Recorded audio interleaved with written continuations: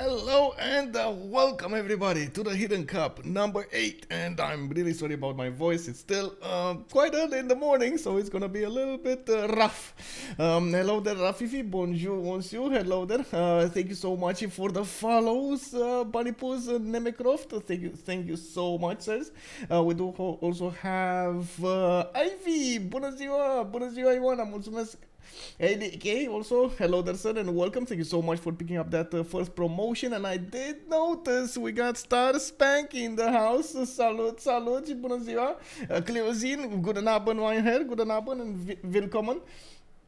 I do also want to say we got a co-caster today, and I do want to open up the microphone over here so we can hear her just going through the motions, and of course saying welcome. Let me actually take a peek over here, and hello there and bonjour. Bonjour. How are you doing today? Fine, and you? I'm doing okay. Still waking up, I gotta say, it's still waking up. I'm so used to not waking up at this hour. It is what it is. How was your week? Actually, we were in Rome like a few days ago, so we just came back. Oh, nice. Okay. So you got to visit a lot of good stuff over there, I assume? Yeah, of course. Like Colosseum, like Vatican. Yeah.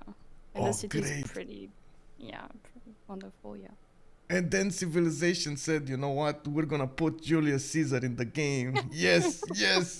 So everybody gets to visit Rome. Okay. So nice. Have you seen the lobby over here? A little bit from the lobby, like the civilizations and names and everything. Names. I thought that. Okay, yeah, it changed. Mali was banned. Okay. I think they're changing. Yeah, they're changing. Yeah, so they're changing. Yeah. Still. Looks like we got Ray Pons on Melit II. We do have Elsa on Harald Hardrada. Ariel is going to be Kublai Khan China. Viana on Daido. Blanche Niche, I guess this is Snow White on Rome. Pohantas on Matthias Corvinus. I saw Montezuma, and the last one I didn't actually catch over there. Oh well. Oh, Rafifi is also doing some translations over here. Blanche Niche is Snow White, I guess. That's how you do it. I'm curious, does everybody know who they are actually? Because I only know a few of them. Like I know Ariel, I know Pocahontas, of course the Snow White. And that's about it. I have no knowledge of who is Mulan or Jasmine or like Vaiana, Elsa. I have no idea. Jasmine is in Aladdin. I don't know how you pronounce it. Oh, I see. Okay. She's the princess of the movie.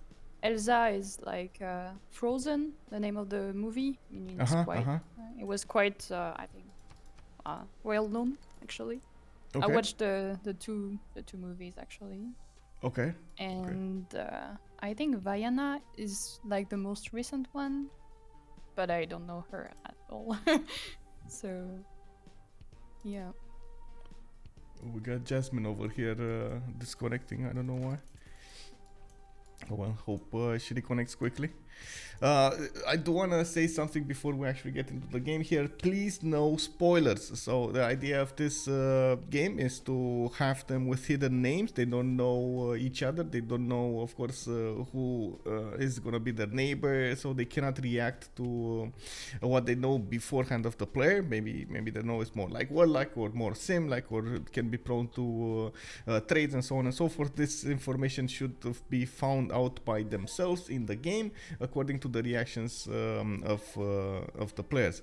Of course, if you go on any stream, please don't also share that information here. You are allowed to talk with the players, but not share the information between streams. That's the most important thing. So I believe there are quite a few streams online here. We got Distoria. We have I'm not sure how many of them, but I saw quite a few of them that start up. Oh, Softstyle, for example, JR is streaming.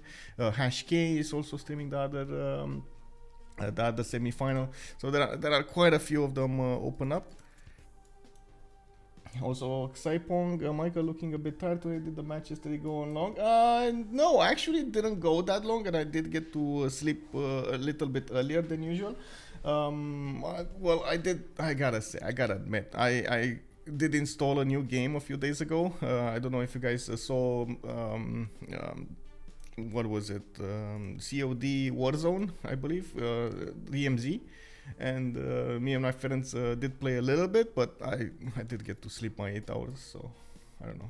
I think it's just early in the morning for me, so I still need to get up. It's fine. I hope we're gonna change it. Hello. Oh, hello there, Resna 13. Thank you so much for the sub. Much appreciated, and good morning. Les Sarpel is telling us the Vicky's spawn looks pretty good. Yeah, indeed. Actually, Mulan over here. Who is Mulan? Who is, as in, in the stories, not in the game.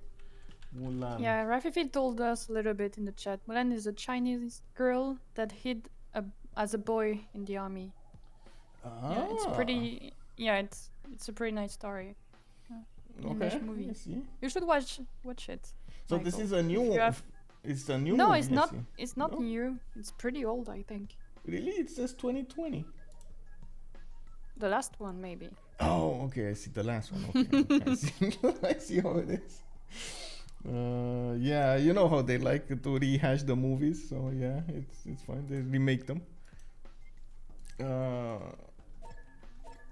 think I need to unpause here. Okay, so Mulan over here is gonna be our Chinese princess, and it looks like England is gonna have a cotton base underneath her settle.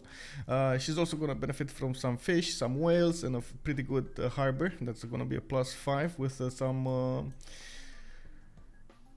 extra adjacency. Maybe if he's gonna put or she's gonna put one of those campuses over there. I see Pamukkale did spawn to the north, and it's gonna be a lot of land for her to develop over here. I can't say it's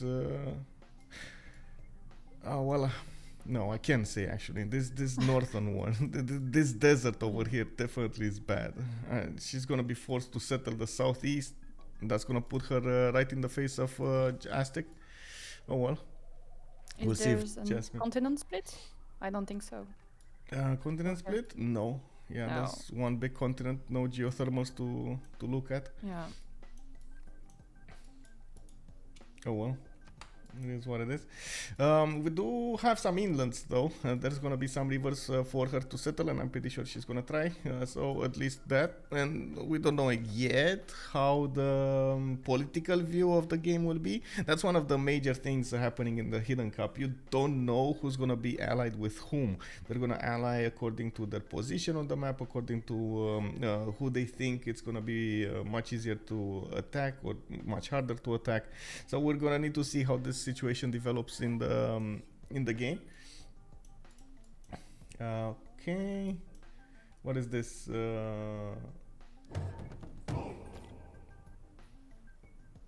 What does depeche?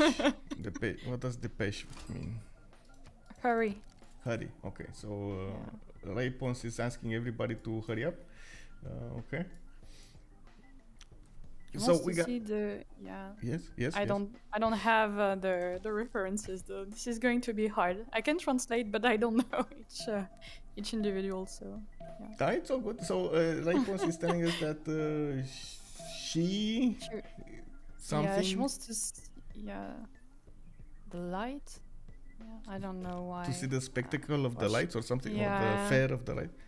Yeah, I don't know her actually. So. Okay.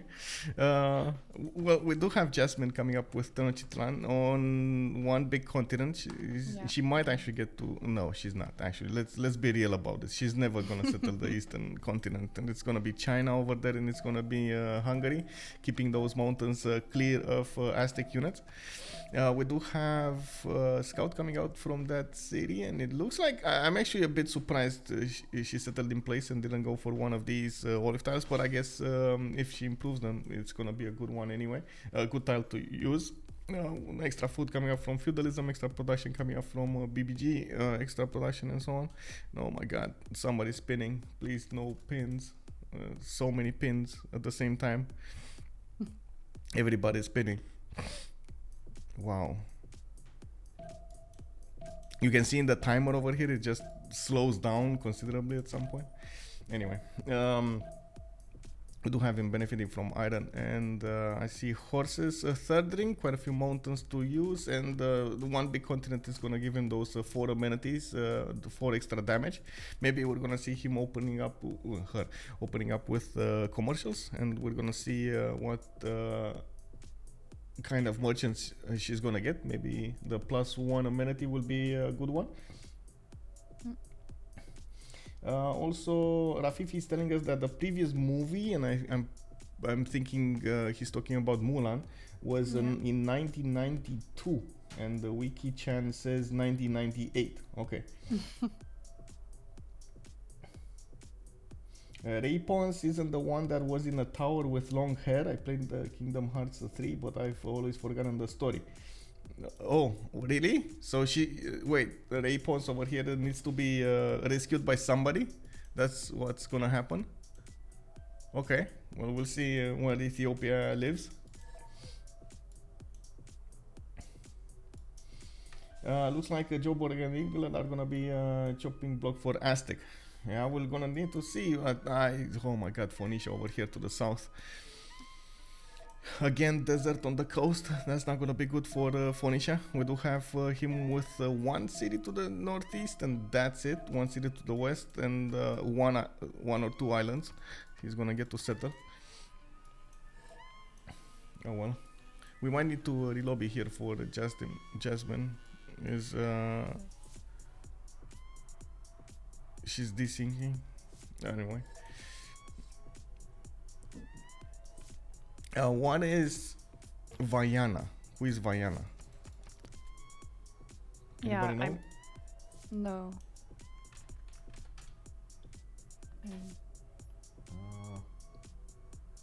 Vaiana. If I click Vaiana on Google, it translates as to Moana. Moana is, or maybe that's maybe that's in Romanian or something.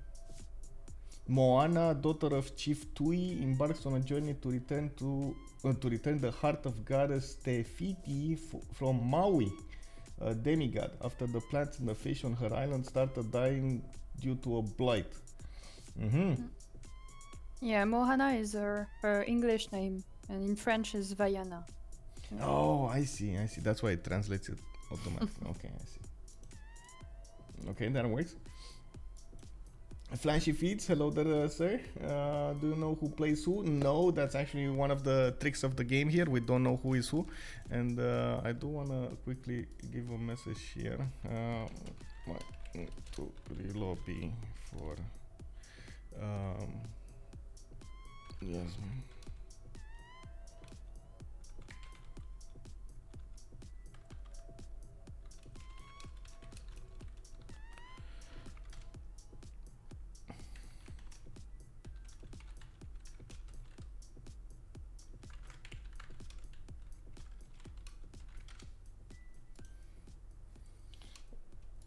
So I don't know if we do know actually all of the away players in this particular game. Let me actually take a look at the message. I know there was an announcement and they gave us a list of players. There are 16 invites. And we do have Shunsu, Damori, Spligan, Lithoxa, Tirits, Chuck, Romrom, Firsos, Floppy, Barsake, 12, Softstyle, Pompilide, Exvupur, Mikado, and JR.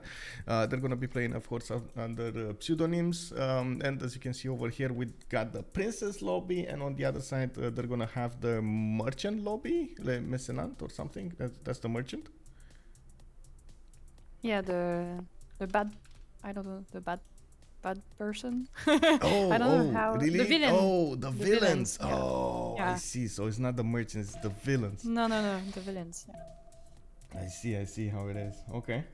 And of course, I do have to point out, if you do recognize any of the players because of their gameplay or something, please do not share their actual names. We appreciate it. You know, the administration appreciates your effort.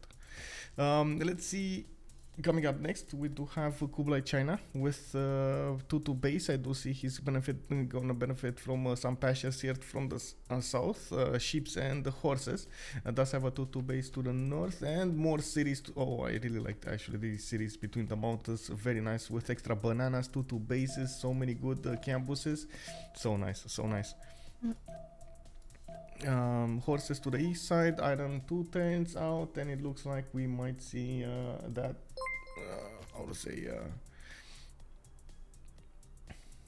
that relobby here soon. Oh, he stopped dissing Jasmine. Oh, okay. Painter Q, thank you so much for the follow, sir, and welcome. Also, but intra Europe 100 ms is totally fine. Sub 10 ms is APAC, but now that deserves a lagger tag. Okay. Pocahontas. Okay, Pocahontas over here coming up with Hungary. Hungary is gonna get quite a few interesting campuses between the mountains. A lot of very, very good ones. Geothermals to boost that extra adjacency. Reset my following list on Spot Hype Morning. Oh, thank you so much for the sub. Much appreciated, Painter Q. Tier 2. Oh my god, thank you so much, sir.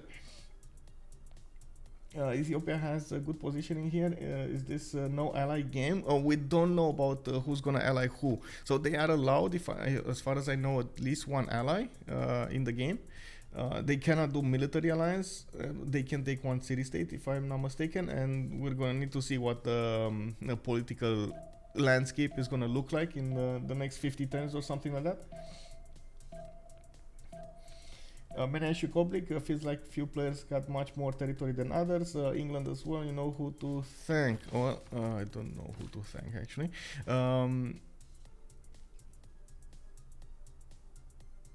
I am worried. The most I'm worried about is Viana over here. Does seem like she's gonna have quite a few issues settling a lot of cities. But I guess we're gonna have her try to expand here to the west side, where she's gonna meet England at some point. I don't see an easy option. Oh, is this gonna start a war here? Is this actually gonna happen? We got Jasmine actually. Didn't that learn from that previous game we saw, the previous Hidden Cup, when we had one of the players settlers taken and then they ran off after the settler for like 10 turns? No, they didn't. Okay, I see. They didn't. Yeah. Oh, there we go. And Ariel over here is definitely putting that warrior shift entering it right in the face of the settler. No, it's fine actually. It's gonna settle on the cotton. It's fine. I think China is just there to try to block a little bit the Aztec settle, but not really take it. Yeah.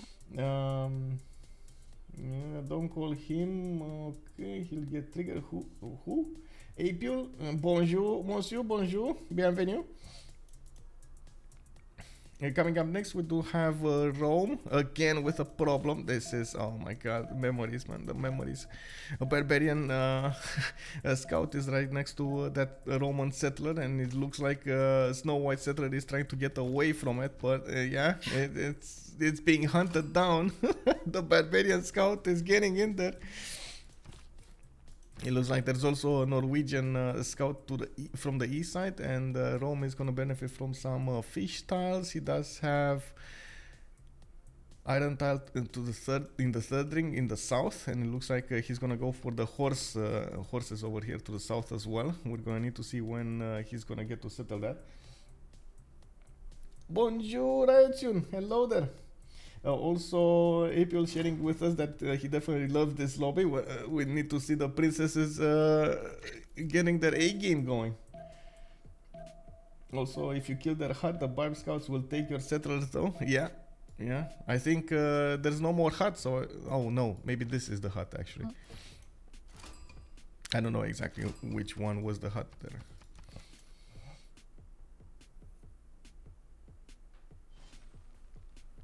A free settler is a free settler? Yes, true that. But it also usually ends up in a long-term warfare, so I don't know if they want to open up with that kind of move from the beginning.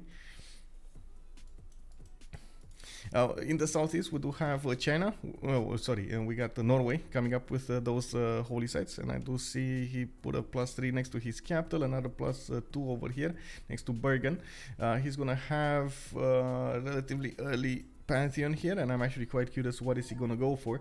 We do have quite a few camps. Truffle tiles and deers did appear next to Nidaros, and I do see he's gonna have a decent amount of coast to settle to the northeast and to the southwest. Not that bad, but the southwest is gonna need a lot of work though. Okay. Oh wow, did he actually move here? He moved on the horse and then moved up the hill on the east side. Okay, I guess he made up his mind. He didn't know that there was a horse there. He could have just settled in place for a 2-2 base anyway. Well, it is what it is. Actually, in the chat, Jasmine and Vaiana agreed to be friends. So Dido and Aztec. Oh, we got the first alliance in the game. Yeah. Okay, very nice. I see also a Temenaki getting built here with Lady of the Reeds and Marshes for Aztec. Jasmine is trying to get that going. Okay. Very nice. We do have one more civilization to talk about here. It's Ethiopia, and it looks like it's... Oh my god, Oh no. Oh man. We got another one, boys. We got another one. I cannot believe that after we saw multiple hidden cups in which the players did get their settlers stolen, they still did not learn to escort their settlers on the map. Nobody's escorting the settlers. This is unbelievable. And we got a barbarian takeover of the settler of Ethiopia. He's going to be forced to get another one, and that's going to definitely delay the holy site, not to mention his faith accumulation. That's gonna be quite nasty. Oh man. Oh wow. Also, why this settler disappears? Well, it's actually underneath the barbarian. We don't see it. Yeah, this is. I'm actually quite surprised we didn't see Ethiopia go to the northwest as well towards the Pantanal, but I guess it is what it is. We do have another settler coming up from Addis Ababa in 1, and I'm pretty sure it's gonna take a long time for him to recover from this. We're gonna need to see what he's gonna do. I do like he improves his diamonds and of course the marble tile, extra gold, extra culture, very nice. Horses as well to the southwest, and he does have iron to benefit from on the west side. Yeah. Ryujin is telling there's no barbs in CPL. They're not used to anymore to playing with barbs. No, they are barbs in CPL. What do you mean? We do have, like in the normal FFAs, everybody plays with barbs because it's so hard to get how do we call it? To get a golden age without barbs. Everybody plays with barbs. Ethiopia might miss golden. Yeah, Ethiopia might miss golden. 7 out of 8 right now. Actually, we do have 2 contenders to golden age here, Jasmine and Elsa. Everybody else is kind of low in era score. Oh man, barbarian camp to the south is a Birmingham going strong over here, blocking settles. Oh well, it's fine. Pretty sure Pamukkale can be settled to the north. Yeah, Pamukkale settle, yeah. Oh, talking about the 4v4s. Yeah, true. A lot of them are playing the 4v4s. Yeah, barbarians. And this is, I gotta mention this. This is the lowest setting we have on barbarians. That is like the weakest barbarians of them all. They still get settlers away from players. Oh man, this is like playing on easy mode, you know. Okay, so let's take a look at the city-states here. What do we have? We got Volin, we got Valletta, we got Granada coming up for the military city-states. Singapore, Cardiff, Brussels, and Johannesburg coming up for the industrial ones. Badr Brunei with Zanzibar will be the ones for gold. And we do have Armak for the faith. One single city-state to give the science bonuses, Anshan. And then we got one single city-state giving the bonuses to culture. That's going to be Vilnius.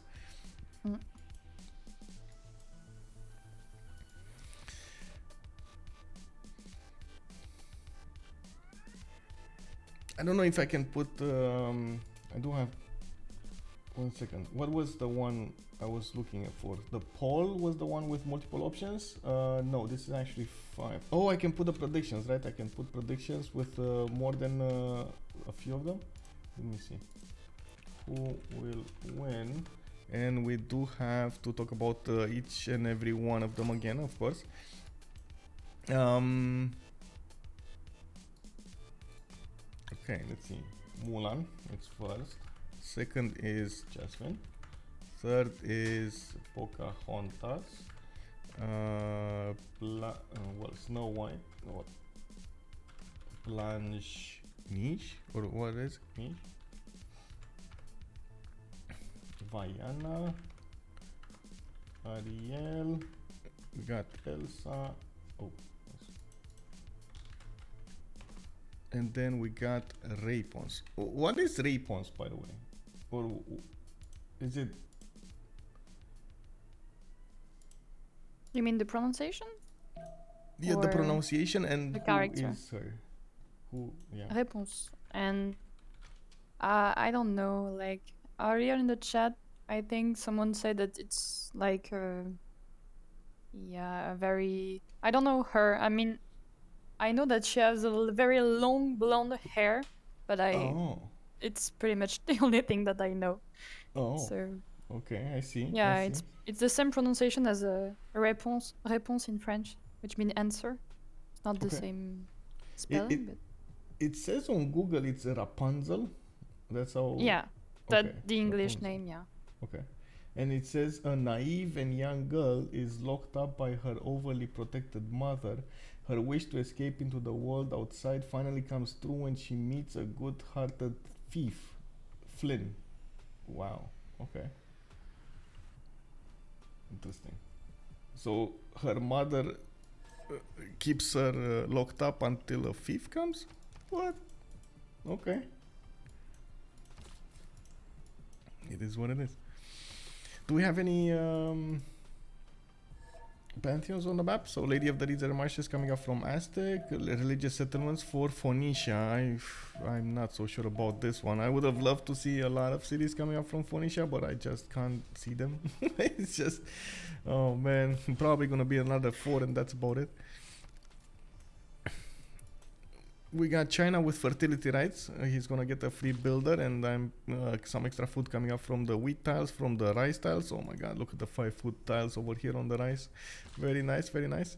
He even look at Ariel here. He even is she is actually even escorting her builders to protect her land. This is top-notch gameplay over here, escorting the civilian units. See, this is how you play it, boys. This is how you play it, especially when you have like 3 enemies north of you, like Aztec and Rome and Hungary. Stone circles as a pantheon for Rome. Interesting choice again. We only see 1 single gypsum tile and no other stone tile to speak of in his land. I'm actually again very curious about. Oh, I guess this is gonna make this land to the north much more easier to use. The stone tiles are gonna get an extra production point and some extra faith. Actually, in the chat, Blanche-Neige Rome asked Ariel befriend, but no response yet. Uh-oh. So we shall see. Yeah, the negotiations are starting. Yeah, then we're gonna need to see. Wait, is this Barb Warrior just sitting over here?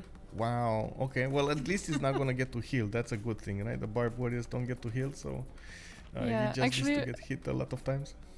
Réponse. So yeah, in the chat said that the exterior wall is pretty scary. I think it means that he loses his settler pretty early, I guess. So yeah. Okay. Because I mean the princess is trapped in the the tower, so yeah, I guess. Looks like Ethiopia is not gonna be a river goddess, Chiga chat. Actually, she's gonna pick City Patreon goddess. I have no idea why, but yeah, river goddess would have made a really good pantheon over here.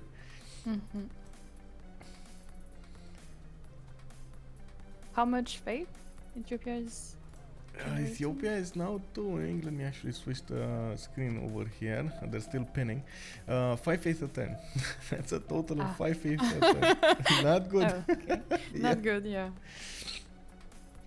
It's gonna take a while until he gets to build the shrines. Oh, actually the barb moved. Oh my god. And he's getting...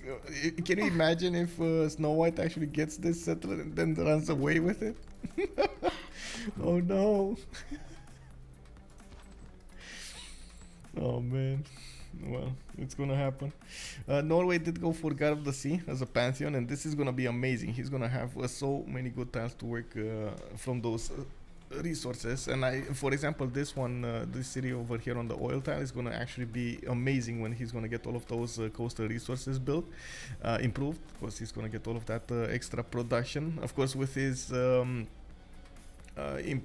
replacement temple, he's also gonna get some more production as well on these resources.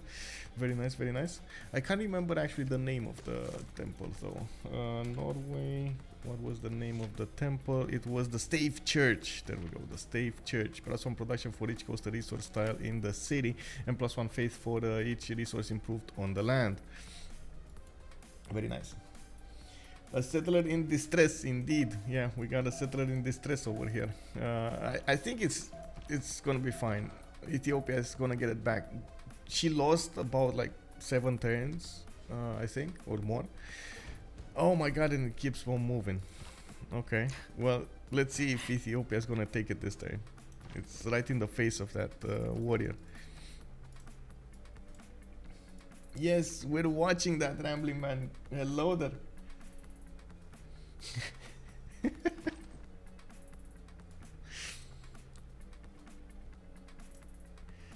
Yeah, I don't know. Error points for Ethiopia? Do you think it's going to get his... Yeah, it's going to get his golden age. Yeah. Skinning it. It's probably just gonna need his religion. Yeah. Why? He didn't recruit a great prophet? He's just making... No, he probably recruited one. He's picking, right? No, he's not picking? Uh-oh.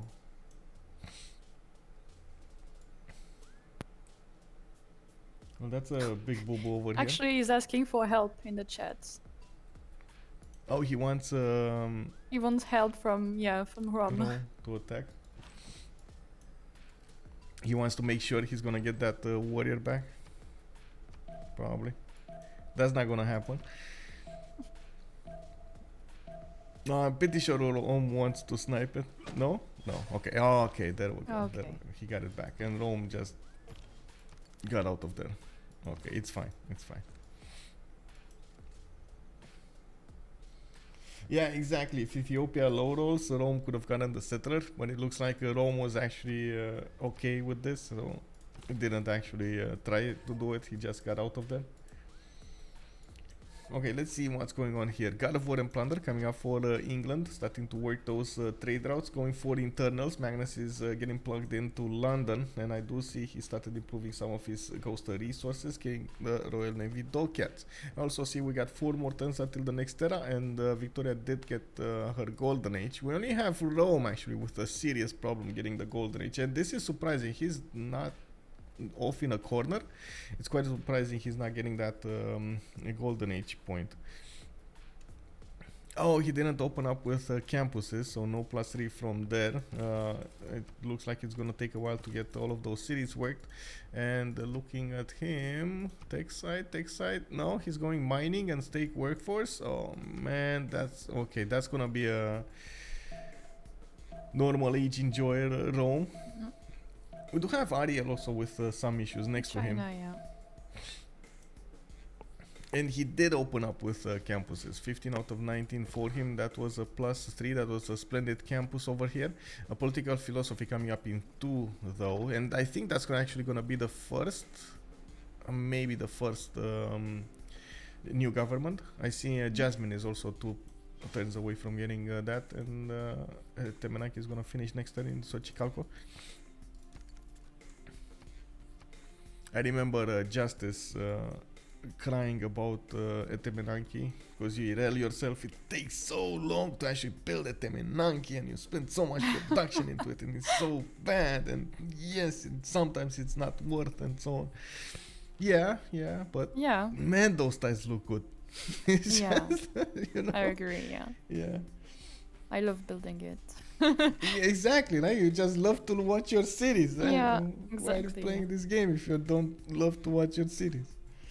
Yeah. They should pick Caesar instead of Trajan. Oh man, I don't even want to get into that rabbit hole. I would really hope they really do something else for Caesar. I'm pretty sure BBG is gonna do something else for Caesar, but I really hope it's gonna be made by they're gonna say, okay, we made a mistake over here. Let's totally redo Caesar. It's fine. We got time.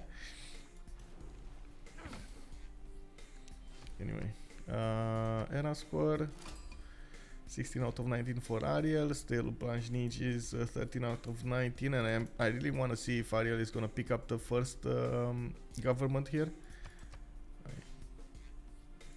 Let's see, 16 out of 19. Getting his commercial hubs in Beijing. That's gonna be a +4. That's actually, one turn too late. If only he had a chop over here in the city of Beijing. Oh wait, it's next turn. Actually, he's gonna get that first. Never mind. I thought it's this turn. Can he already build his special improvements? Is Great Wall? I think it's kind of early for the Great Wall, but yeah, I don't know where. It's wait, Masonry. So did he go Masonry? Yeah. I don't know. He's on archery. I don't know. Yeah, we don't know. He could have gotten it, but honestly, I have no idea. I'm not a fan of civs that make you play one way to get the best out of it. The one-trick pony civs. Oh, so I guess you really don't like Ottomans. I guess.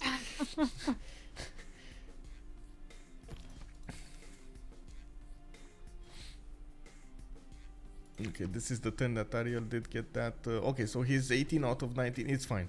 He got his golden age. It's totally fine here. We got this going. We got this. Okay, so it's one more turn until the next era, and I think we have quite a few of them that will get the golden age. Actually, the only one that's not gonna get the golden age is Rome, and this is extremely surprising because Rome does benefit from early monuments. It does get quite a bit of culture. Usually, you do see he went 5 city opening here, and could have had actually good campuses for the extra points. I'm not sure what happened. Why did he decide to not go for this? Of course, there was a possibility for him to also take out one of the barbarian camps to the northeast. That would have given him a few more points. And I do see he is opening up with commercials around his land. Okay, not bad. I'm waiting to see where he's gonna put his government plaza also. I would really like to see if he's gonna use that government plaza to min-max his adjacency towards other districts, maybe some campuses, maybe some commercials. We need to see. Soliman is different. He can do nothing good with Well, he can do something with Ottomans, right? He can definitely push you with those Janissaries, and that usually is so annoying, so powerful. Oh, we got Xochicalco with that Temenanki. 3 tiles did get the upgrade for the extra production and the extra point of science. I do see he's improving his cotton tiles, man. These tiles are just so good. Oh my god, so good. And he has 3-4 more that he could improve here. Actually 5 more that he could improve on the east side as well. Very nice, very nice.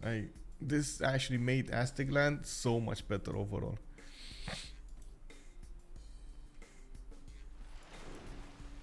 Momiko, bonjour, monsieur. Hello there. Aztec swap tiles, please. Yeah, he did. Come on, he did, bro. He did. Look. I guess he needs to swap the maze as well, like these 2 mazes, but he did get the first one here. Okay, so who did get what? we do have England coming up with a pen, brush, and voice golden age, and of course God of War and Plunder. His government plaza is gonna give extra GCC towards this Royal Navy dockyard. Okay, and we do have him going for the Barb camp to the south. He's probably gonna want to keep on expanding, and the south is definitely the way to go. Jasmine, pen, brush, and voice golden age on Montezuma. Oh my God, more units coming up from that Barb camp kick. We got settlers coming out of the series of Aztec, 3 more to go. He's gonna go 6 cities relatively quickly here, and of course he does have commercial hubs starting to acquire the great merchant points, 2.3 a turn. Matthias Corvinus, 8 science and 12 culture on Hungary, quite up there in the north.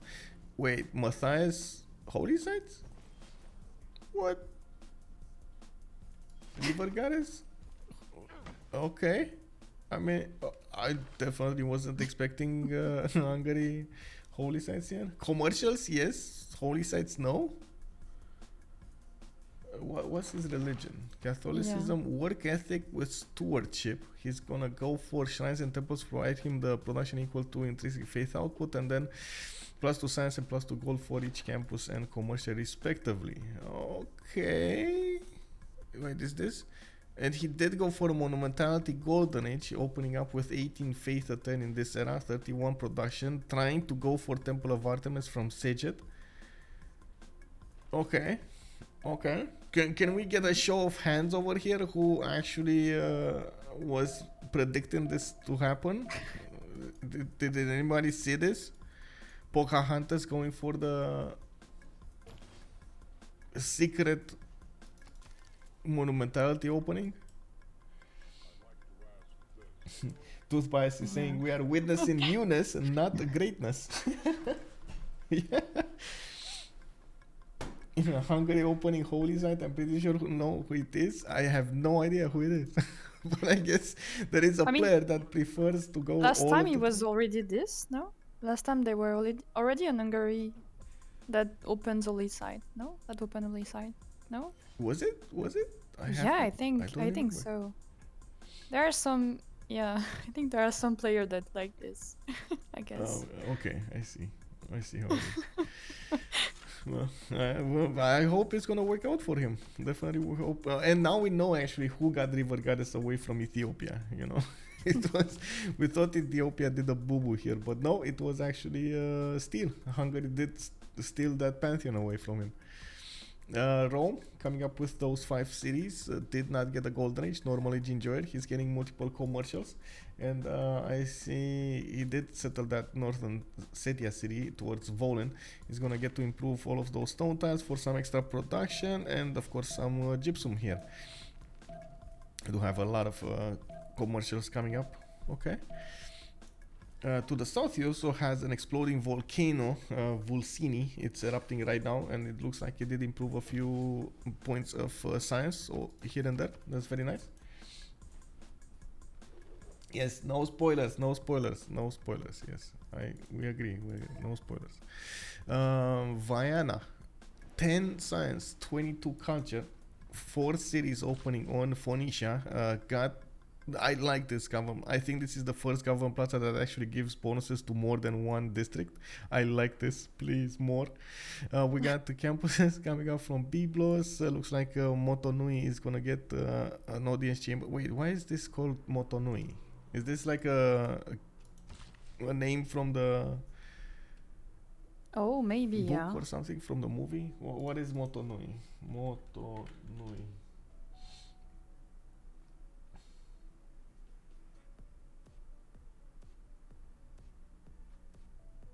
Oh, Motonui village is a chiefdom or Fadmatai, which each ruler having been the offspring of the previous ruler. The continuation of the hierarchy, I have no idea what they're calling them. Oh, I see. It is from Wana. So it is from Wana. So I guess it makes sense. Some sense. Okay.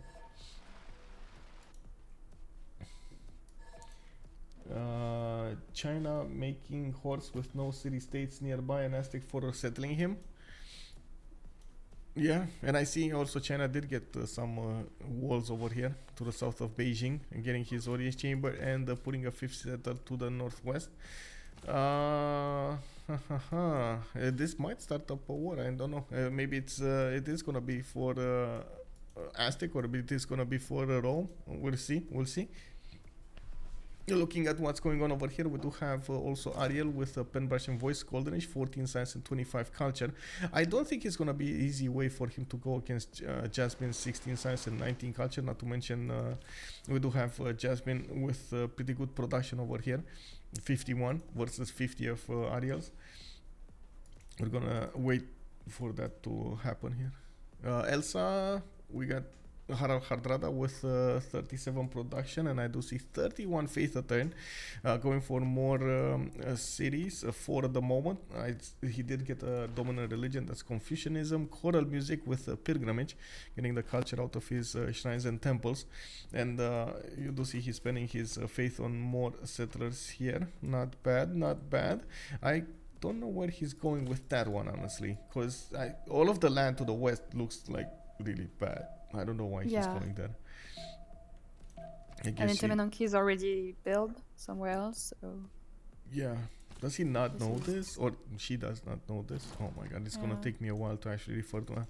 I refer to the players so long as, you know, them, that I have issues referring them to hers. Anyway, Harbor's coming up from Tromso.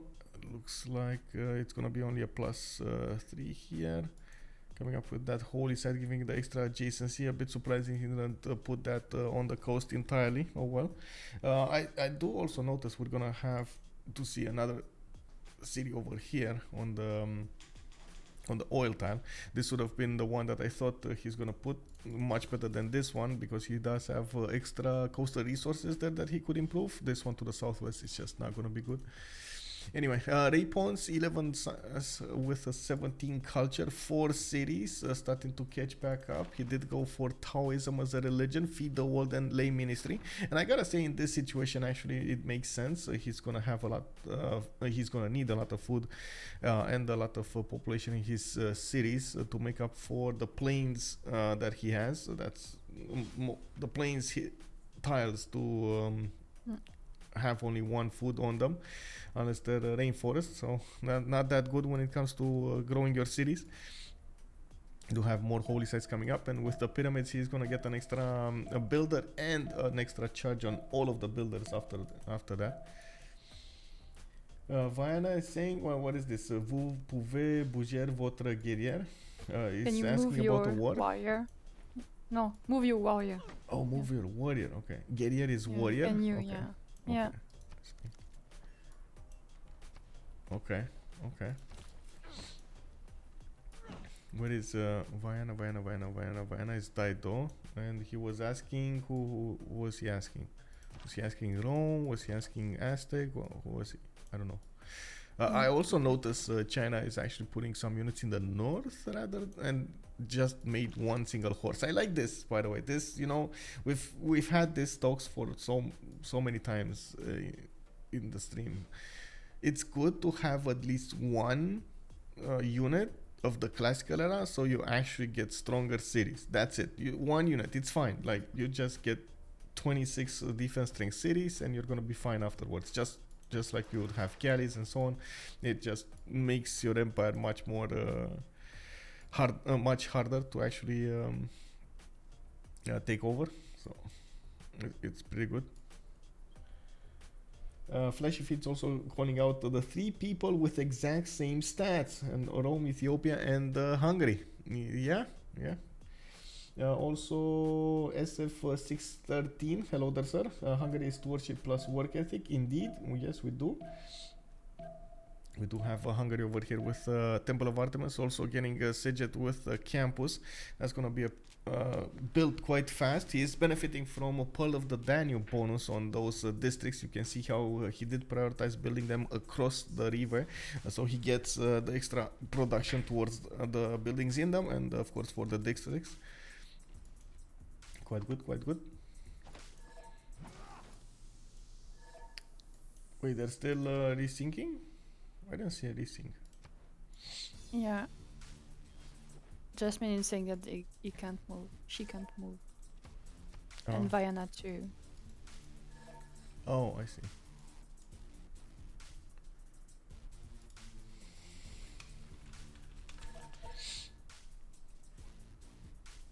Okay, well, I guess we got the relobby going. I think a lot of the players just finish their turn somehow instantly. There's a bug that usually that unfortunately sometimes happens. You need to relobby for this. Is Dido pen brush and voice? Yes. Meyer Sans also hello there, sir.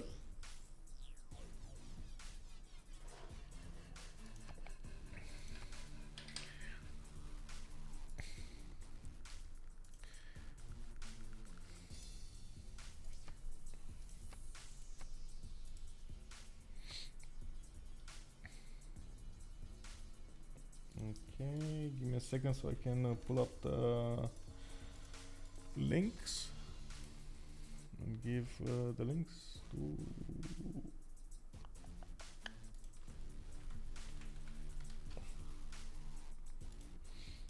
Oh, actually, maybe I put it in.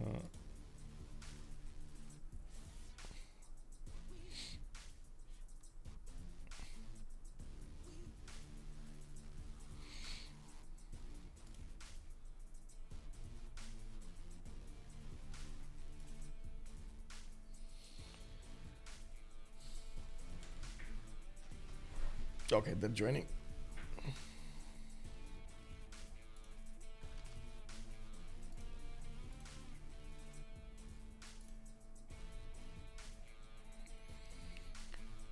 So what's happening with the prediction over here? It looks like you guys still did not make your minds up who's gonna win this. So we got a few points. Actually, the majority of the points are put into Rapunzel with 1340, and then we got Pocahontas coming up next with 1300. Very close, tight race over there for first place. Elsa is also gonna get 1,000 points, and it looks like Jasmine with 900, and then Mulan with 500. Interesting. Viana did get only 10 points over here. Why? Why? You guys don't trust Dido's ability to set a lot of cities here.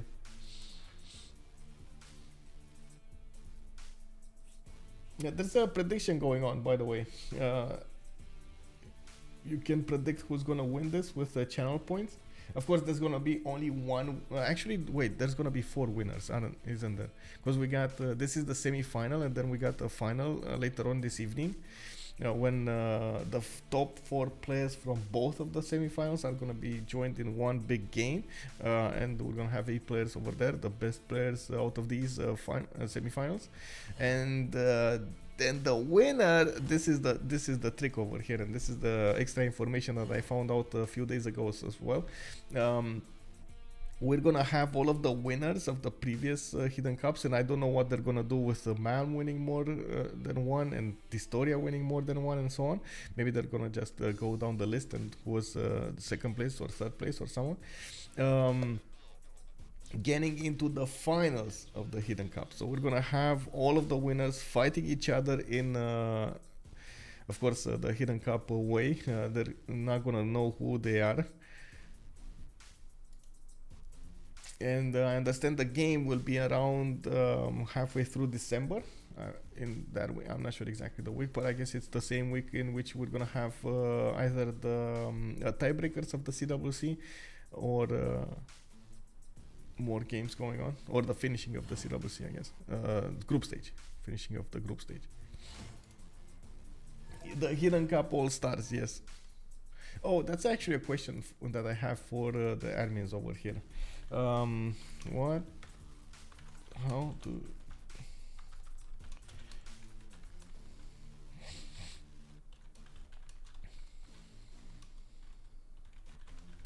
By the way, there were a message earlier today about who was qualified instead of Malm, Distoria, and Azagi that won multiple editions. Exactly. What happened? What happened? So there's Pulp, Tidub, and Falcon that are also qualified. Oh, I see. So they did go down the list on the second. They picked the second one. Yeah. Okay. Okay. So okay. there are these three: Malm, Distoria, and Jack, and Azaki. Okay. Okay. So for the 7 already qualified. Hello there, Spriti. Hello there, sir. Welcome. So it looks like. Oh man,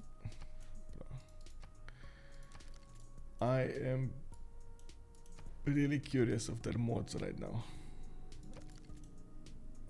I wouldn't be surprised if we see something like a beta mod somewhere ticked off but still subscribed to.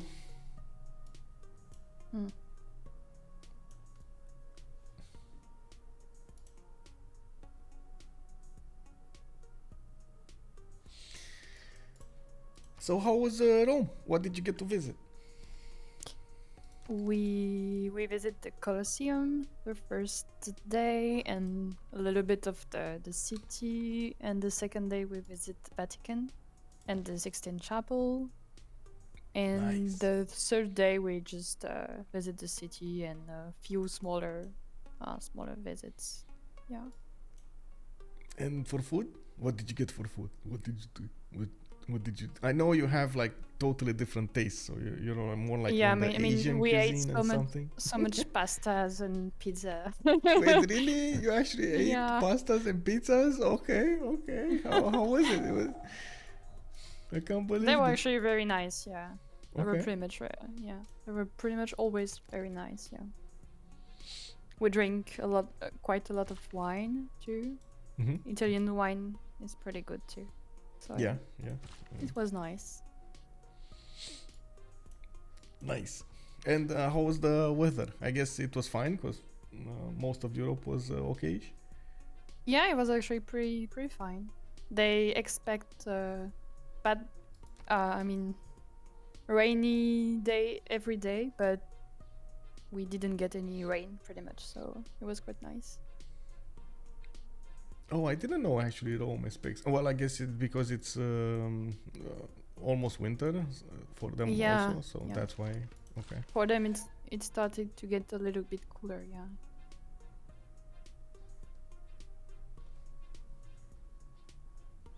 What is Ariel saying about Mola? She's disagreeing with something. What are they talking? She was starting to. Yeah. Okay. I don't know what she's referring to, but Mulan and Ariel.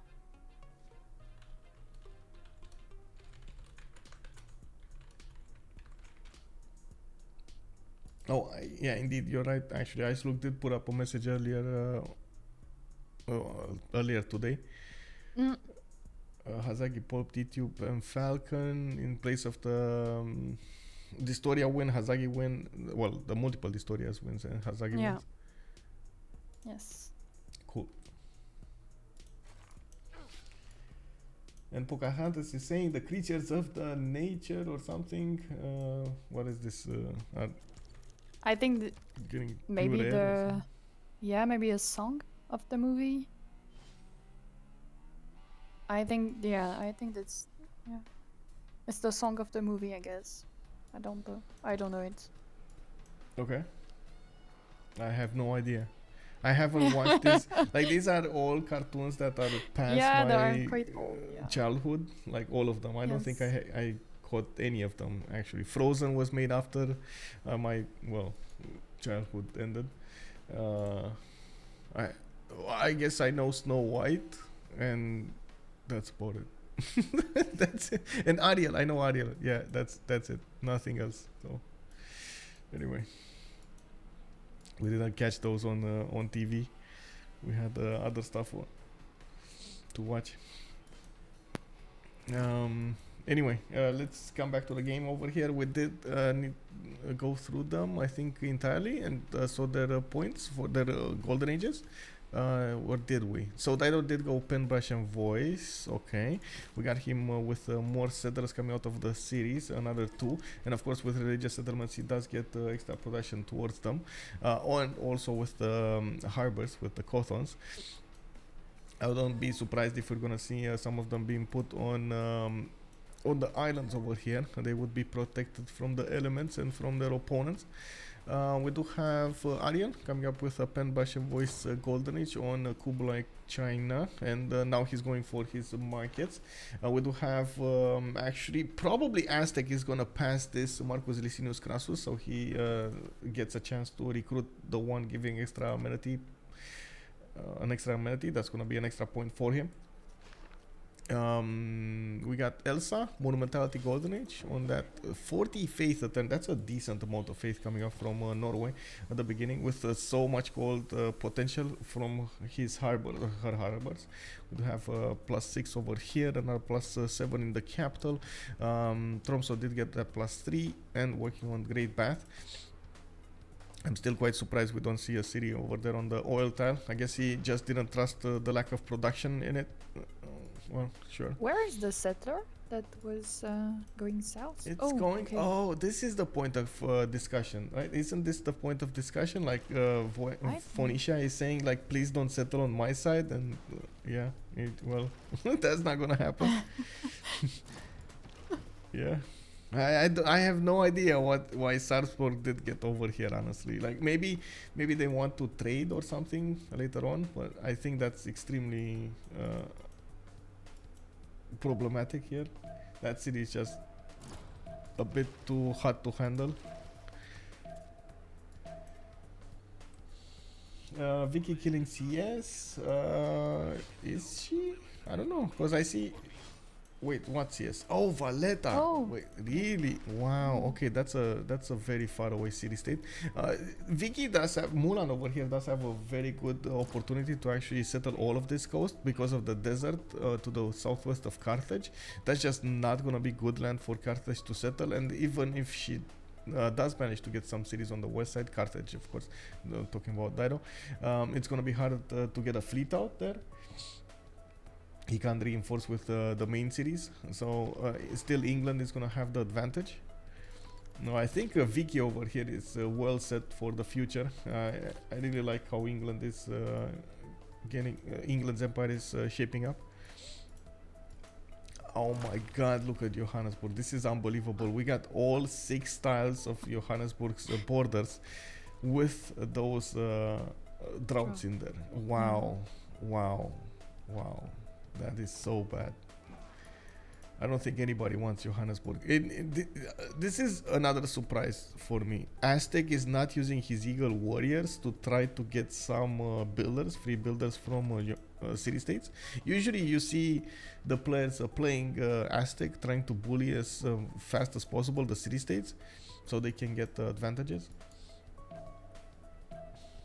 Vicky starting a colony? Yeah, exactly. Yeah, definitely starting a colony.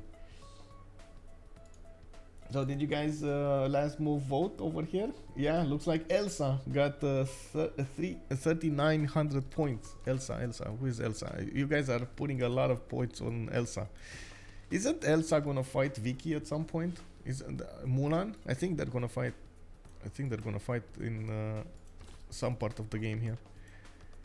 They're on the same, well, on opposite sides of the planet, but on the same seas. So I'm pretty sure they're gonna get to clash.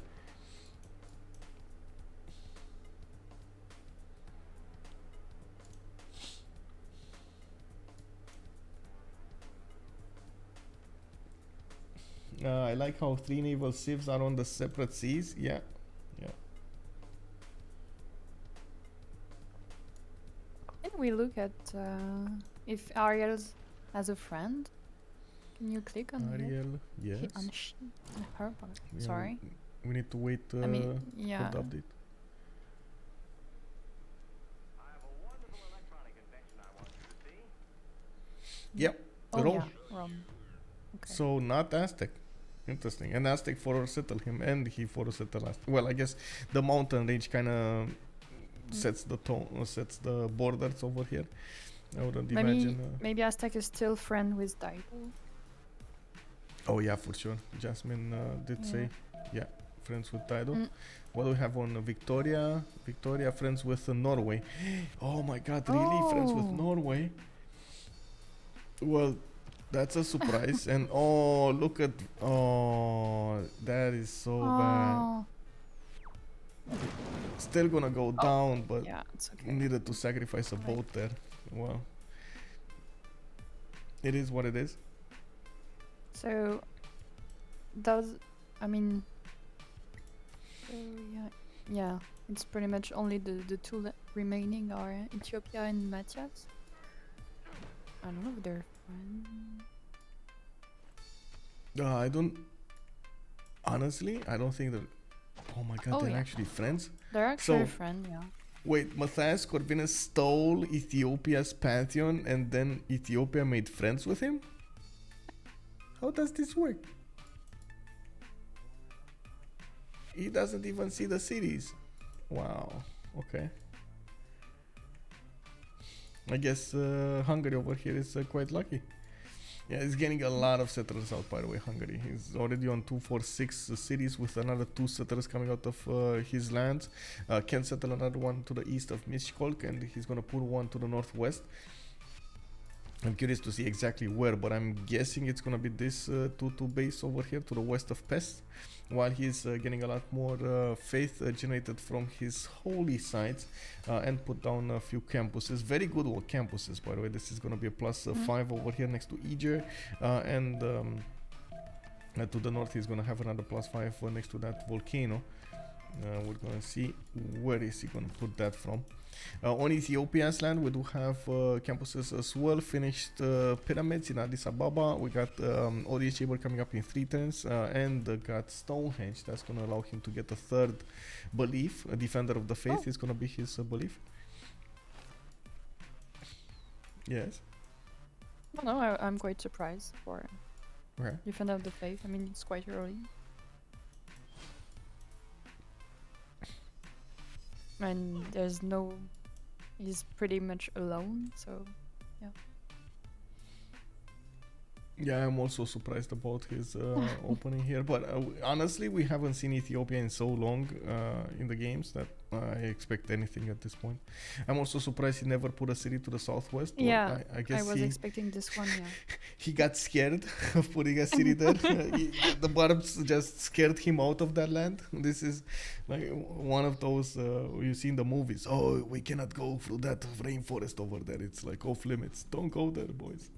Okay, well, I guess maybe he's settling towards his ally, his friend, to trade towards Midas, I guess. Yeah, that could be a thing. It's a good city on the copper tile, I gotta admit that.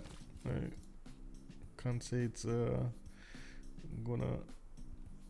gonna be bad. And he does have a decent amount of land. I'm pretty sure Norway is not gonna be incentivized of settling to the northwest that much. He's gonna try to stay on the coast. So, oh, there we go. Alesund finally got settled. I would expect a builder buy here and him improving the fish. I don't know why he's not doing it. He should have enough faith. 63. Oh, it wasn't enough faith. Okay. I guess Mulan is asking to refriend. Who is it? Vaiana? Taido?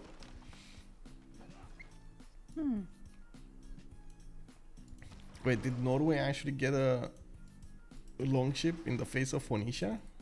Okay. I don't think so. Because Mulan said just before to Elsa to have an invitation, so I guess they're still friends, I guess. But Mulan and England and Norway, so maybe they just trade. Can they trade like luxuries and stuff like this? I think they can trade even if they're not friends. They can trade luxuries. It's more. Yeah, maybe it was just luxury trade. Oh, I guess.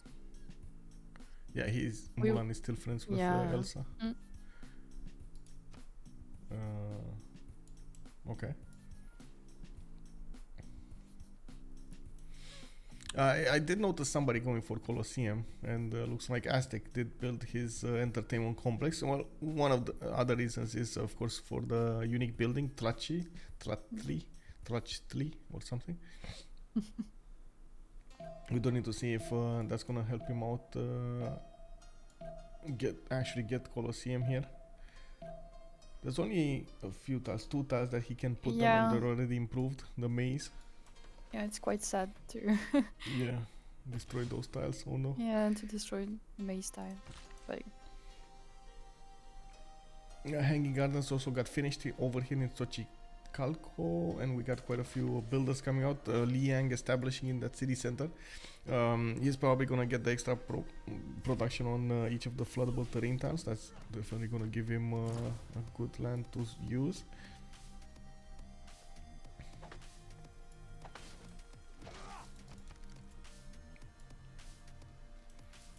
A lot of builders. It's probably time for feudalism, so he's getting all of these builders with extra charges on them.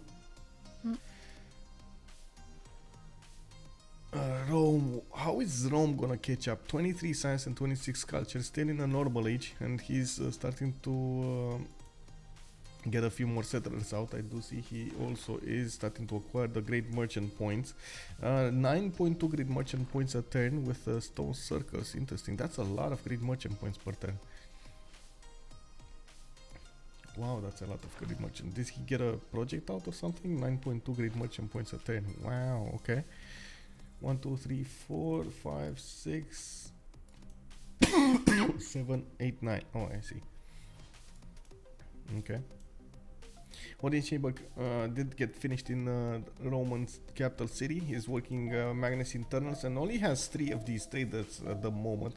He's probably gonna need to finish more markets soon.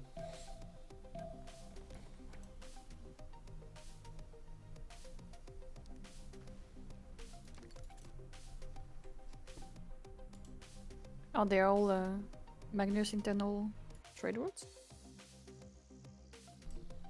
Yeah, all Magnus internals. We do have Ethiopia actually getting quite a few horses at this point, and I do see him getting his temples going. Interesting what he's gonna do with them. He does have a city-state probably to the north to kill Cardiff, but I think that's a bit too in the tundra for him to actually make good use of it. Maybe these are just for defensive purposes rather than something offensive. Quite a few of them did get at least 1 horse out, so they tried to get that going. Defense going.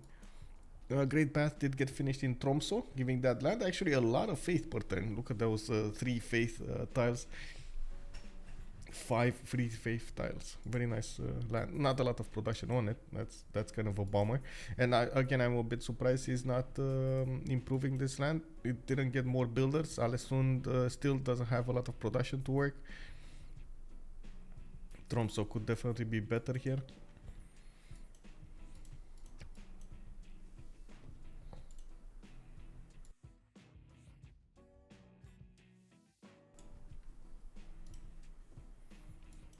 Reina in Kristiansand, we do have confusion is spreading everywhere, even in Zanzibar.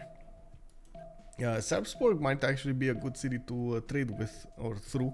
Maybe we're gonna see something like Reina later on in the game settled there. I'm not sure why he did go for it in Kristiansand. Maybe he just likes Rome better.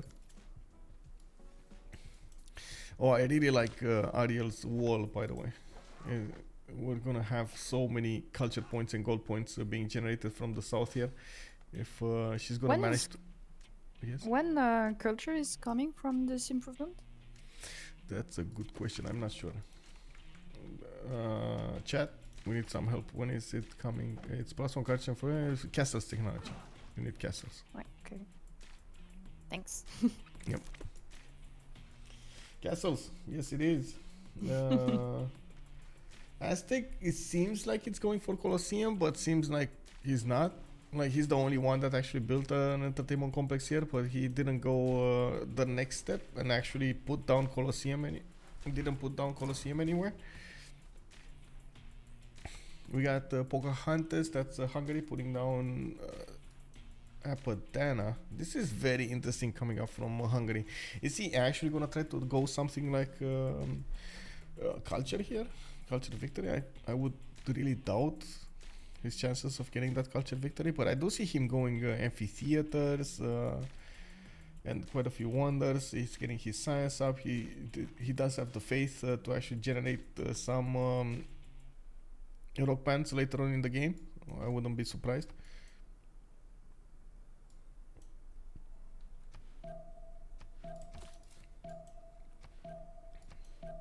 So many cities coming up from Hungary. I like what he's doing here. I also like how Phoenicia is starting to make the most use out of his land here. And we do see that England is actually going to put cities in the south, trying to block as much as possible any kind of Phoenician settle to the west. Can we have a look at city-states? Yes. Who is... Volin Ariel. We got Elsa on Singapore. Nobody in Banda, nobody in Armagh. Mulan on Cardiff. Jasmine on Brussels.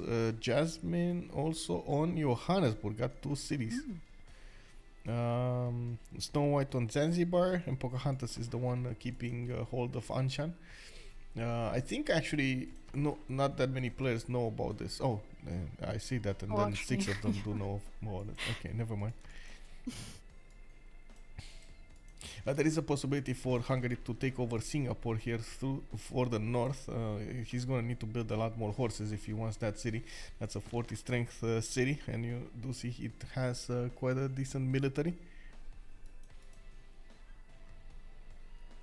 Very tall Vicky setup despite of the amount of land. Yeah. Did go for audience chamber, and I see he also put down Leeds. Very curious the position of the city of Leeds. I was expecting him to actually give up this for another city. He could have had 2 very good campuses next to it. I don't know why he put Leeds here. Just to be sure, Pamukkale is getting fresh water to the city? Yes, it's fresh water everywhere, actually. Okay. So he could have settled the wheat tile, for example, and then just put his campus next to it and put another city to the northwest and got this one. 2 + 4 campuses. Yeah. Instead of 1. Yeah. I don't know. I guess he just went as fast as possible to settle it. Theater Square's coming out from England. We might actually see, oh my god, he actually has so many stats, 64 science and 62 culture with 71 gold a turn. That's a pretty good result over here coming up from Mulan. Not to mention the more cities settled to the south. He did acquire Valletta, which does put him in range of settling Chocolate Hills as well. Very, very nice, very nice. Can you look at where the settler is going? Or it seems like the amber tile. We don't know. We don't know yet. Okay. Yeah. I guess he's not gonna totally block at the moment Phoenicia. I was expecting it to settle around here somewhere, but then I saw Chocolate Hills, so maybe he is going for a settle on or next to Chocolate Hills. He has quite a few of them, at least 3 cities that he could settle to the north and northeast of Chocolate Hills. 1, 2, 3. Oh, Jasmine got a swordsman. Aztec got a swordsman. Interesting. Well, I guess right now it's the time that everybody scrambles to get their era score points for the next golden. And we do have Jasmine over here getting quite a few splendid districts. Not to mention got the horse, got the swordsman upgrade in the era score. We do have him 6 points away from getting his golden age.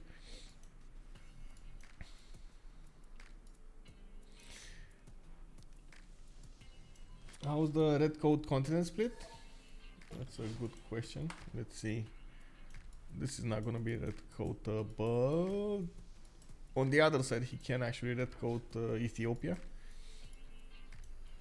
Red coats do get a +5 against opponents on another continent.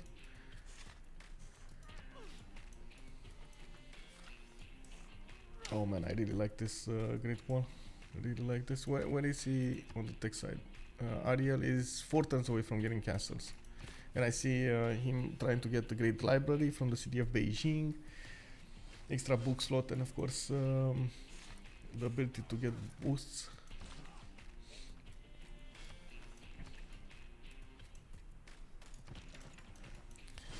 He was friends of whom? Rome, right? He was the friends of Rome, so he's not that friendly with Hungary and not that friendly with Aztec.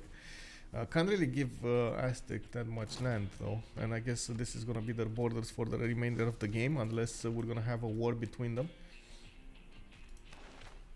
Oh, we got great merchants coming up here.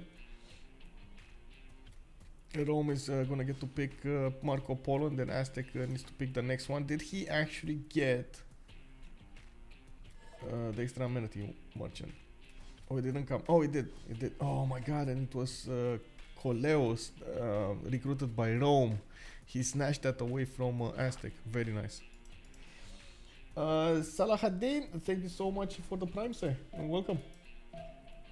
Phil has 40 also. Bonjour, bonjour, monsieur. Vicky main problem is his neighbor, the big Aztec. Otherwise, he will scale hard late game. I think he's still gonna scale hard. And we got a war. Ariel declared war on Pocahontas. Is that for the... Oh, snatched the settler. Oh my god. Well, again, no escorted settler 1050 does seem like you're asking for problems. You're asking for trouble. Pocahontas over here might actually need to go for GMC to get some units out, because he definitely has no defenses in the south, and I do see him also having a few problems with Singapore from the north. He did manage to acquire Hypatia, and that's going to give him a bit more science, and we're going to need to see if he's going to be on the same power level as Ariel's 49 and 56 soon enough. Hungary is lagging so far behind in science too. Hungary, yeah. Well, one of the things is whenever you're gonna go monumentality, it takes some time to actually get back into the game, but I think he has a good chance of getting back into the game. So he went wide faster, so his stats are lower than usual, and of course his investment into the 5th generation did slow him down considerably. That's not something that happened on Kublai Khan. Kublai Khan just got a lot of science and of course commercials in the meantime. The biggest issue I see is the gold generation on Pocahontas. He's only on 5 gold per turn, and he's furiously trying to get his commercial hubs down so he can get some more gold. Once China switch to free ink, he'll have problems. I don't think Hungary's build is scaling neither. Well, let's see how Matthias Corvinus is gonna develop. There is some potential. I don't know if he's gonna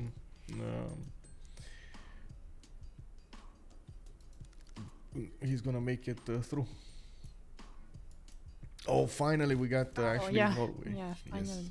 Yes. Importance. Production. Yes. 150 faith attend from Rapunzel, and we do have what is Norway? Norway on 112. Okay, interesting. Well, I guess we were expecting that Ethiopia is gonna get so much faith per turn, right? No gold though. No gold. Zero. Nothing. That's how faith city-states roll. What can I say? Faith civilizations roll. No gold per turn. Medicine 017, is this an FFA? Yes sir, we do have a free for all. It's called a Hidden Cup with 8 players. Their names are anonymized by some theme, and in this particular game we do have them the princesses of Disney, and we got from the left to the right Mulan, Jasmine, Pocahontas, Snow White, Vaiana, Ariel with Elsa and Rapunzel. We have them playing against each other. The top 4 of this lobby will go against the top 4 of the second lobby that is being streamed by HashK, I believe, and we're gonna see them fighting in the finals later on today. I believe it's 19 and 30 GMT, but I'm not sure.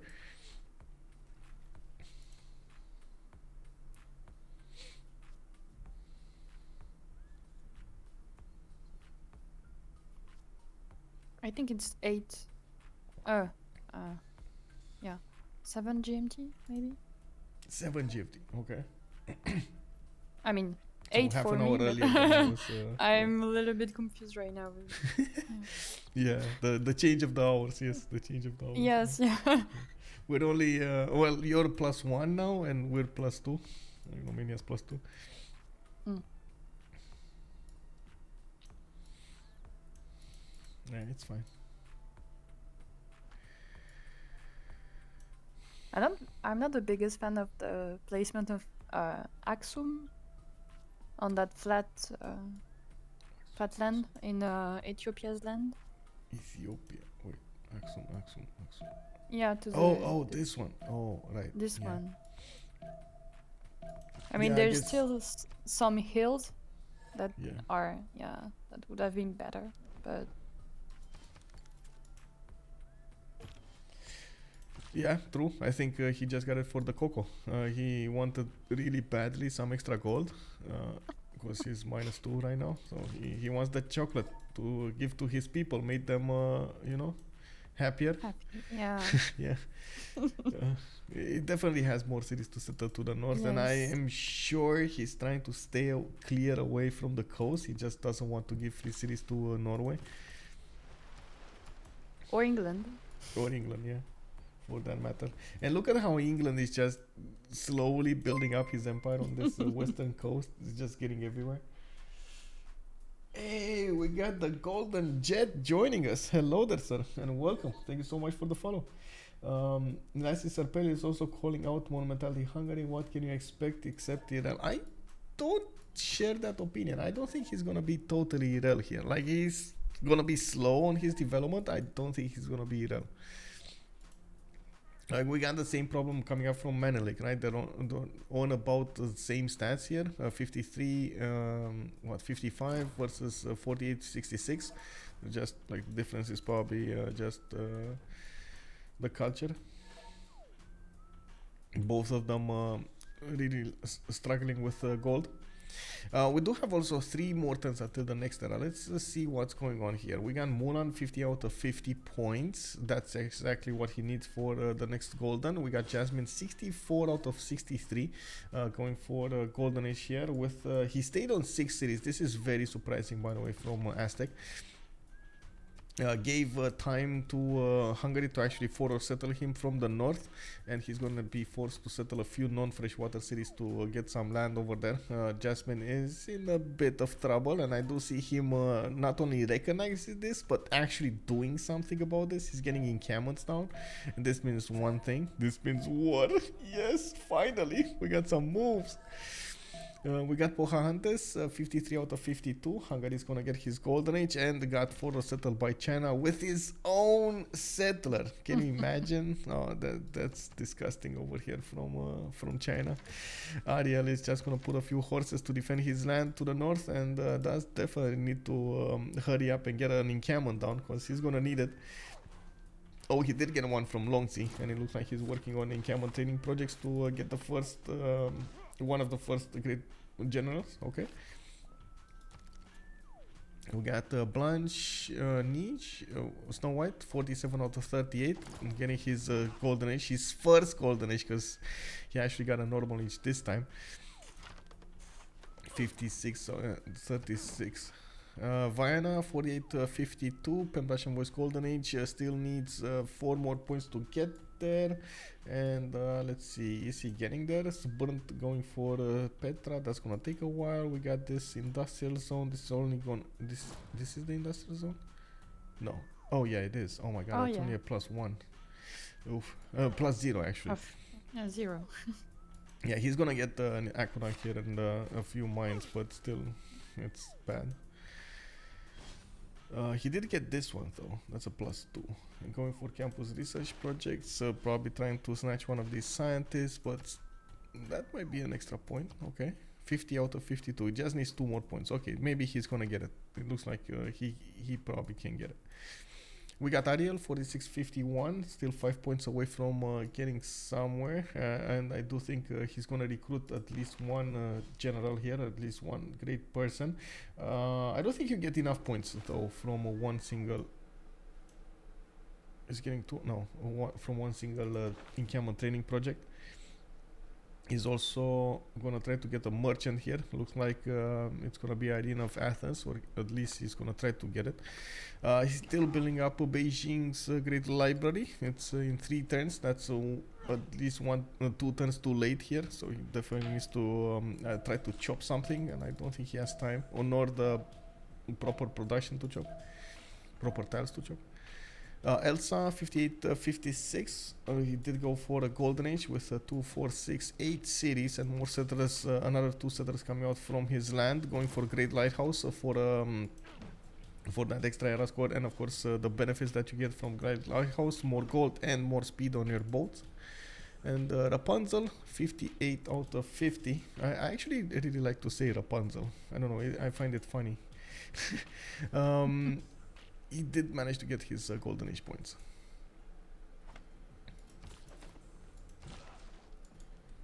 Aquarius Wolf, hello there, sir, and welcome. Good morning to you as well. How is the game going? It's going. We got a few wars brewing over here. I would imagine Aztec is probably gonna try to poke the bear here, Hungary. We might actually see him try to do something against England. Although I think England is gonna be way too tough for him to go against.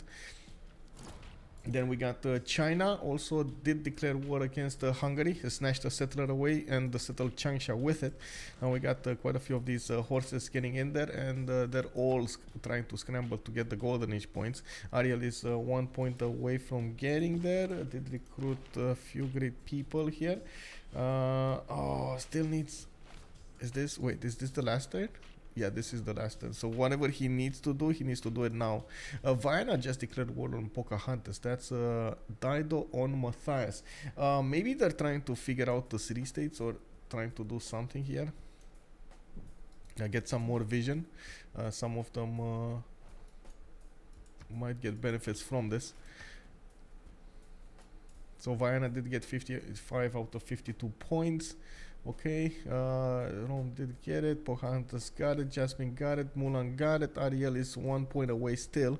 Oh, this is the big issue here. What is China gonna do?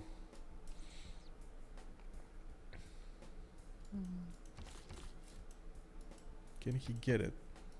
Can he... Where's China? China is Ariel. Ariel.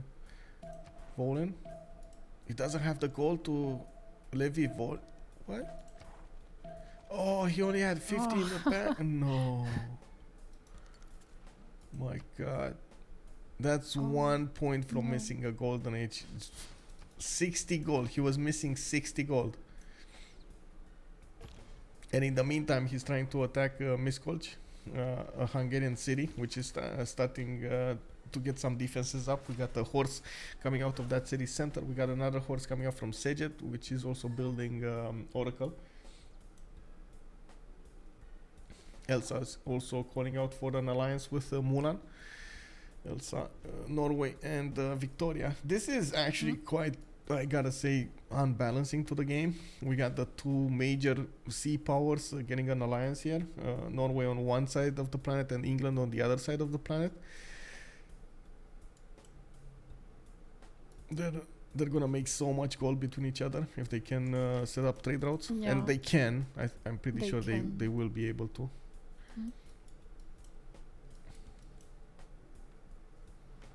Maybe Hungary is no Deje. Yeah, no Deje. Oh, catapults coming out from Rome. Is he actually trying to take out Volen? I guess he's trying to get some something back into this game. So he's trying to get back into this game somehow. Okay, let's quickly take a look here. Free Inquiry Golden Age, 138 science with 53 culture. I do see Jasmine is Pembrush and Voice Golden Age with 102 and 105. Very good stats, by the way, coming up from Jasmine from Aztec. He's still needing to put a lot more series out, but he's working on it. We got Pocahontas 75 and 59, a second Monumentality Golden Age from him, and putting down a lot of campuses, very good ones actually. I gotta point out, these are gonna give him a serious amount of stats here. Blanche Niche actually coming up with Rome, 58 and 63. Unfortunately, I think Rome is in a heap of trouble here. It's gonna take so long for him to actually catch back up into the game. I'm not even sure he's gonna manage to do so. Ariel 70 and 52 looks like he's also starting to have a few problems here. Even if he's trying to go against the Pocahontas, he's probably not gonna get a single city there. Let me get this going quickly.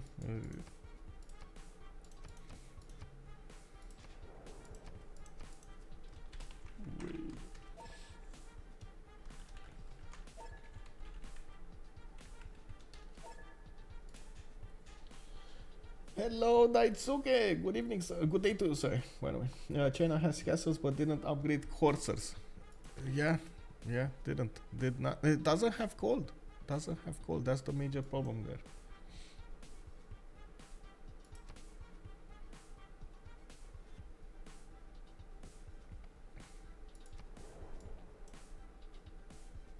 Oh, please confirm.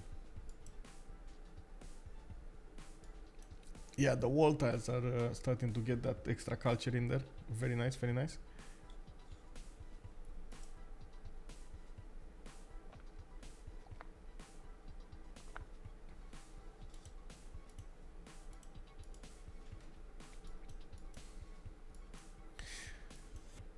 Do any of you, by the way, play Warzone? Or did you Nope. get to play Warzone? No? Yeah. Yes. No. No? Okay.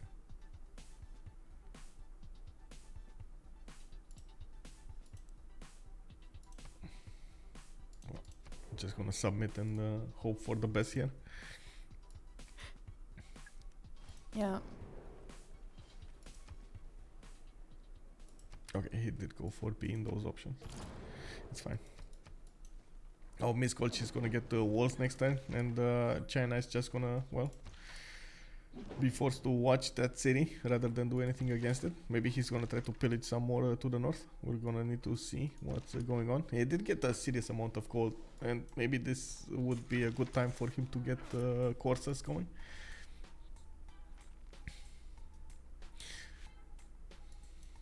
It was missing Hara Hartrada. He switched to a free inquiry this time, 91 science and 68 culture. I can't say I'm that impressed of his science generation, honestly. I would have thought second monumentality would have been much more fruitful here, honestly. But well, we're gonna need to see. He did get a serious amount of builders with the last faith he had going, and I see him getting a few more settlers also. 2 more settlers. Rapunzel on 58 science and 76 culture. He is the one getting Colosseum from Gondar, and there we go. He's chopping it down. He's trying to. He's gonna need to buy some tiles from the north, but he doesn't have the money for it, and he has 3 more turns for the city of Gondar to finish that Colosseum. We still didn't see Jasmine even try to put down that Colosseum. He favored having the maze rather than the Colosseum in those cities. Okay. Yes. Yeah, it is what it is. That's a 15 pop city, by the way, Xochicalco. Oh man, that's insanely high for 1057.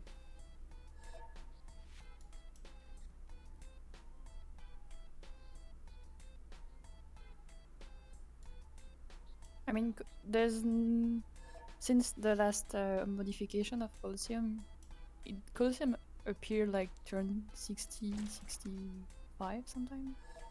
Yeah. Players don't rush it anymore, I think. Yeah. True. That is true. That is so true. The nerf Yeah, the nerf was a problem. Yeah. Let me actually take a look over here on the Congress. What do we have? Sciences states do not provide. That's only one. That's Anshan.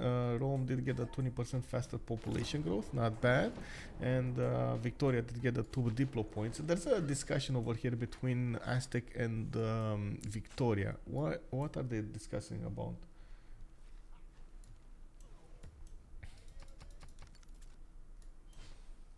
Something about Jasmine's bag. Aztec is talking about his bag. So. No? Yeah, I don't really understand what they are talking about. Jasmine, Mulan, and Vienna. So Jasmine is saying something like Mulan, my princess, the great Yeah. signature of war or something like that, or the great sign of war. Mulan is saying yes. Jasmine, then I reserve my place. I reserve the place. Out of a bag or something. Yeah. I don't know what Yeah. Duiliet means. Honestly, I'm sorry. Warm. A warm place, like comfortable and warm. Okay. I don't know how. I don't think of an English word to translate this. Let me use the great Google Translate over Cozy? here. Cozy, maybe. Yeah.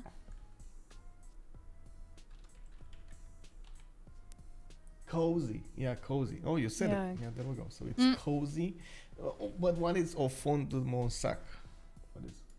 It's cozy with his bag or something? Yeah, at the bottom of his purse. I don't know why.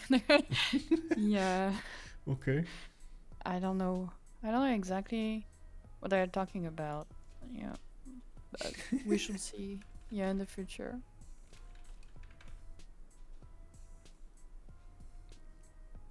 Oh, maybe he's how to say, he knows that he's not getting that much gold. What is he on? No, he's on 80 gold at 10. It's fine. It's fine. I mean, he's doing well over here, Jasmine. I don't think it's like I don't think they're talking about their gold generation. It must be something else that they're talking about. Oh well, we'll see. Walls did get built in Miskolc, and now we do have China getting coursers out. Gonna need the trebuchet to actually push through the defenses of Miskolc, and we do see that one coming from Changsha. I think it's a bit too late though. If he actually wants to take that city, he needs to get it really quickly. The city is going up in strength, and we do see China is trying to push through the Hungarian horse line. We got Hungarian knights coming up from Siget, from the main cities, and 3 turns from Grandmaster Chapel. That means Pocahontas is going to get to use that 78 faith a turn into this. Hello, Oaks Daniel. Hello there, sir. Also, Nalipod. England routes are internal. I don't think so, but he might have them. He's on 120 gold per turn. Let me actually take a look here. We do have Manchester to London, Valletta to London. Yeah, it looks like they are internal. Most of them, they are internal. Yeah, yeah. Everything is going towards London. Still didn't get to settle a second continent, but he has a lot of going trade routes, and of course his Royal Navy dockyards are providing him with a lot of much needed gold per turn. 120 is gonna be very nice. A free inquiry golden age here, boosting him to 156 science. Wait. Please don't how to say don't use foul words against players and stuff like that. You know, players are players. It's fine.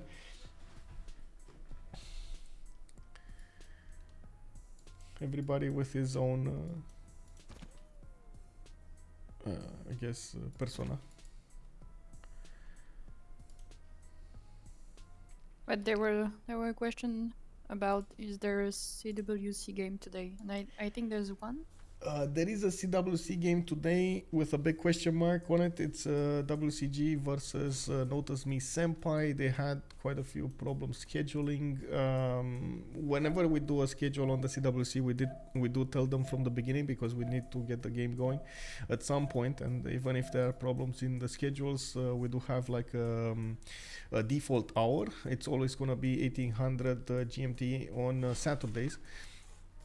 And unfortunately, we had to default this, or I should say I had to default the game time. They just couldn't schedule. I'm very worried about this. This is the only game that we saw with so many problems in scheduling. So I believe we also have 2 casters. Distoria is gonna, or he has to be the one on the French side, and we do have Su coming up for the Russian side. You can always, if you want to check up on the schedule on the CWC, you can always check up the website on the civ6worldcup.com. You do have all of the information over there. With also, if you click on the games, you're gonna have a direct link to the streams open up there on the main page. You can even chat, by the way, in the streams. I put the stream and the chat down below, so you don't need to actually leave that page. You can just sit there and watch the game from there, and of course chat with the players in the game. On multiple streams, by the way, wink wink. Now, we did have yesterday 2 other games going, right? And one on Thursday in GBL did manage to win against Nat Hyena. We did have a win from SAS team against BTS, I believe. And then Yes. I didn't get to catch that game, by the way. I believe we did have a streamer on it when I You were streaming at the same time, yeah. yeah, I was streaming at the same time on another game. I was Yeah. Holiday on Highlands against Forever Young. Both of them were very good games. Yeah. I tried to watch the 2 games at the same time, but Oh really? Oh, so you can actually tell Yeah. us details about the other game? What happened there? actually, I mean, Malmö was playing like Rome, and he get like big stats at the end of the game, and pretty much, I mean, 2 or 3 of the other players of the other team held themselves. Like there were Mongolia, there were Maya, and there were another one. I don't know which one it was. Zulu, I think. Yeah. And they didn't get anything back, so they just their stats were just very low compared to Malmö. So, and at the end, like Sandro was playing Kublai, I think, and he get revenge on Maya and on another one. And yeah, so Maya lost like 2 or 3 cities at the end. So yeah, they just and there were no more gold on the other team, so at the end it's just a CC. Oh, okay, I understand. It did. Yeah, at first I thought that SAS SAS team will lose the game. I put my punt on SAS team and I was like, I'm going to lose them again. I'm so bad at guessing right now. And actually they turned the game a little bit around, and yeah. Interesting. It turned out well, yeah. I mean, they're very new. I mean, this team is very new, so they don't know each other very well yet, I guess. Yeah. Sandro is the only one who don't speak French, and they speak quite a lot of French between the 3 others. So I guess maybe it's a little bit. Wow. Yeah, I'm a Mm. little bit sad for him sometimes. Like Alexis, Azagi, and Malm are pretty much always talking in French, so Yeah. I hope it's okay for him. Yeah, and I hope they're going to, yeah, to go a little bit, yeah, a bit far in this competition. I think the more they will play together, the better they will get, I guess. So Yeah, we for should sure. see. They're gonna get to. Mm. I know Sandro is quite adaptable to most situations. Yes, like he I knows think so, what yeah. to do according to what's going on. But the communication still needs to be there. Like if you Yes. if you need to coordinate. Yeah, Sandro was. I mean, I'm always impressed by Sandro, I guess. Yeah. Yesterday was like Irel, like at the very beginning of the game, he was like in the center of the map, and at the end, he like erased like 1 or 2 Maya cities, and he was on 200 GPT, like on 4 cities. I was, yeah, I'm always impressed by him. How did he do that? Yeah, Amazing. I don't know how, but yeah. I got a few questions over here in the chat. First one is how long until a war against England and Norway? That's a very good question. We need to have some contenders over here. It doesn't look like they actually have contenders on the sea. There might be a war between Ethiopia and Norway, but honestly the stats of Menelik II are not that great, so he might not be incentivized to do that. So he did manage to get Colosseum though, so that's gonna give him a decent amount of bonuses throughout these cities, 2, 4, 6 at the count. And I do see he did manage to get quite a few cities towards Norway to the southeast. On the other side, I doubt that we're gonna have a war between Aztec and Victoria, even though it can happen. Of course, Aztec over here did manage to get a serious amount of stats, 169 and 126, with 300 E-level production, but he also has to worry about Matthias Corvinus from the north. I don't think he is aware of what's going on here. That's something that he doesn't have vision over. So he doesn't know that China, for example, is fighting Hungary over here on the east side. He might have smelled gunpowder in the air, but I don't think he actually knows where it's coming from. We do need to also answer Fire Tiger page telling us, or actually, wait, I was excited because I thought we had a bunch of female players for a moment there. Oh, yeah. Well, we got the princesses over here. At least in name, we got the princesses. That's a very good question. When are we gonna have a full female game? That's a very good question. We need to have one of those. I think actually it was Jessica that did organize some of those games, and some 2v2s, like the couples going around. Yeah, I remember 2v2s, like, yeah. Rambling Man also, is there a strong military strength from a landline? Wait, what? Is there a strong army, a land army then? I am confused about what you're saying. I don't know. Are you talking about Vaiana on 716 military strength or somebody else? You're saying Aztec is probably gonna win. Aztec only has one single continent of amenities, but yeah, Aztec long term, if he's allowed to keep on developing here, I think there's a serious problem for everybody else in the game, including his own ally.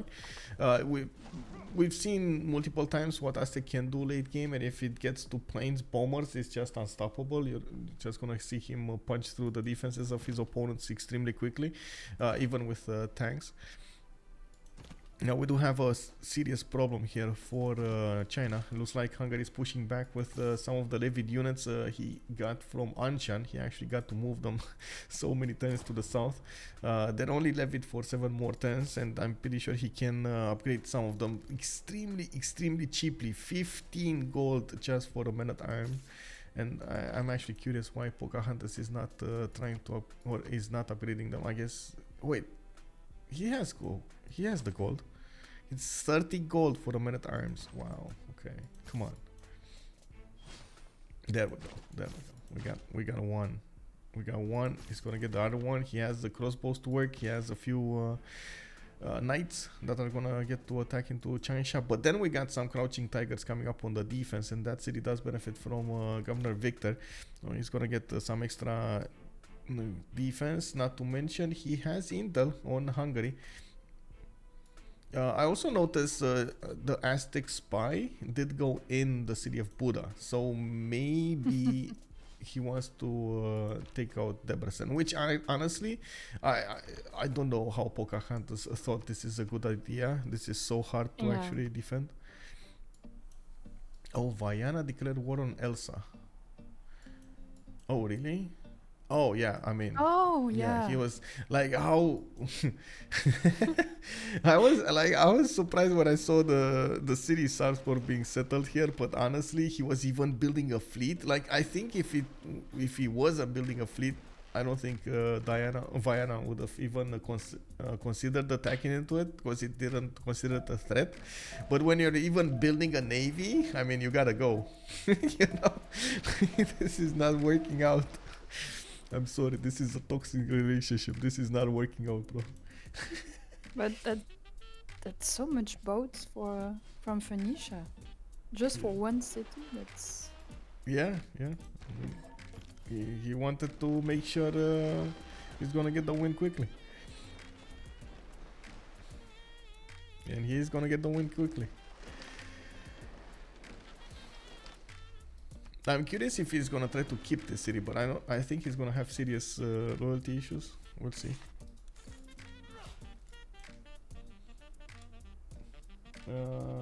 Why he made those many boats? He needed like 4. Yeah, it's also to nipping any potential issues in the bud now, rather than let Norway get stronger. Yeah, I know, right? Like it's much better to go right now and take out that city than actually wait for it. Norway is gonna try to get the ancient walls there, but with Sarpsborg being on 30 strength, it doesn't seem like it's gonna go that way. Wait, Vienna is proposing an armistice to Mulan? Yeah, they're at war? Milan. Oh, yeah, they declared. Oh my god, okay, I see how this looks. Because he declared war on Elsa, he got declared on by Mulan. Okay. Also, while we were talking, I saw Sburnt actually getting that awesome Petra in his lands. Oh my god, so many good tiles to use now. 8 pop city, getting some extra production in gold, some extra food also. Very nice. Yeah, that's 2 hits for that city. He can't chop the walls. He had a builder, but he doesn't have monumentality anymore, and he doesn't have a way to get the chop fast enough. It's a bit sad, but it is what it is.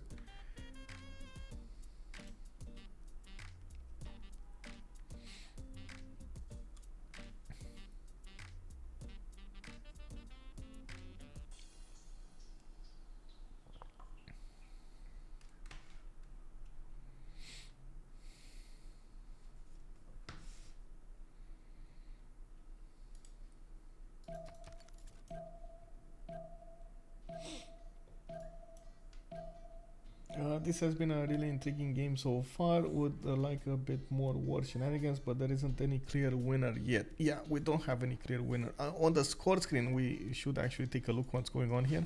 It looks like Jasmine is a little bit ahead of Mulan, 441 versus 425.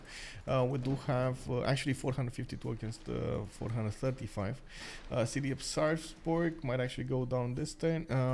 We do have Vaiana on 419 on Dido, and he's gonna take a city from Elsa. Rapunzel on 416. Elsa is on 389. Ariel 381, and then Pocahontas with 377, and of course Rome coming up last. You see how much it mattered that Rome didn't actually get his golden age at the beginning. That is putting him in Irel territory over here. 358 on the last slot of the game. And actually, Ethiopia is actually quite good in the game. Like, I thought that with the Lost Settler at the very beginning, it would be way ahead, but no. Well, to be fair, the Barbarians did just sit in place. Like, if the Barbarian warrior kept on moving to the south, I think he wouldn't have had the chance of getting it back, but he did get it back, so at least that. We do have Ethiopia getting more amphitheaters, and I do see him generating a decent amount of science and culture. I do have to mention a few things that it's been a long time since I've talked about Ethiopia here, so I think it's in order. First of all, Ethiopia does prefer to settle on hills because he's going to get extra science and extra culture, extra bonuses towards his science and culture, I should say, from settling on hills. Let me put it up on the screen so you guys see what I'm talking about. Menelik II does get this Council of Ministers ability, receive science and culture equal to 10% of the faith generation in cities founded on hills.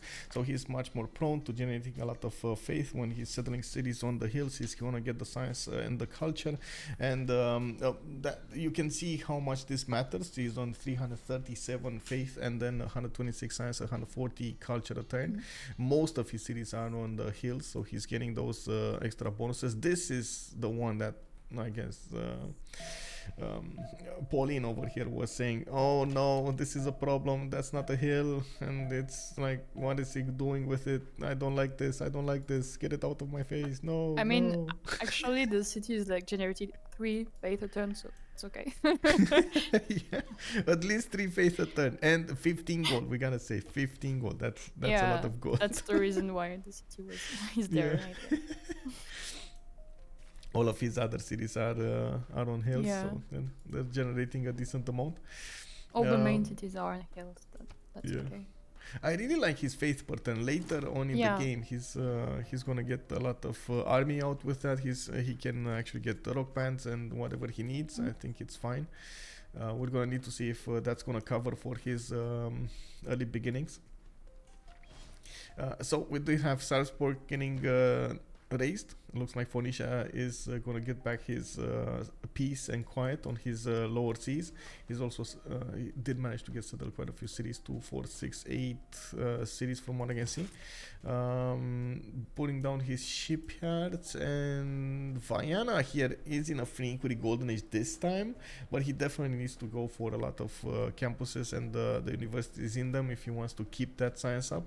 It's gonna be a problem. Oh, managed to snatch Newton. Oh, that's very nice. Very nice. Newton, very nice. I don't know where he finished it, but yeah, he probably activated somewhere. Let me see. Oh, there we go. He's gonna activate it in the best possible location. A freshly built campus that's gonna give her a free library and a university. Very nice.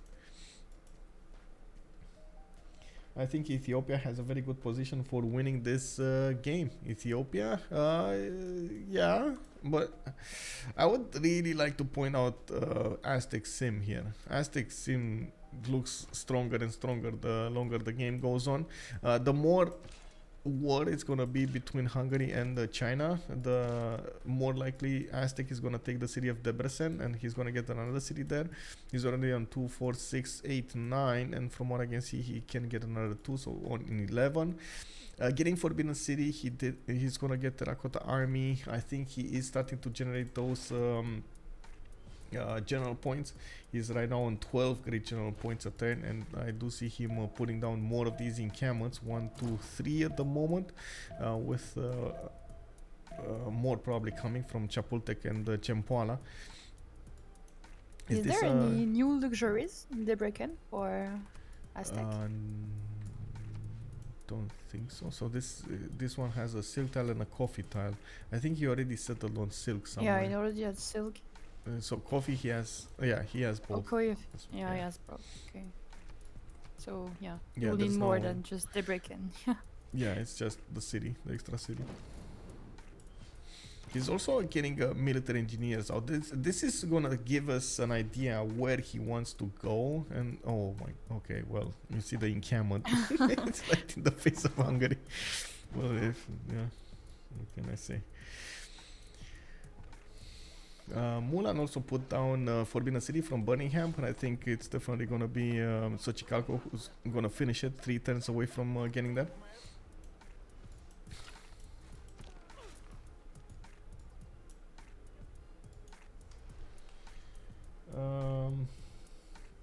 I think Ethiopia will just play safe, go top 4 for advancement. Yeah, it looks like the top 4 at the moment are Aztec, Victoria, Ethiopia, and Dido. I find it extremely unlikely that China is gonna get to win the war against Hungary. They're both gonna trade the units over here, but I don't really see them getting higher in points.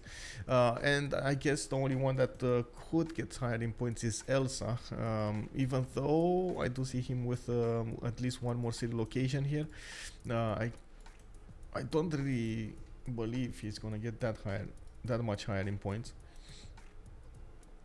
Mostly because I don't really like his choice of freeing this time around. I would have preferred another monumentality for the extra builders and settlers and so on, like the specializing of the empire. But oh well, he does have 180 science. That doesn't help him out that much when it comes to points. 390 points is quite far behind everybody else.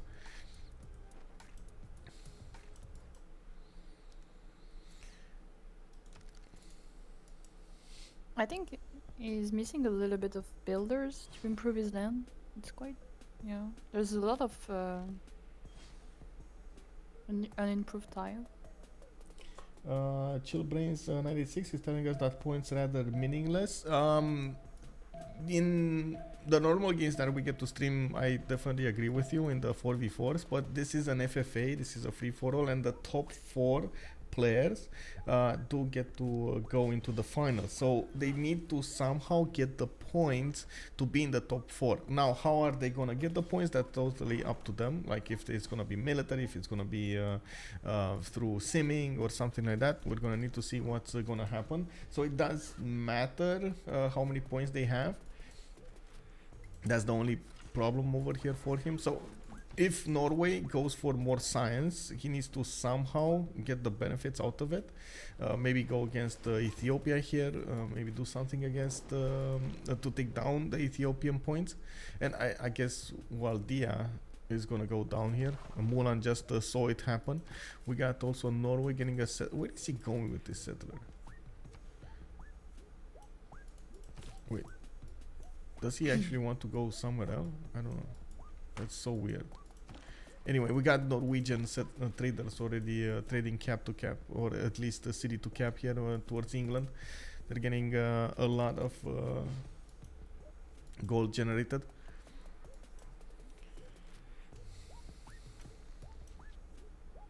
And also Rome.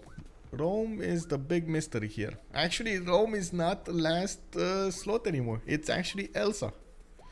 Wow. Norway. Norway lost a city and went down one space. Wow. Okay. Hello, hello. Hey, hello, plushy hunters. How are you doing, sir? And thank you so much for the tier 1. Much appreciated. We still have this boomsy type of war here in Changsha. Both of them shooting at each other. One with crouching tigers, the other one with crossbows. It doesn't look like anybody's winning this, honestly. But I do like how Hungary did set up his sim, though. For the late part of the game, it does look like he's gonna have a much stronger sim than Ariel. Because Ariel stopped building the walls. Like, Yeah. he needed to keep on going over here.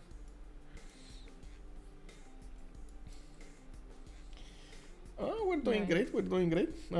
I'm doing great. I do have to say I had a few issues in the last few days with cold. So last weekend on Sunday there was a meeting with one like a female streamer coming to Bucharest. She's in Romanian but living in England, and she wanted to get a meeting going in Bucharest. So I said, okay, let's go. You know, like it's one of those chances to meet new people. So why not? But when I got to the location, it was enclosed location, but unfortunately the space I was sitting, like the actual chair I was sitting, was right in the pathway of wind. So I got really windy for like 3 hours. Yeah, well, actually, what can I say? I'm still recovering from that. But it was still good. I met interesting people over there. Her brother, oh my god, her brother actually made a board game that he's getting to play, or actually he's getting to organize plays for team buildings, for like company team buildings. He's doing something like multiple teams. You have like 15 players in the game, and he has teams of 5 for each of them, for each of the in-game stuff. And it's something like catch El Chapo. You know, you need to catch the bad guy, and you have like the mafia, you get like the CIA and the police as teams. It's so funny.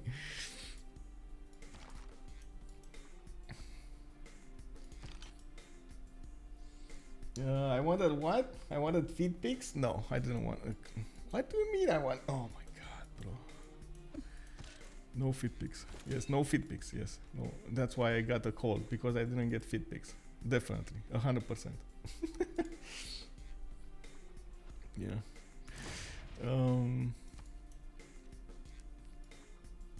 What's going on here? We got factories coming out of the Phoenician cities, and of course he did build quite a few of these industrial zones. I don't really see the same thing happening in Aztec land. and military engineers are starting to build roads. They are going north. Slowly but surely, they are building the network towards the north, and I do see more of these encampments are going to finish. Very interesting. He's also getting his armories going. I'm pretty sure we're going to see tanks soon coming out from Jasmine. We got him going gunpowder, nationalism, and a lot of technologies will need to be discovered for him to get tanks. Did he get... Oh, he got industrialization first, that's why. Okay. He went for the production. Okay. 478 production coming out from Aztec. We got Mulan 475.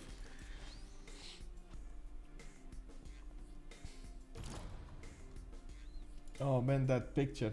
Have you seen this, by the way? Have you seen the picture in the chat, Pauline? Which one? The Sonic Glenn Jammin something Sonic G17 sir, the picture of a baby looking totally confused about what's going on, bro. What this? Tom Tat, good evening, sir. Hello there. Actually, good afternoon. Just join quick recap. Well, we did have a few wars started over here. From the beginning, we had a bit of a problem for Ethiopia. Barb did steal his settler, but then he came back, and you see he settled a lot of cities here. He's climbing the ladder in the points. Rome didn't get his golden age, and he still has problems actually acquiring the points for the game. Blanche Niche over here, or Snow White, is the last in points, unfortunately. We do have a war between China and Hungary, and it looks like Ariel now, with the upgrades in the caps, he's going to get a serious advantage, and Hungary might not have a quick answer to this. He's 2 turns away from getting his own military science, and we're going to need to see how fast China is going to breach through those defenses if he's going to manage to take out the armies of Hungary here. We did have also Aztec managing to get Etemenaki from the beginning in Xochicalco, and not to mention Hanging Gardens, and now he finished Forbidden City, getting a decent amount of science and culture going for his empire. He also has the most production in the game. We also had a war between Dido and Norway. Norway, for some reason, settled on his seas, and Dido didn't want to have anything like that happening. So he just went and made, took out that city, razed it to the ground. Victoria on the west side, just getting more settles, trying to get more era score points, and at the same time getting that production going. He's very close to Aztec, and he needs to somehow settle the differences over here between him and Aztec.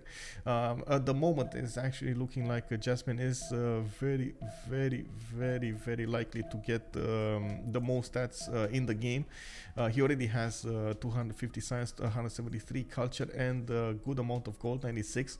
Is also 545 production, the most production in the game. Looks like at the moment it's Aztec going very strong for the first place. Hungary did go and open up with a monumentality golden age, put down a lot of holy sites, and we were a bit surprised that he didn't actually open up with commercials, but I guess we need to see what's going on here, if it's gonna matter. He did manage to get more science than Ariel, and decent amount of culture showing up for his cities. Only 97 faith a turn though. He kind of went half in culture, half in the faith generation, and that actually, as you can see, is might come back to haunt him. I think he's gonna do this. He's actually gonna defend against this. I don't think China's gonna manage to push that far until Hungary is gonna get his own stronger units from the military academies. He's just gonna upgrade the black armies into hussars, and that's it. This attack is gonna isn't gonna go anywhere, I mean. With much pleasure, Tom Tat.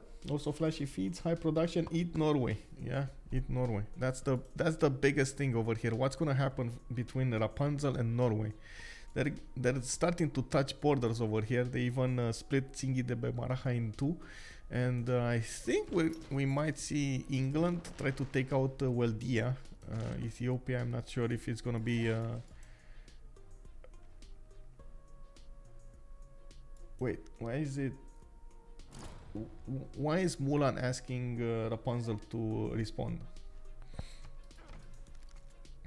That's what he's saying, right? Respond me, Yeah, or maybe. write me, or Yeah. something. Maybe for some deal. I don't know. Okay. Actually, in the chat, we have an answer about the settler, the Norwegian settler.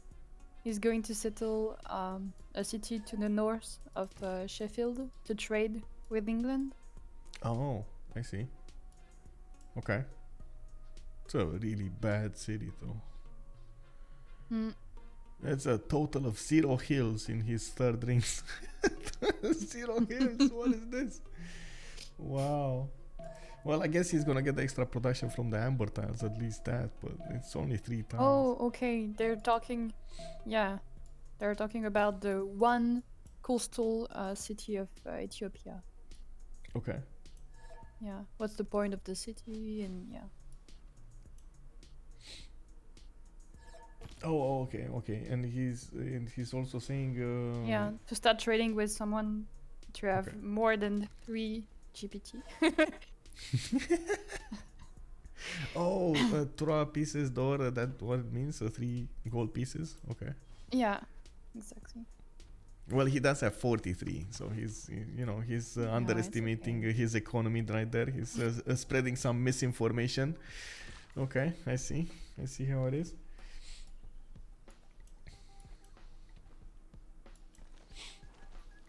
Norway cockroach city to not die on his own continent. That might happen.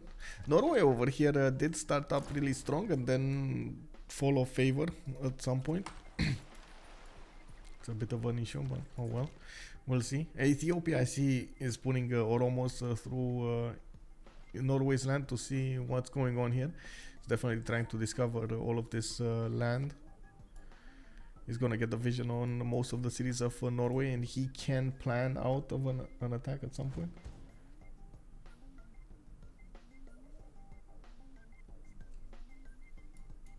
Salty in the chat is looking for Azagi, I think. Salty? Oh yeah. Yeah, Salty is in the chat. Yeah. Good day, Salty. How are you doing? Yeah. Fortuneless cookies. Yes, this is an FFA. The Hidden Cup is an FFA-based tournament. And just to answer Salty's question, Salty, this is the final Hidden Cup, and this is for the last remaining place for the final of the Hidden Cup. So there's all the players today are not qualified yet. So Azagi is already qualified for the final, so that's why he's not playing today. Yes. What she said.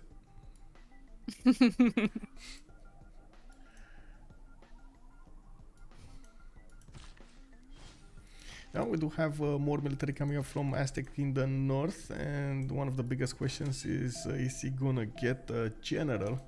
We do have them starting to open up the Renaissance industrial generals, and I see Aztec doing 19 great general points a turn. China is on 6, and let's see Hungary. Hungary is only on, Hungary is on 4 points. Oh no.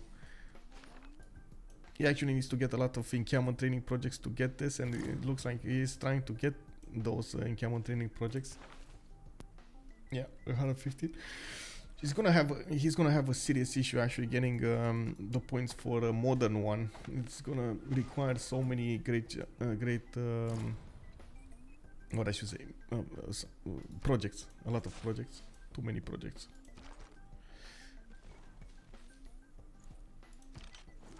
So again, in the chat, someone asked about who else is qualified along with Azaki. So there's Malm, who won the first one. Distoria won the second one. Azaki. There's Pulp, Tidub, Falcon, and Jack.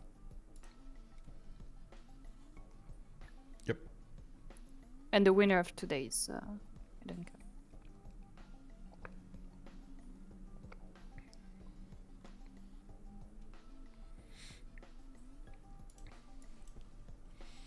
Nicor, 2630, hello there.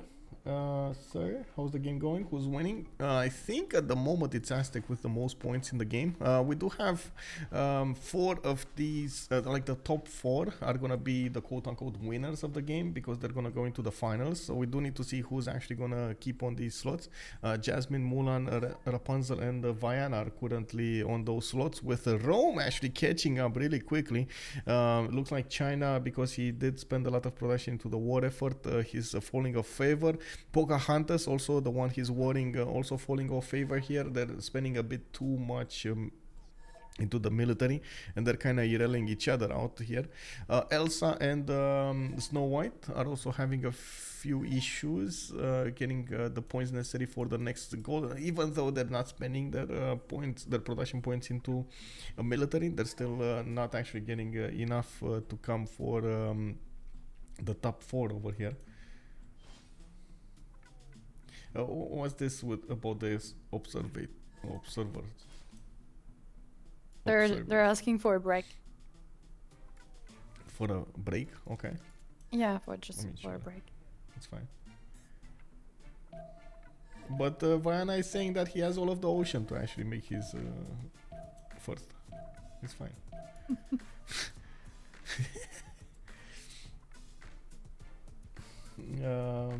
Salty also gonna get creative again, cheering for Hazagi and Titube at the same time. Yes, exactly. You can't cheer for only one. You need to cheer for both of them at the same time.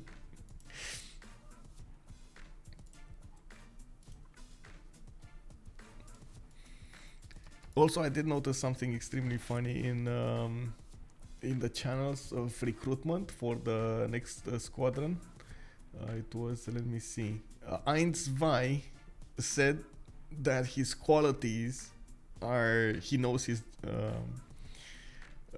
how to say, defects, and then on his defects he says that he has none. Let's look at this. Let me actually put it up over here. This one. Oh my god, this message right here, amazing. This, what can I say? I really love that we actually see these messages in the merchant squadron. Yeah, exactly. So modest, right? It's like amazing. And there are so many messages coming up with a lot of like diplomacy, and they get to talk a lot more than we see in the international stage. I don't know if it's about the fact that, of course, on the international stage we don't have that many players with a good knowledge of English, or they just not using diplomatic messages like this. I don't know. But I would love to see some more of this. It makes so good for stories. So many good stories, I mean.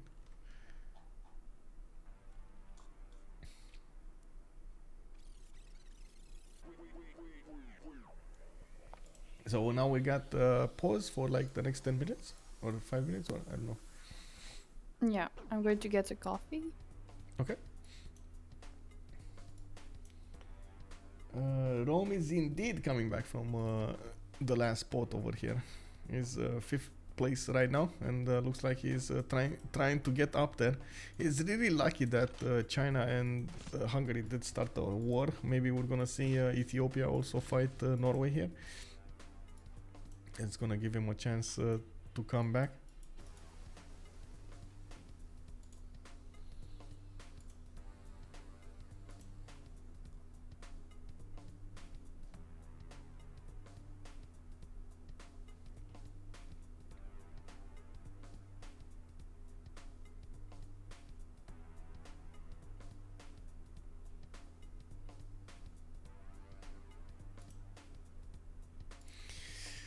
Okay, well, give me a few minutes also.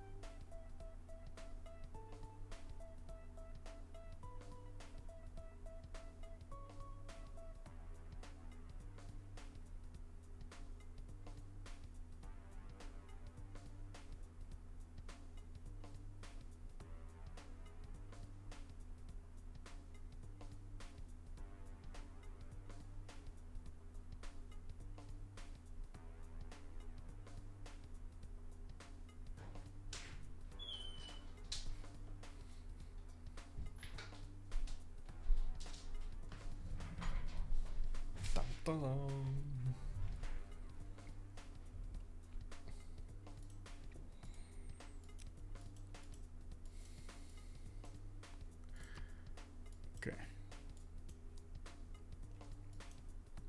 Well, let's see what's gonna happen with the next part of the game. I do believe still we're gonna have a war between Aztec and somebody, and yes, Matthias Corvinus might be on that end.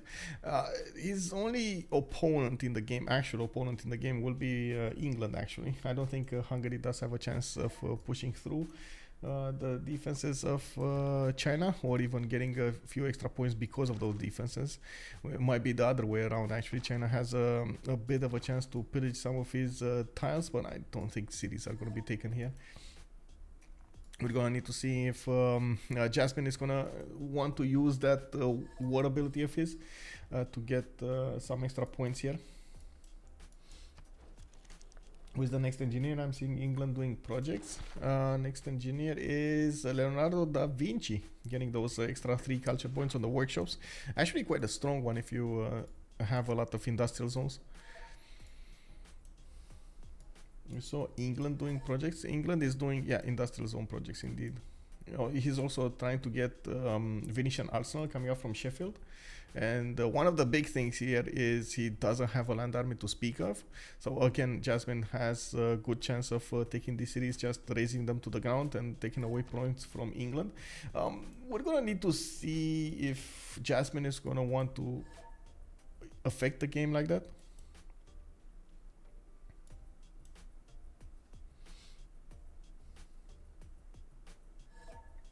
Yeah. He really needs him plus 6 culture. Yeah, that's gonna be a lot. That's gonna be a lot of culture. Yes, only has 117 culture.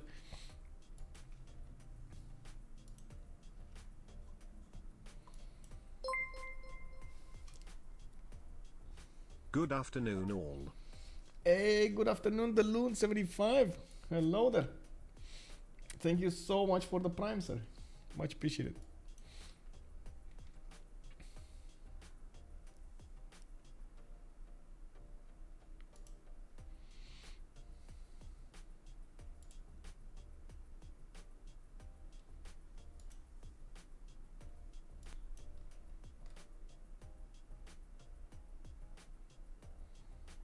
I'm back. Oh, welcome back. And I gotta say, I'm so sorry about something, and I guess it's good if I apologize publicly. I saw Leech got banned for like 2 months from streaming, from actually casting in the CVFR squadrons. I didn't realize it was something forbidden to give Leech my point of view, like to allow him to restream one of the games. Oh, that was okay. It was not allowed. Okay, I didn't know. I no, I didn't know either. And there was a. Oh well, I'm sorry about this. I wouldn't have done that if I knew. Yeah, me too. And I think he explained on his stream that he didn't want to tell in advance who will be playing, because it was the second game of the final, if I'm correct. Yeah. So he didn't want to ask publicly for the cast, because it means that it wasn't playing actually. So that's why he asked you to cast your view. Yeah. Wow, that's sad. I'm sorry about it. Yeah. I don't know.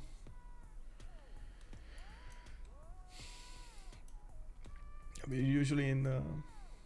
Oh well, I mean, it happened. Oh well, let's get over this moment. I'm sorry about it. I would have hoped we found a solution without this, but anyway, it happened. So we'll see.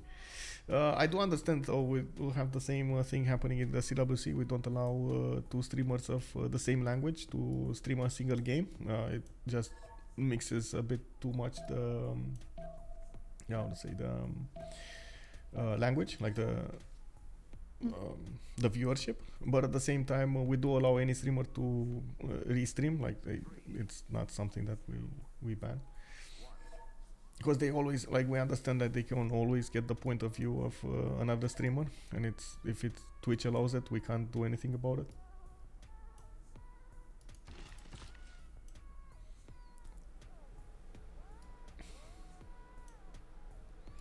Anyway, coming back to the game now.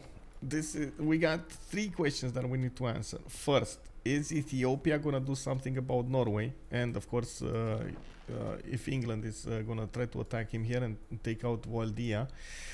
Second question, what's gonna be the result between China and Hungary? At the beginning, it didn't look like much, and China still doesn't have the chances of pushing through these hussars, the very, very strong units.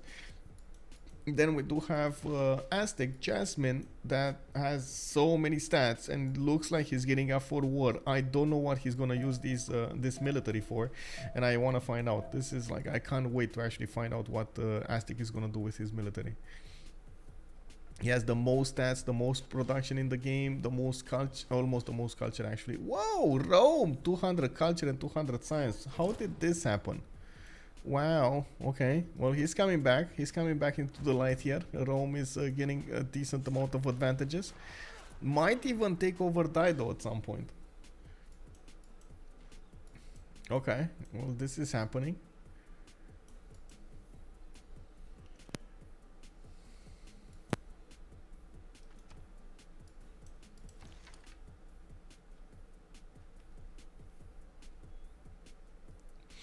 So what does everybody think about Aztec over here?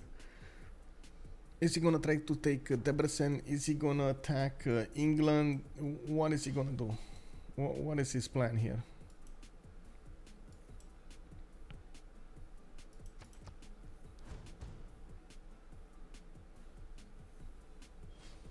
Oh wow, he has a city, that city with Etemenanki, by the way, it's 174.6 points of production. Wow, okay. His capital is 115, just to compare. Oh my god. Okay, he's gonna get Alhambra also for an extra policy slot. He did get the Rural Valley, that's one of the reasons he has so much production there. But I gotta point out, the Rural Valley only increases the production of the mines, and then it adds on top like a bonus of what, 20% or something extra production in the city. 20%, yeah, 20% in the city. Yes. I mean, the amenities in this city must be very nice too, because, I mean, to get that high production. Yeah. He's actually +6 in. Yeah, +6, +3, +3. Yeah. Yeah, that's nice. Yep. Very nice, very nice. Strong advantages here. Oh, but he didn't go to war yet. You know, we still need to see when that war will start to kick in. If it will kick in. That's why I'm asking, like, is he actually going to try to take Debrecen? Because you see Hungary just has something like a spearman in the city of Debrecen's defense, and I believe Aztec just can take that city with 1 or 2 tanks. That's going to be enough. Well, what is this? Mulan is not going to give an invitation to his ball or something? Or to their ball? What is he talking about here?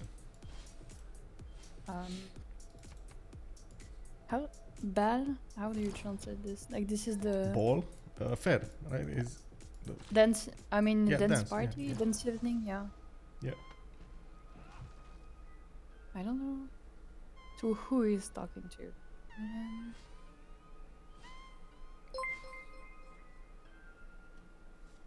Hey, my fire! Thank you so much for the tier 1. Thank you, sir, and welcome. Oh my God, 21 months. Thank you, sir.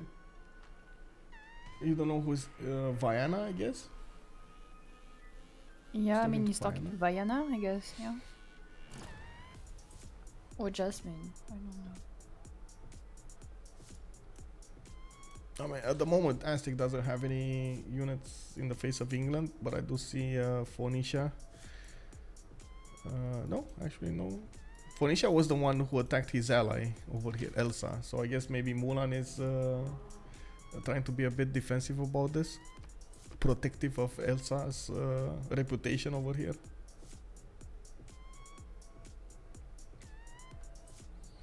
Death is coming. Yeah, I don't know. Oh, that's what it means. Death is coming to the Isles of Motonui. Motonui was who was it? I think Vaiana already write this name down earlier. Oh, this one, right? It's Phoenicia. Yeah, so, okay, I think Death is coming to Phoenicia.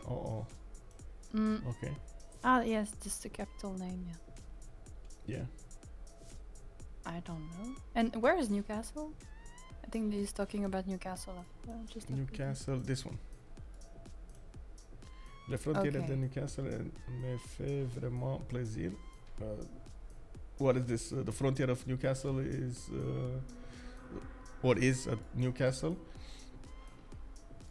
He's happy with the frontier of Newcastle. Okay. I do see aerodromes coming out from Newcastle. Planes. I see Venetian Arsenal getting built. Yeah. I don't know about your frontier, bro. You gotta be careful with this. I do see a lot of military academies coming out from Aztec land. So again, tanks are definitely on the table here. Way. Yeah. On the way.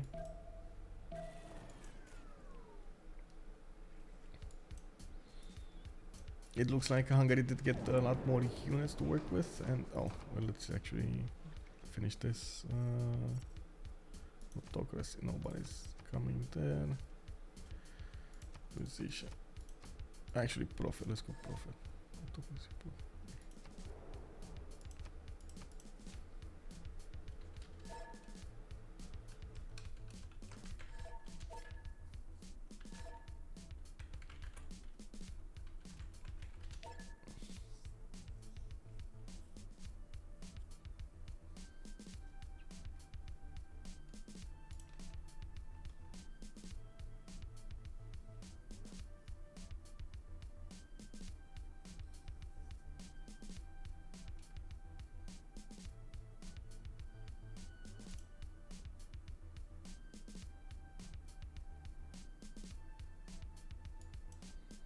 Oh, Elsa is also speaking out that Vienna conquered his cities.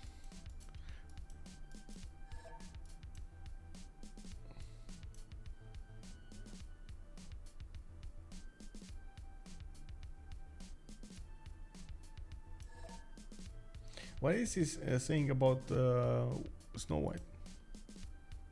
The reign of snow, something n'oubliera jamais.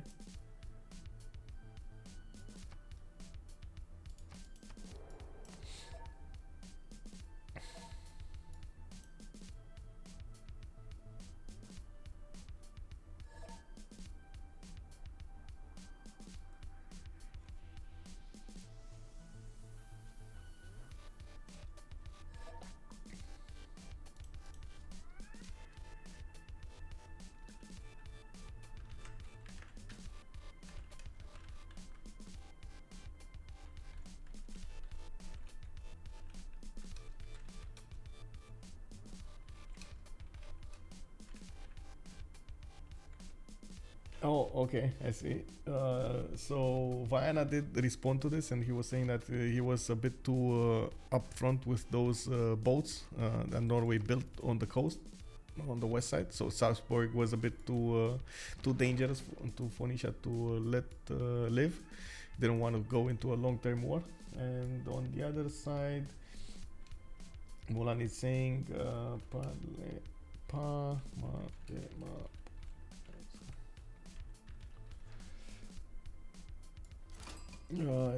he's responding that he's talking about a lot about his friend Ensa also. Okay.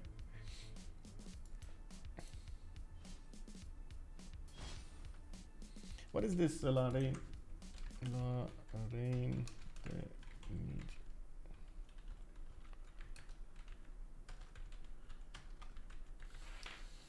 The Snow Queen will never forget. Oh, I see. Okay. But that's so weird because we got to Snow White as well and Elsa. I guess Elsa is considering herself the Snow Queen. Wow, totally ignorant of Snow White. I think Snow White is a bit mad at this point. What? You're not taking my opinion into account. What is this? Wait. Why is Elsa reconnecting? It doesn't have I want to say hotkeys? Did he? Okay. I guess he's gonna. Unfortunately, he's probably gonna start desyncing. Keiko Beaver, we don't actually have the playlist of this particular game, but I can give you the whole playlist of the two semifinals, so you get to see them. Let me actually take a look over here. Yeah, we do have quite a few of them. Shunsu, Damori, Sprigante, Lithoxa, Tiric, Chak, Romrom, Firsos, Floppy Flongi, Barsake, 12, Softstyle, Pompirite, Exvupur, Mikado, and JR coming up today in these two semifinals. Only 8 of them will remain for the final. Hello, Darsan, and welcome.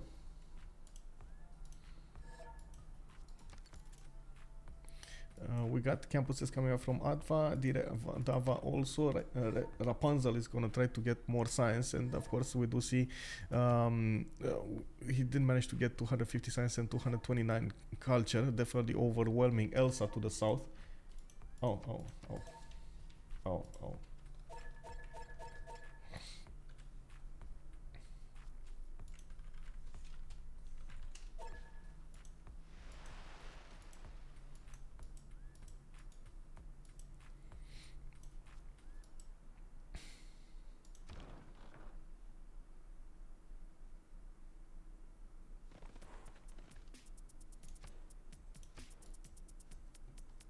Got distracted over there. Wait, did we lose on the way Pauline? What happened to Pauline? No, I'm still here. Oh, okay. She didn't say anything for some time, and I was like, okay. Oh, maybe she went to make some food or something. I don't know. No, I'm fine. Okay. I just finished my coffee. It's okay. Oh, okay. Another one? Wait, you actually, what are you doing? Shots or something? Like espresso shots? I saw that's the French way, but every time you go to get a coffee in France, you get like espresso shots. Yeah, it was double espresso. Yeah. Oh, really? Okay. So like only a few sips and then you're ready to go. Yeah, that's right. Interesting. I honestly like the other way. I like to like drink coffee for a longer time, just slowly getting in there, not get a shock in the heart. I mean, in Italian espresso are really, really small, so Yeah. it's only one sip. Like, it's so small. It's very funny. Yeah, true. I think also the Turks actually, or the Greeks, have the same thing with like very small coffees, and they also like to do them differently, like with something like I'll say with a fire. I don't know actually the method, but the Turkish coffee is the one I'm talking about. Give me a second. I know my father always likes this type. I don't know why, but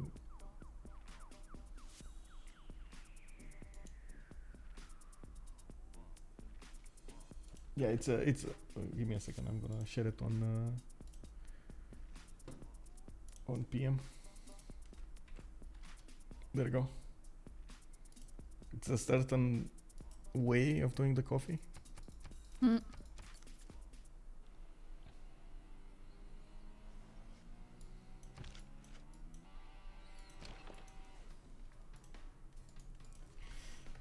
Can I check if Aztec, what is Aztec taking? Yes, I can. We do have Jasmine actually going for banking. He wants more gold and natural history. I think he's also going to go tanks here. He already has Cuirassier technology, so he shouldn't be that far away from getting steel, and is already making all of that infrastructure around his cities. Probably preparing for the Northern War. This looks like this is where the infrastructure is going, towards the north, getting those also cores. and getting a decent amount of great general points. And you can see here he's starting to get also projects in 70 great general points a turn. This turn, definitely these are projects. Getting cuirassier cores, yeah, these are tank pre-builds. He's probably gonna clean up entirely Hungary here. That's how it looks to me. He's gonna clean up Hungary. Mulan is close to labs, yeah, getting economics and exploration in too.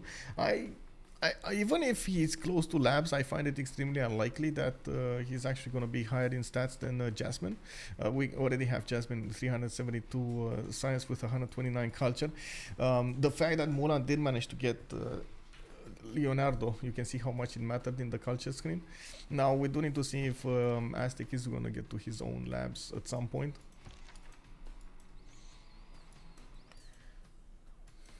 We do have this Chinese war against Hungary, and it looks like they're just trading shots over here. And of course, Hungary just having a few hussars in the face of danger. He doesn't want to give up on these tiles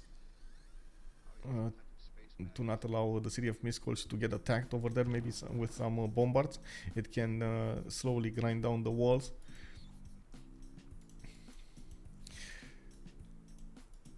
I guess we need to answer also if Rome is going to manage to get to the top 4. He's very close to it. Look at that. Snow White actually coming back from the bottom of the tree over here. He's only, 17 points away from getting over Vienna's spot.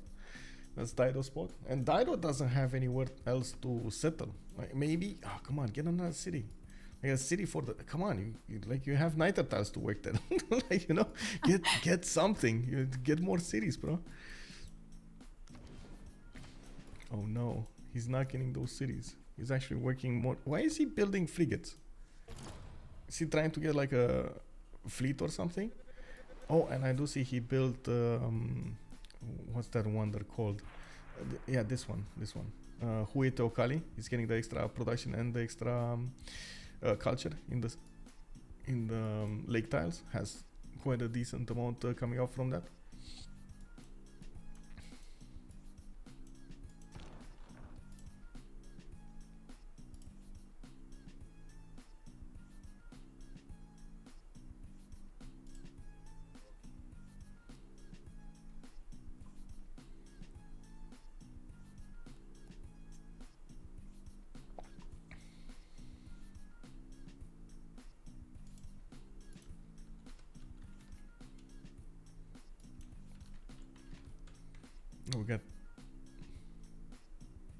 We got somebody in the CPL general chat asking about a 4v4 bubble tournament. Like, what? A bubble tournament? Yes, I don't know what bubble he's I talking don't know about. what this is. Yeah. I'm imagining somebody in an actual bubble.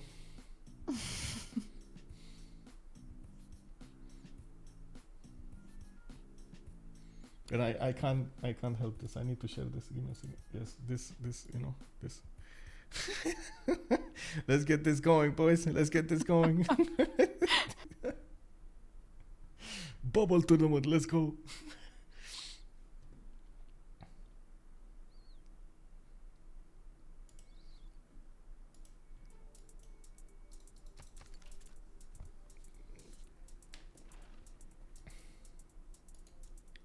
It doesn't look like Ethiopia is actually building an army here. He did get a few scouts, so he can put one unit in every city. But when it comes to an actual army, he doesn't have that much to work with. And he's still working on his stats, 300 science, 240 culture, very quickly getting up there. Starting to build all of these libraries and the universities in the cities with campuses. And I do see him going for some more campus research grants. So much faith per turn, so much faith per turn. 534. This begs the question, why don't we see Ethiopia being picked more in the 4v4s? It's so much potential coming up from Ethiopia, even on maps like this. He did manage to also get first place. Rapunzel is 644, Mulan is 642, and oh my god, Jasmine is getting dethroned over here. Oh no, Aztec needs to do something to get back into the game. What is he gonna do, guys? What is he gonna do? Snow White. How fast do you think Snow White can actually get over Dido? Can he get over Dido?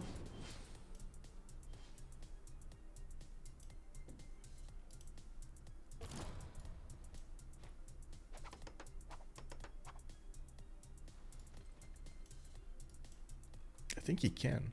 It's just a matter of time, right? I think he Still can, 17 points away. 18 points actually. Eh. We got Elsa desyncing, Viana over here, did build Casa de Constatación, getting him some extra bonuses on the cities that he has on another continent with envoys in, with governors in. He only has one though, so that's not going to give him that many points. We do see he did settle the one in Skien, yeah, the one to the north of Sheffield, getting those traders going. Toothpaste also does placement in this game affect anything in the finals? I don't think so. We only have the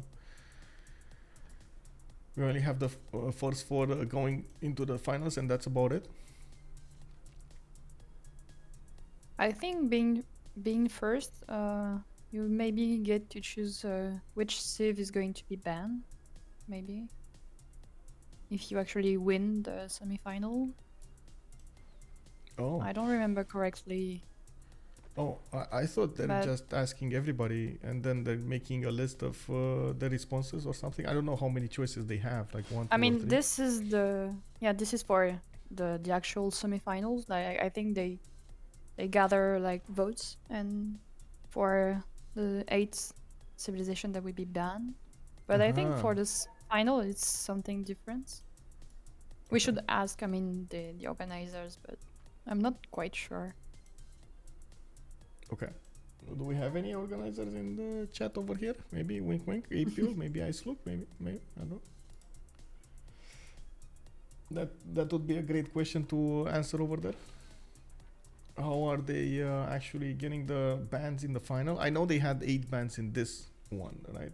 We did have 8 bans. Let me actually check it out really quickly over here. They had Russia, Maya, Babylon, Khmer, Zulu, Catherine de Medici, the Black Queen, Mali, and Rough Rider getting banned. I don't know what's gonna happen in the next part, in the next final. So. Oh well, we'll see.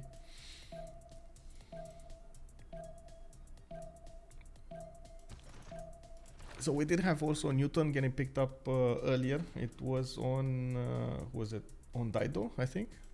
We did have Hypatia from the beginning also picked up by Hungary. And it looks like neither of them are actually that high up in the science anymore. And this is quite unusual to see, honestly.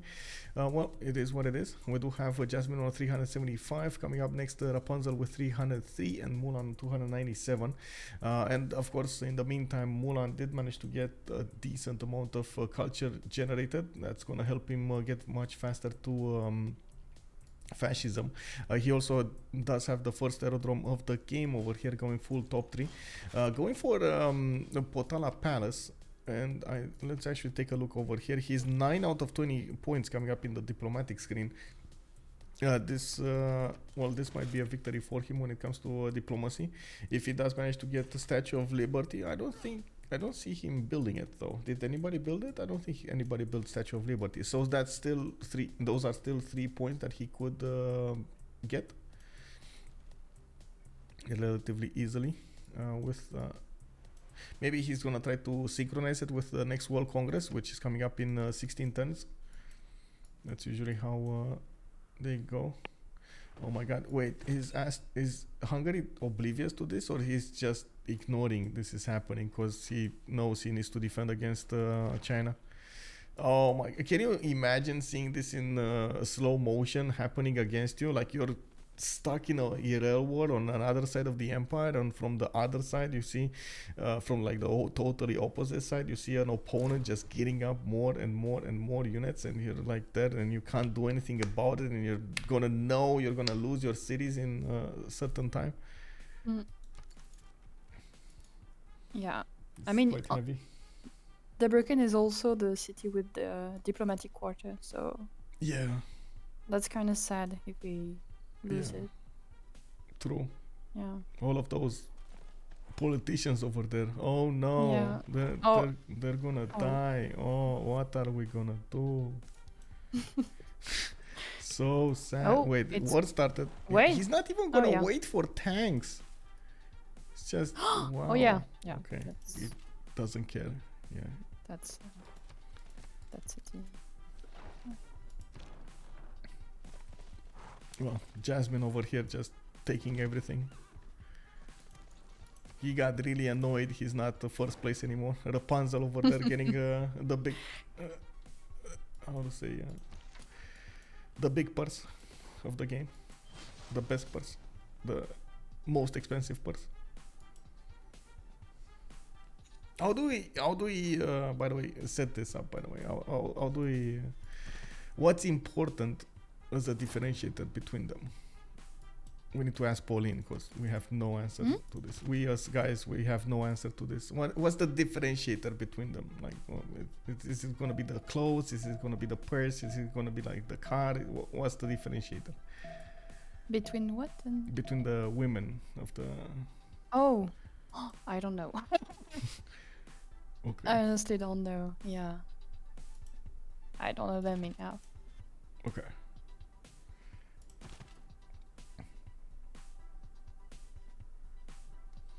Rambling man for 20 saying, whoa, even after that early setback, Ethiopia crushing it now. Yeah, I know, right? Rapunzel is getting back into this strongly. Getting first place after he actually lost a settler at the beginning to Barbs, really? Well, I gotta say, this is the first, oh no, the second city that's gonna be taken out. And I think it's gonna be the first one that's gonna be taken out and not raised. Oh no, he's actually letting those politicians on fire. Oh no, what are we gonna do? Yeah.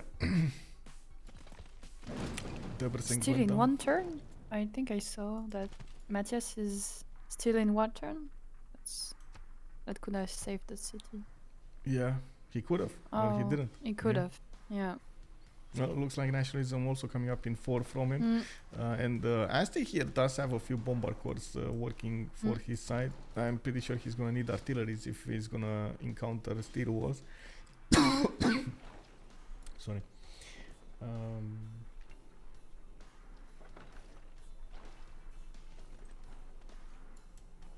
Oh, Mulan is asking for oh, I see. I guess he's asking for an invitation to the ball over here in Hungary's land.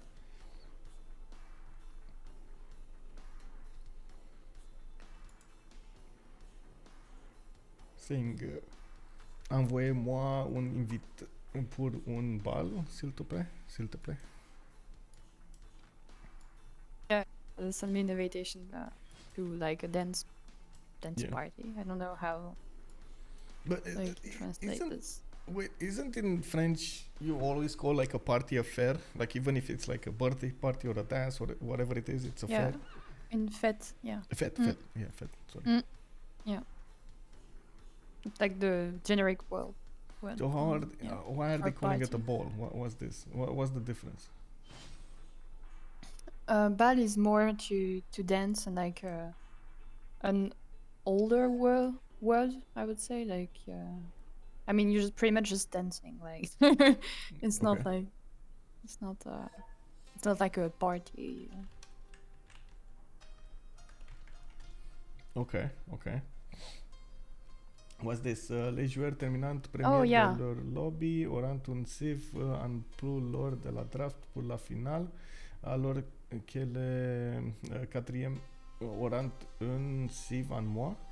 What is this? So players that will be first in the lobby would have one more civilization to pick from in their draft for the final, and the ones that are going to finish fourth are going to have one civ less in their draft.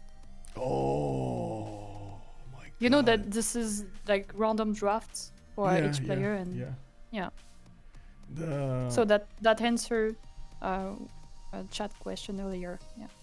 True. Thank you so much, referees. And at the same time, I gotta say, they're throwing a wrench over here between these civs. Now everybody's gonna be racing for that first. Gonna get first. Yeah, they want to maximize their chances of getting in there. I like this. I like this. This is like throwing a bone full of meat between wolves. See what happens. Exactly. Yeah. Yeah. Well. Elsa is asking for the relobby. Yeah, relobby next turn. Yeah. Well, I see Aztec Bombard cores are dealing decent amount of damage against these 300 fortification health walls. They're only 61 defense though, so that's probably one of the reasons they have this much success here.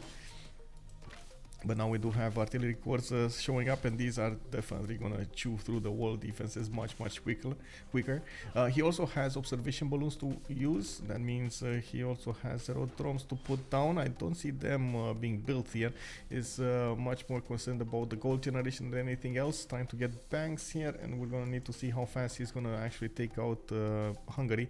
I think he's gonna do a decent cleanup, and the question would be also how much China can get in terms of points from Hungary cities. He's probably gonna take out Miskolc. Is he gonna be able to take out Szeged and Esztergom and or Buda? I don't know. Honestly, that's something that we're gonna have to keep an eye on out.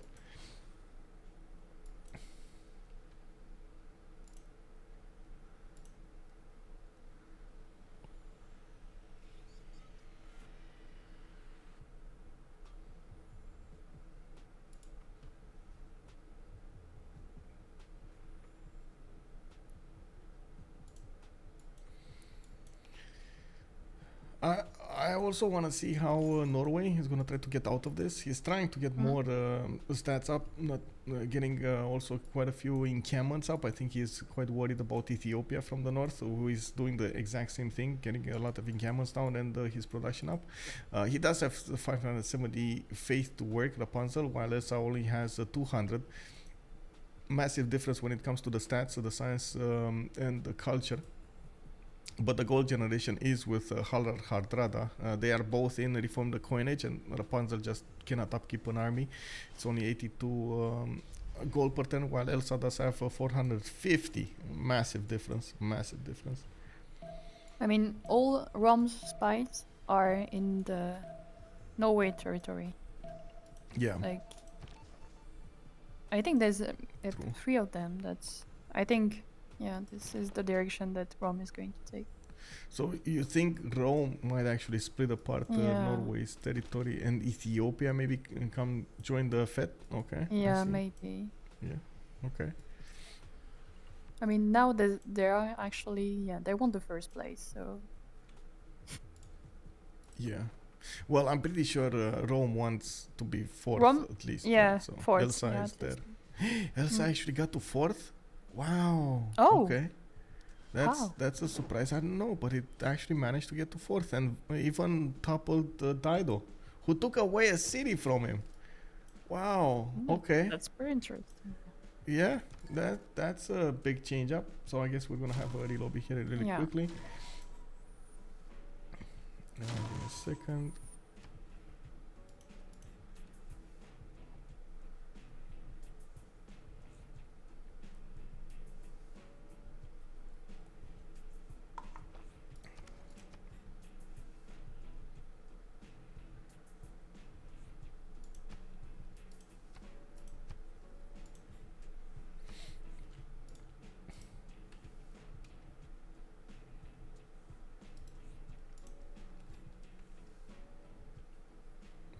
To put a lobby link somewhere.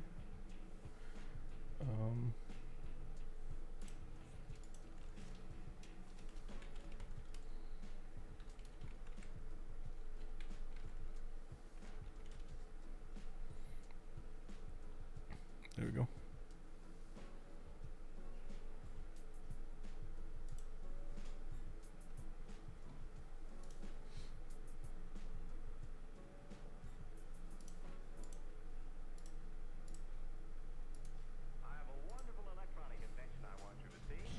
No clear leader is good. Yeah.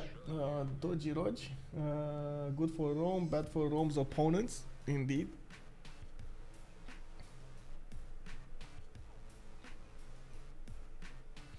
I don't see a clear leader in this game. Lots of things can still happen indeed.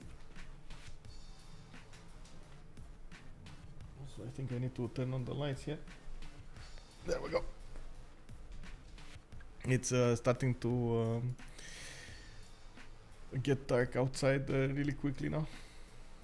Unfortunately, it's already like 5 p.m. and it's almost dark. Wow.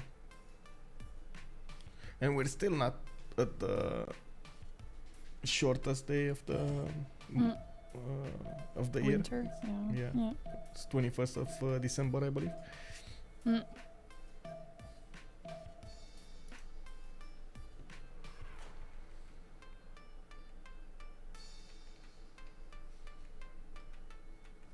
So any preparations for the winter, for the December, I guess, vacations and stuff like that? I mean, we're just going to see our family, but that's all. Okay. No makes preparation. Yeah. Yeah. So no more parties in the mountains. Okay, I see how it is. No. No more parties. Okay. Yeah. I got some friends going for like a house in the mountains just to stay there for the winter. They like snowboarding very very much. I can't say I want to go. Anyway. No, Historia. Oh, well, no, at least Historia is a spectator, so.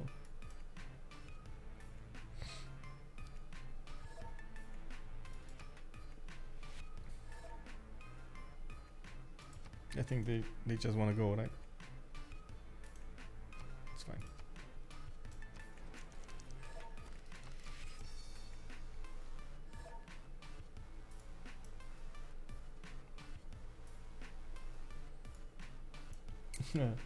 I would watch a stream, you learning snowboarding. Oh my god, I actually know how to snowboard, but I have a few stories about that. Yes, very interesting, well, painful stories. So I did learn about snowboarding in like how to snowboard in Romania, but I already knew how to ski for like a few years, like 3 or 4 years, and I was pretty good at it. And then I said, okay, this is the year that I need to learn how to snowboard. I was in like 17, 18 years old or something like that. And the problem is, and a big difference between our I don't know how to call them, ways, like ski ways or whatever they're called, lanes, I guess. They're extremely crowded, like extremely crowded. You see like 10 people, you see hundreds of people on one, and they're relatively small compared to the ones that I saw in France or the Alps or Switzerland and so on, and Austria. So in the first few days, you know how it is with snowboarding. You need to get a hold of your balancing, like how to move your hips and so on to change the direction. And I didn't get that properly going, and we were always waiting for people to just go through, so I had the space to maneuver. And I did get my first accident because there was a Russian lady coming with skis.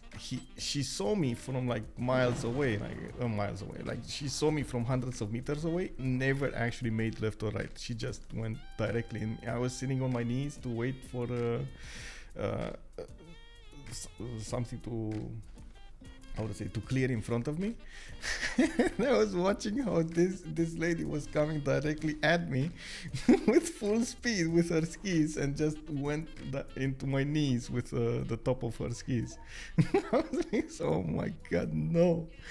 Yeah, well, that was the first accident. And then I didn't want to snowboard anymore in Romania, and I went to Austria with my family, and I tried there. They're totally different. Like over there you had like open and clear ways of trying to learn, and also just having fun. but I didn't know how to ski, how to snowboard anymore. So I rented out equipment and so on, and then I went on a new, I would say, on a new way, but it wasn't used by that many people, so the snow was a little bit rougher than usual. And oh my god, I think I went a full day, and every few meters I was like dropping in my face. It was unbelievable how many times I actually dropped in my face. And then like it went on for so long that I actually didn't care I was dropping in my face anymore. It was just a pleasure of getting accidents.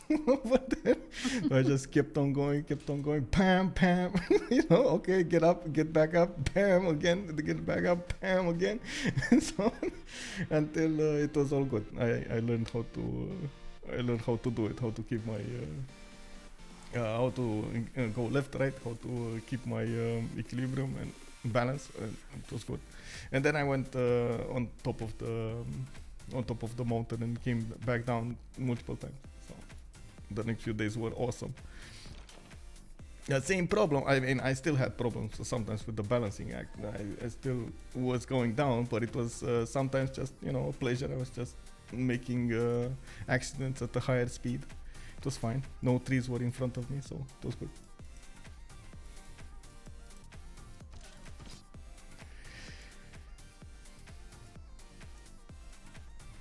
I wouldn't hurt your legs so much using muscles you never usually use. Yeah, true. I don't think I would recommend to anybody to ski in Romania, though. Anybody. Like, just don't do it. It's so bad. It's so bad.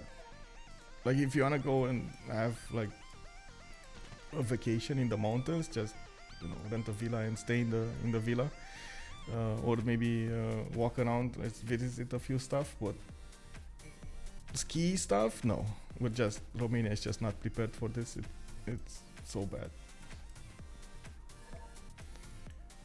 Austria, on the other hand, or France, yeah, totally go for it. Amazing. Celamze, totally recommended. It's unbelievable as a ski place.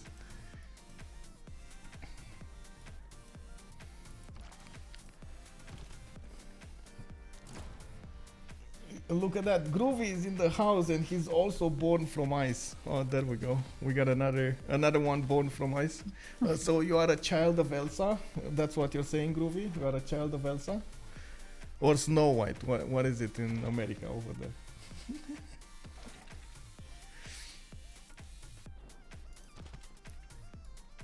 Well, we do have the war going on between Aztec and Hungary, and it looks like he's slowly pushing through the northern part.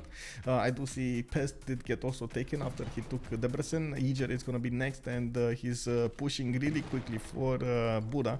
It's unfortunately going to take a while until he's going to get all of those arties to attack the city of Buda, and I do see his bombard corps still need upgrades into artilleries. He's probably going to go and take out the city of Tata, or at least I'm thinking. No, he's just going to ignore it. Okay, I see how it is.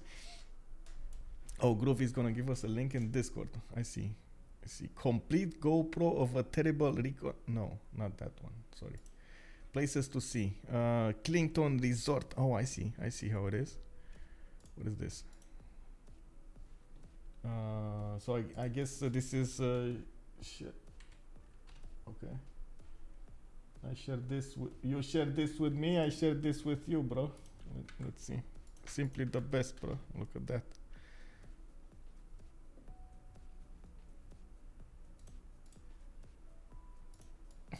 He has a spy inside. The city is worthless. He'll take care of the other one. So he doesn't want to spend the time to actually flip the spy to another city. He's also upgrading tanks. No, he's going to do it. He's going to look at that. He's just waiting. He's just using the newly upgraded artilleries coming up from Debrecen.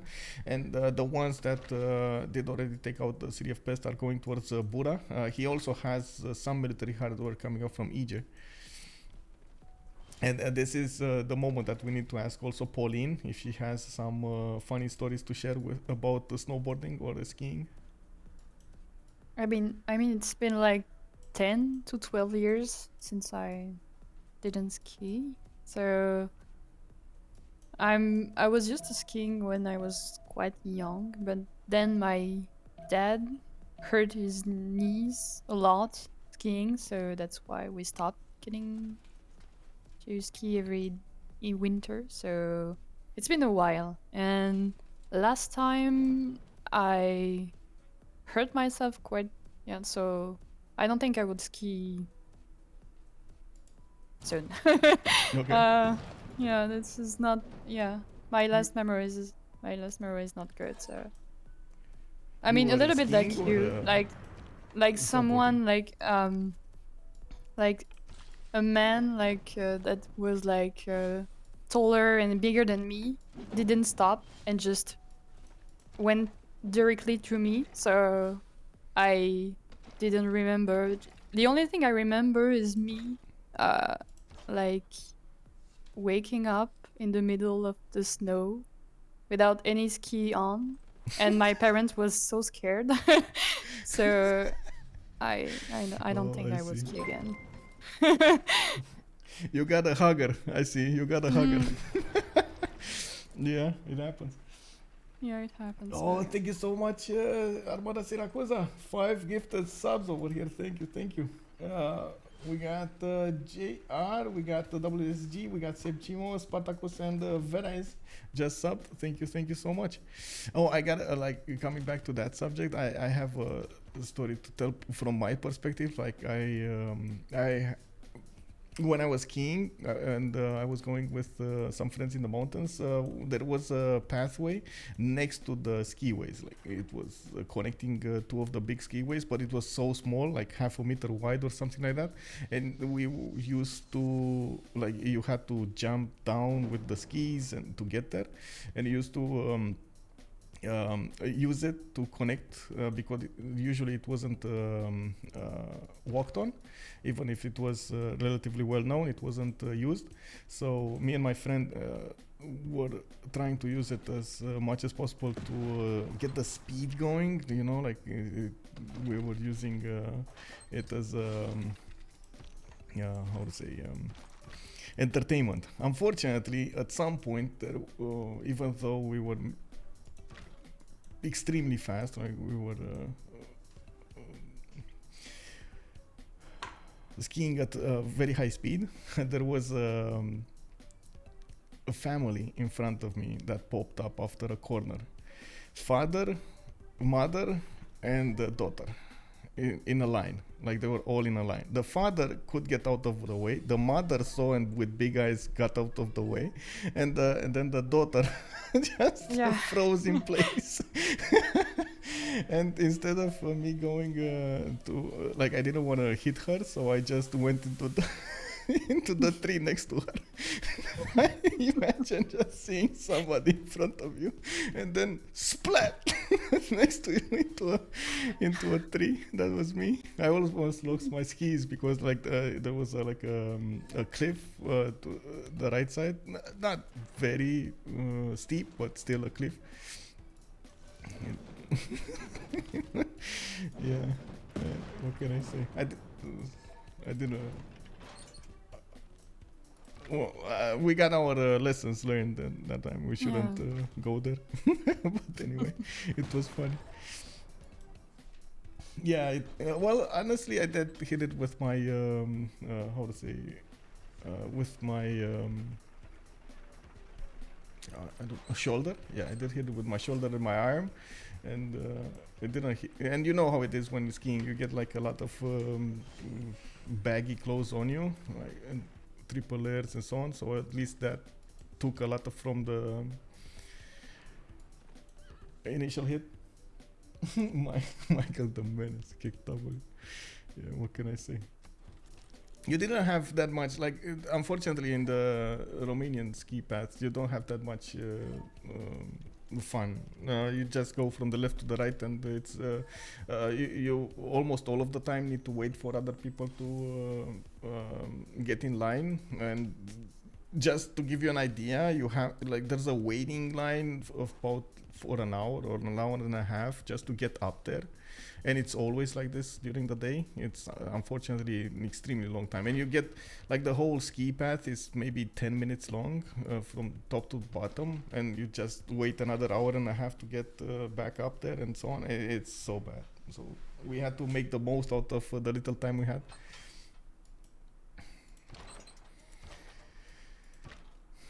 Oh, we got actually China getting to benefit from a lot of artillery corps going against Miskolc over here. And looks like Hungary, even if he did get tanks, he's still gonna get punished over here.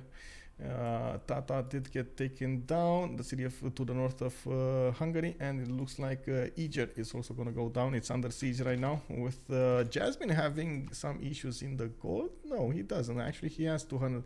Wow, he has actually 2100 gold, and he still didn't upgrade everything. Vienna declared war on Ariel. Wait, on Kublai, China? Wow, wait, he's taking China down. Wow, okay. Well, I guess we weren't expecting this. He's using all of... that's why he was building those battleships. I was wondering, like, why is he building so many frigates? Why, but I totally missed that. He wasn't friends with China anymore. Weren't they friends? Or no? No. Oh, right. China Dido was friend with Aztec. Right. Okay. Yeah. I see. Well, city of Guangzhou is definitely gonna go down. Taiwan is gonna go down. He needs a fast unit to get there, and he has a cav. Okay, he has a cav.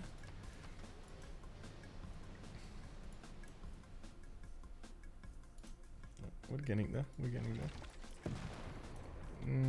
Also, artilleries are starting to get the wall defenses of Miskolc down. Looks like Pura is also under attack here. It's just a matter of time until Jasmine is gonna start shooting. There we go, Eger going down, and we do have him pillaging as much as possible, reaping all of the benefits of his opponent here. Upgrading some tanks to make everything go faster, smoother, and we do need to see what's going on in the east side, because this is honestly at this point Mulan has a few issues here. He's probably going to start to lose a decent amount of points. If Vienna starts to get cities away from Ariel and manages to get like 70 more points, he's going to overtake Mulan, and we do have also Snow White doing the same thing here. Elsa probably not gonna sit still. He gets some defense against Rome. Okay, this might start to spark into a war here between Rome and Norway. We see them gearing up with more military on both sides.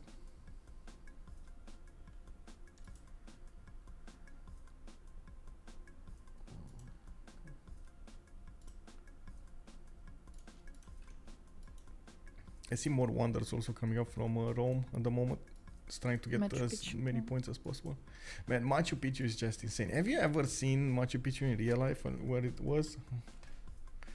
Yeah. I recently show you. Yeah. Wow.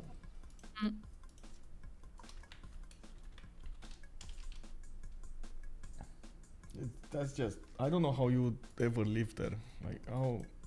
Weren't you afraid that your kids would fall down the cliffs? Like, maybe that's why it was actually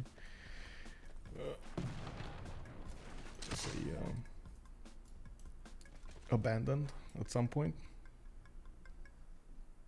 How would you even get safety there? Like, I'm pretty sure they didn't have anything to help them.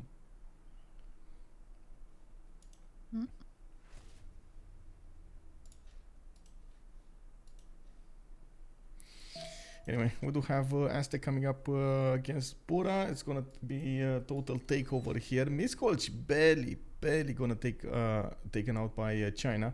Looks like Hungary over here is doing his best to try to keep China from taking any of his cities. So he gives the most points to Aztec, and of course denies the points from China, who he has been fighting for a long time now.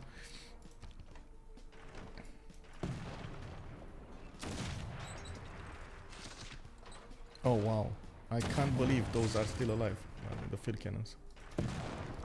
Okay, that's a level 4 field cannon over here from Ariel.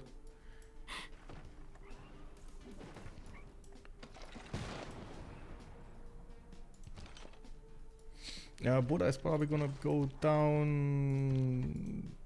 I wanna see if this turn. No? This Huh? or next Yeah, turn? I think this turn. This turn, yeah. Yeah.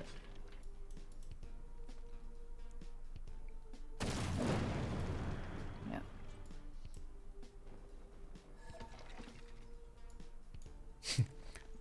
Goodbye, cruel world. No, Pocahontas, come back. Well, yeah, it's going down. Hungary going down, and we do have Rapunzel also on the first place here with 807 points. Jasmine is getting really close, and probably next turn when the points get in there, we will see some difference. We do need to see if Ethiopia is going to get an army on the west side here, because he might need to defend against Aztec.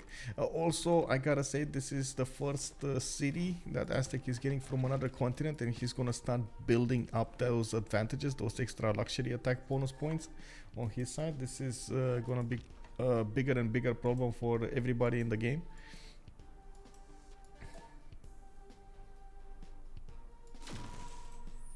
Oh, did he? I guess that's it, right? I can unpause. I don't know. I mean, he lost most of his empire. He lost 1, 2, 3, 4, 5, 6 cities out of 8, 9. I mean.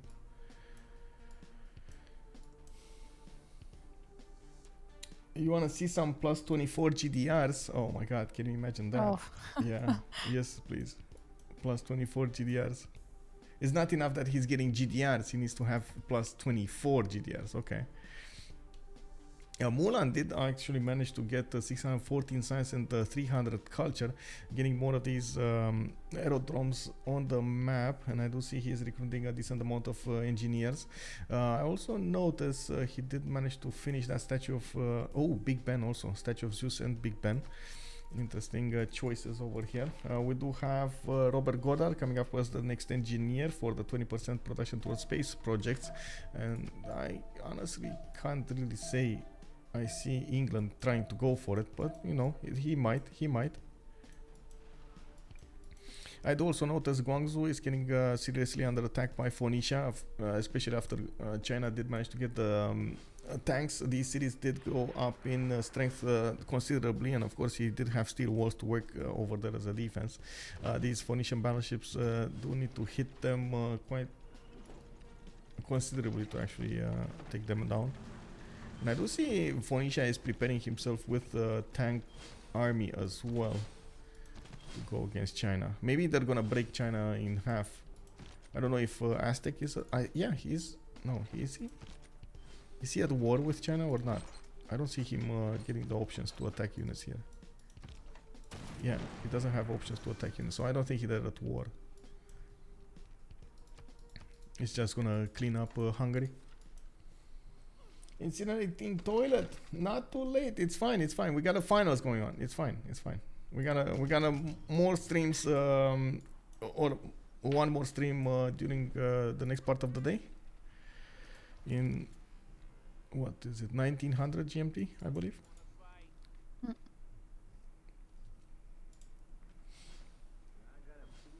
Yep. Did the first game finish, by the way? The other semifinal? Yep. No, it's still ongoing. Okay. Yeah. So we still don't have a deciding factor, a deciding difference between the players, the first four and the next ones. Looks like Snow White is starting to get his artillery corps going. He does have Elsa to fight with on the right side, and I do see, of course, the first three. I think nobody's actually gonna get to catch them with Victoria, Rapunzel, and Montezuma. Jasmine getting so high up. Oh, wait, who did you say Jasmine is? As in the Disney characters.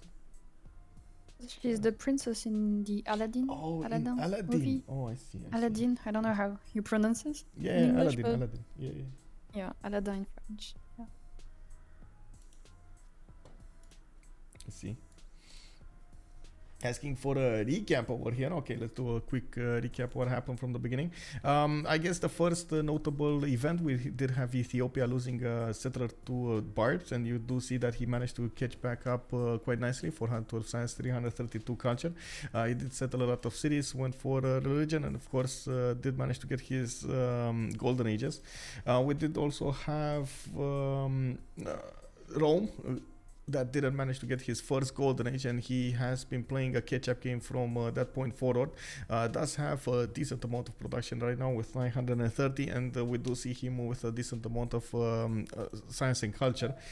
We also had a quick war between Phoenicia and Norway. Norway did put a city to the south of Zanzibar that was getting punished over here by Phoenicia. He said, "No, don't settle on my seas, bro. What are you doing over here? Just scanning my fishes away." Montezuma also did manage to get Rule Valley with an insane amount of production throughout his cities, and now going for bombers, and I do see him getting more tanks. He started the war against Hungary and did manage to tear apart the Hungarian cities. I gotta say, Hungary was already fighting China for the longest time in the game. After China did steal a settler from Hungary, they just locked themselves in a war, and that actually notably took away a lot of their chances of being in the top 4 over here. Ariel is actually second to last, and Matthias Corvinus is the last one in the game. Of course, he's gonna probably totally be deleted from the leaders over here. We did have also Norway on the right side trying to get more stats up. Unfortunately, couldn't actually manage to get in the top 3 or top 2. We do have him on top 4 now with 724 points, really close to Rome, and of course I did explain how Rome did get his stats up.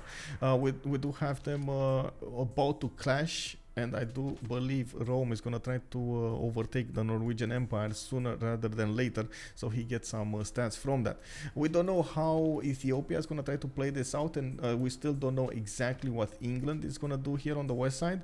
Now, we do see him trying to get spaceport, so maybe that is going to be, oh my god, he's 3 turning a spaceport from London. How much production does he benefit from? I can't even see that city's production. 263 production on that city. Wow. Okay. I like this. I guess I really like this. Yeah. It's unbelievable. Magnus 3. Okay. All the industrials count. Yes. Yeah, true. We got people with my people with my people in my people. Okay. We got people.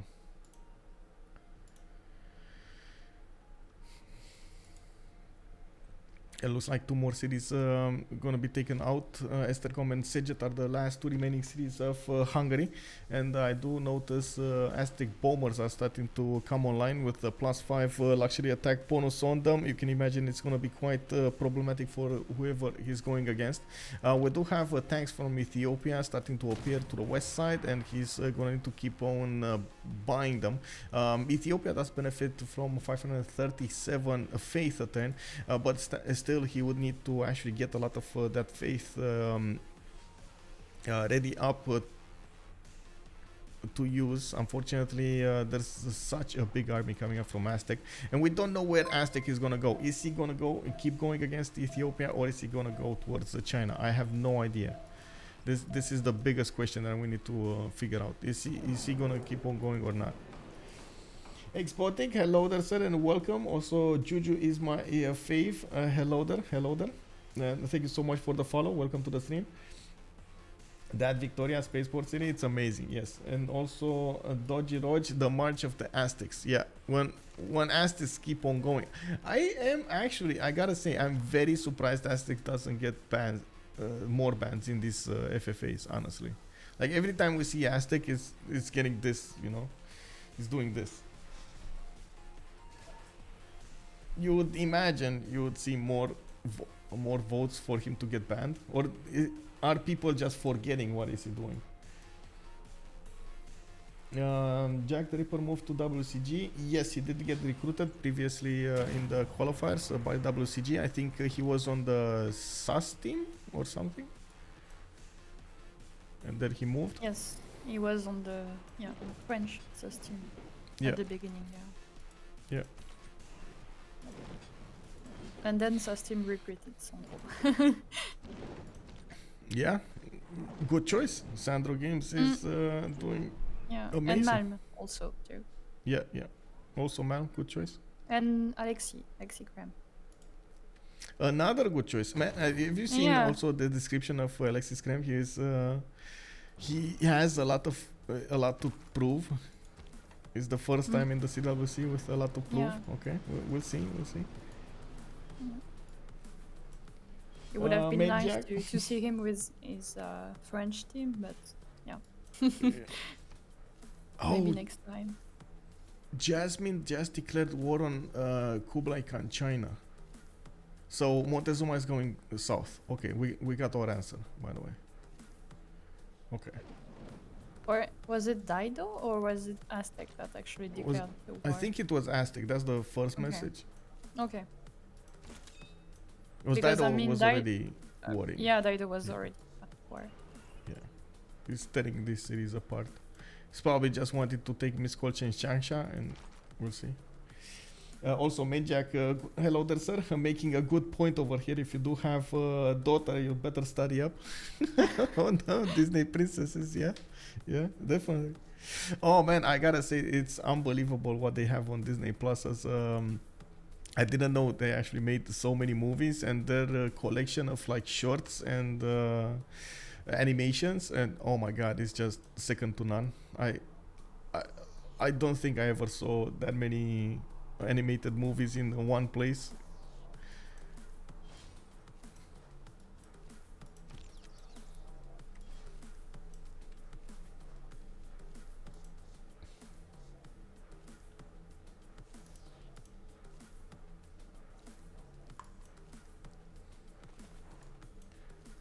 What do we have on? So Phoenicia is totally giving up for war. He wants those points. Phoenicia, if he manages to take those points away from Ariel, he might have a chance to take over Elsa here, and especially if Rome. But who's gonna get fourth? Like, who's gonna get third and fourth? Because Mulan is definitely not gonna give that up. Menelik II doesn't want to give that up, and he has a serious advantage over his opponents here. He is also preparing his army to the west side to confront Aztec, and from what I see, getting more economy going. Income training projects for his tanks, I believe, for the generals for the tanks. And we do have to the south over here Norway with unfortunately squishy cities. Even if he does have a tank horse, Rome has a serious army right next to him. Wait, who's gonna I guess this is another question. Who's gonna shoot first here? This is definitely happening, but who's gonna shoot first? Like, look at Rome just knowing, okay, bro, you see me coming? Yeah, you see me coming, bro. I'm there. Okay, it's happening. Upgrading tank armies right on the borders of Norway. Yeah, that's not giving up information at all. Yeah, okay. Miss Colch got taken down. Jasmine is saying, what is this? Ne creant Don't be afraid. Yeah, don't be afraid, weapons. Okay. I think, yeah, he's not going to Ethiopia.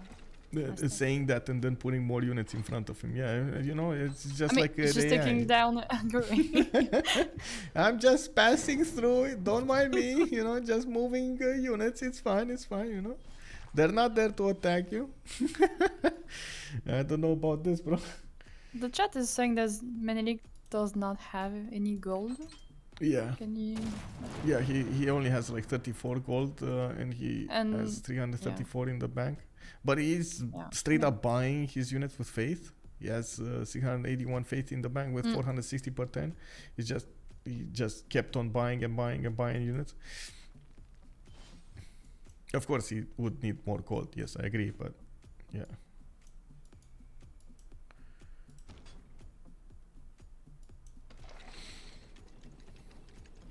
Oh wow, +8 luxury attack bonus. Look at the tank. So this is a tank with +8. Yeah, it cannot go into Ethiopia's tank army.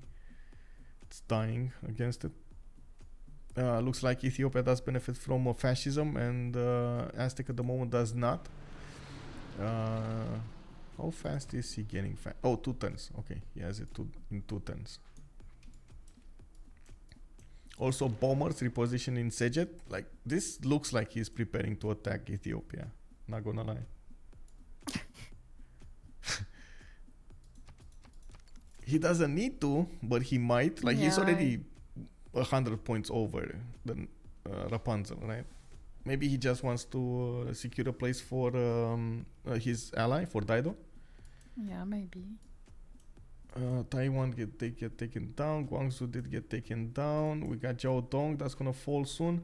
Unfortunately, he doesn't have the range from these battleships to actually attack the city of Jiao Dong, and he's gonna need to use artilleries to take down the city's defenses. It's gonna take a while. He doesn't have a lot of them. Jet bombers also in 1 turn with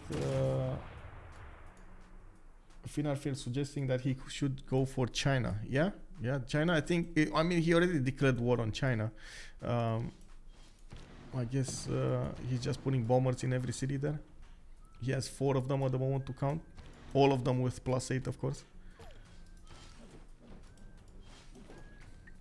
Jet bombers, jet bombers, jet bombers, jet bombers. Oh my god, this is gonna be so fast. I wanna see the damage against tank armies. 160, 116, okay. And this is, again, without fascism. He's gonna need to get it in 1 turn. And this is, I gotta say, this is so synchronized here. Like, upgrading the jet bombers 1 turn before he's gonna get fascism. So he can just switch to fascism and attack. Yeah.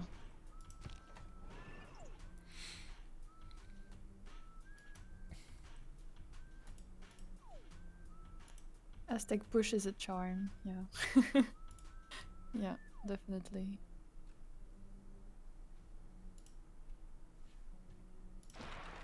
So it was Rome that declared war, actually? So Yep. Yeah, first. Okay. So he's shooting first. He's shooting first. Artillery armies. Man, he came to do a job. Let's see if he's gonna manage to do it, because Elsa is prepared for this.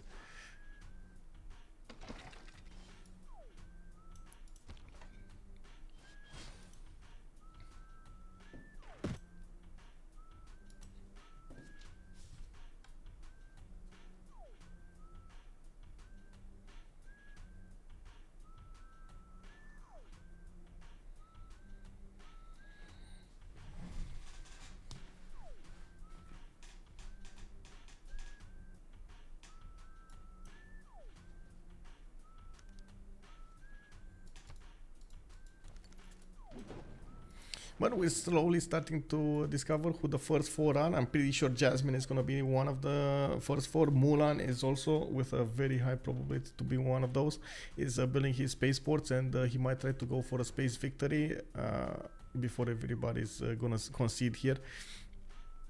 We do have a decent amount of tourism per turn from Rapunzel, but I don't think that's gonna happen. Victoria also 9 out of 20 diplomatic points, and he never actually started. Oh, he did. Oh, look at that. He did actually put down a Statue of Liberty, never finished it. Interesting choice.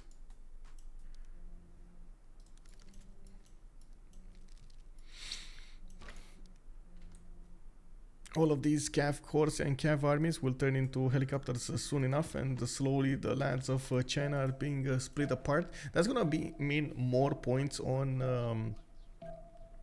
Aztec and on Daido. And the big question is Daido gonna have enough points to get into the top 4, and who is gonna topple from the top 4? I'm probably thinking Elsa, especially since Elsa and Rome are undergoing an offensive. Well, I guess undergoing a war here.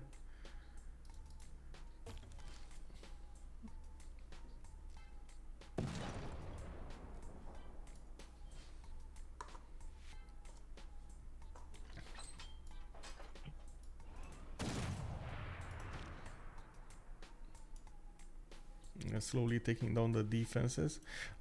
This is gonna go slowly at first. I don't see a balloon for Rome, so his artillery corps need to get quite close up and personal to actually attack into the opposing units of Norway, and Norway does have a decent amount of units to use. He cannot attack back into the Roman units though, that's way too much damage for him to attack into. He can just defend and try to promote his units properly before they die. Yeah, Jensha did get taken down. Jasmine just... Oh, wait. Is he gonna keep on going into Rome's land? Okay, that might be an interesting thing happening.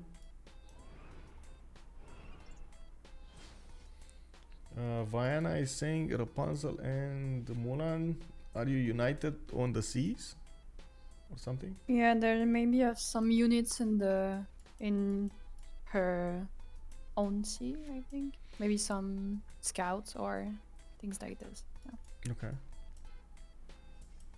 Interesting. Oh, looks like all of the army of Aztec did actually move down, and Ethiopia just was left hanging over here to the north with a lot of military, but nobody to fight. Okay. Yeah. I mean, he needed to do this, right? If Aztec smelled weakness, that would have been bad. What's this? Au contraire, Vienna.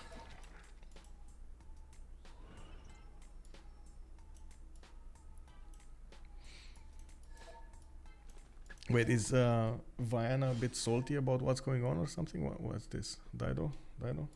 Milan is asking about all of those small cities and asking if it's not for canals. Small cities.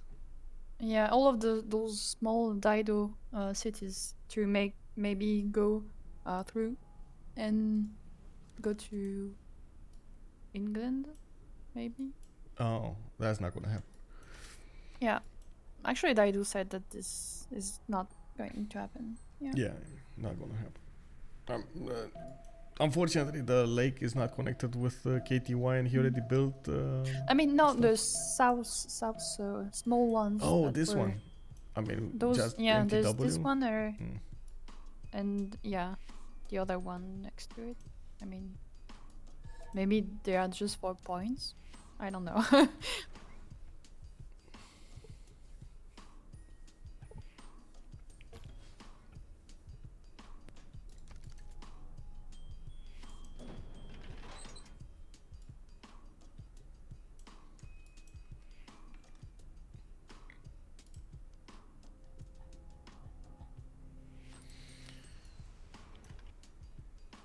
Serious problems for Phoenicia to actually get the cities of China away. While China did get his tank armies and he has quite a few artilleries to work here, it's a problem to attack into.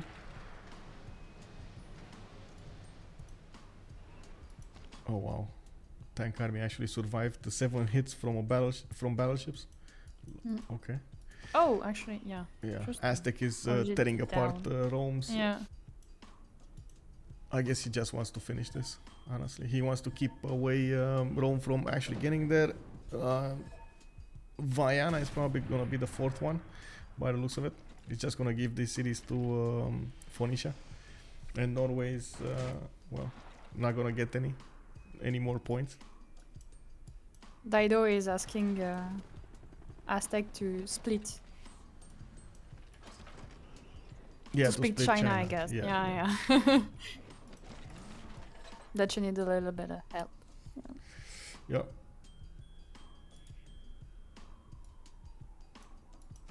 I mean, this is gonna be so fast with the +8 jet bombers. Yeah. Mm. Oh, he got triple continents right now. Okay, how many did he get? How many amenities? Still +8. Okay, and finally he got fascism.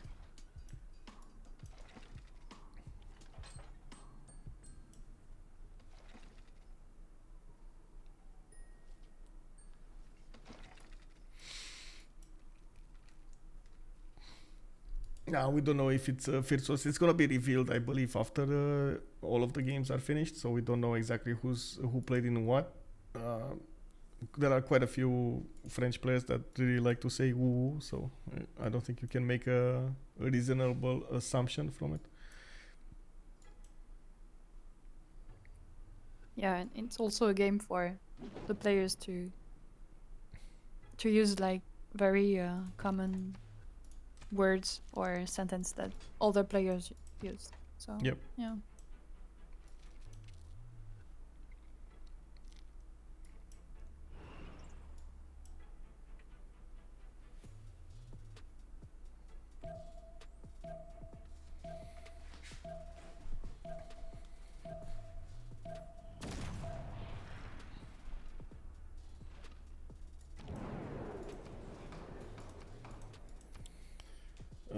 I need to go A into March Relic.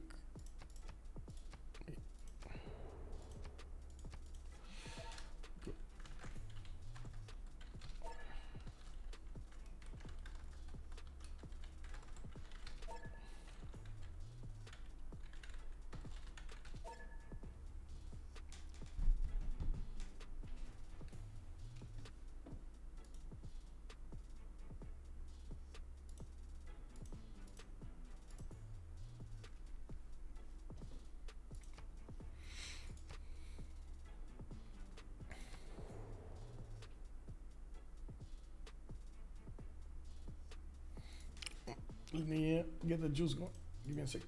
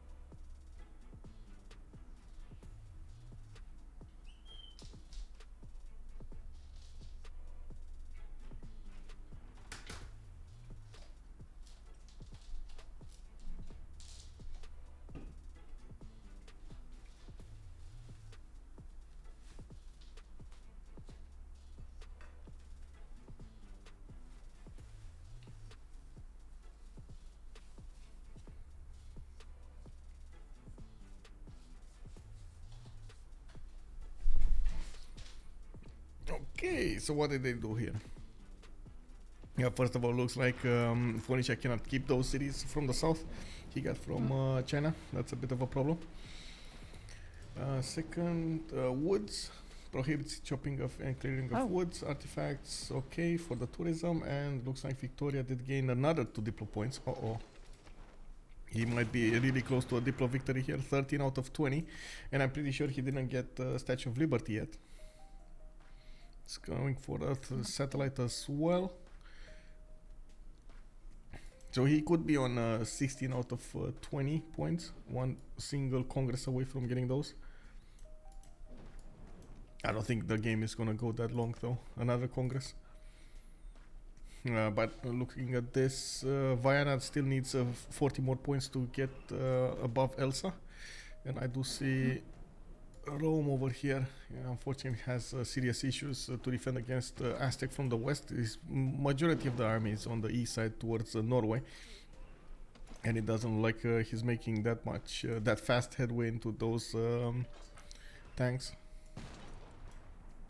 Actually, in the chat, Elsa tried to ask for a CC to Mulan. Is a lie. Okay. Her, a lie. And of course, Jasmine and Bayana said no. Because at the moment, like the Mulan and Elsa are qualified. Yeah. So Elsa tried to get some advantage here, being fourth, but Viana's gonna go over him. Yeah.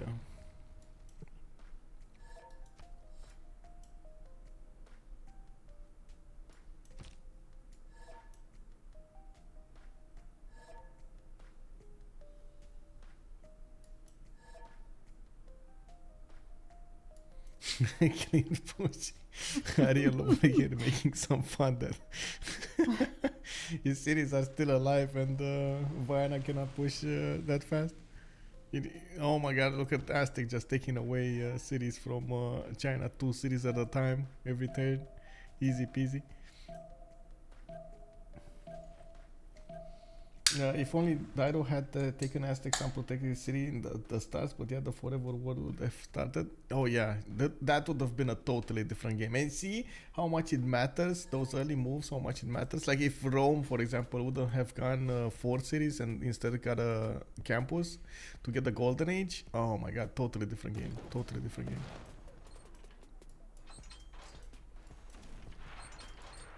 Okay, finally Jiao Dong looks like it's gonna go down. We got quite a few of these tanks starting to push through. Oh my god, still didn't take it that. Wow. He must be mad. That's so much. So many hits on that one city. So much strength.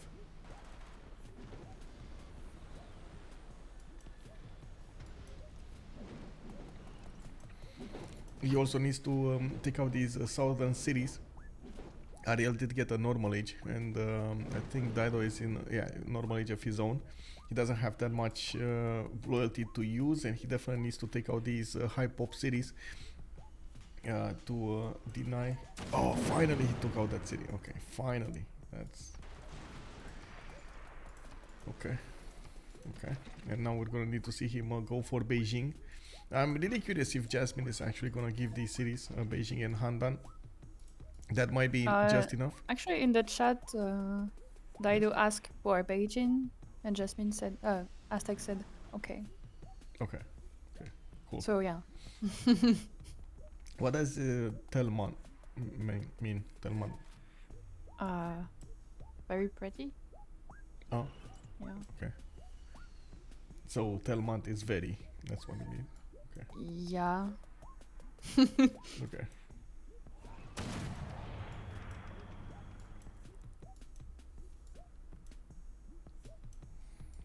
Like so much, a lot, like. Okay. Okay. High. Hmm. Like tall. Like from tall. It comes from tall.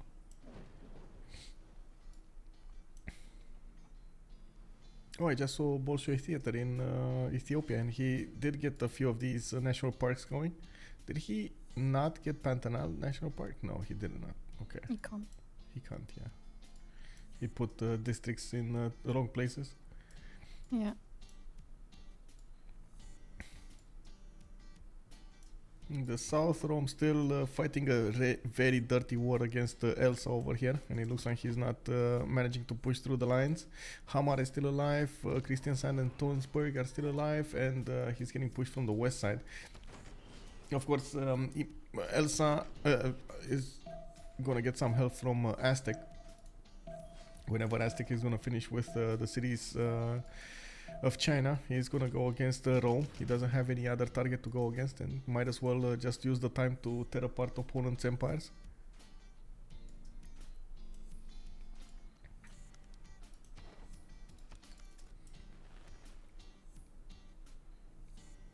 Yeah, Hungary and China have fell in like 15 turns. This is a very quick war. Yeah, this is just, you know, Aztec doing Aztec things.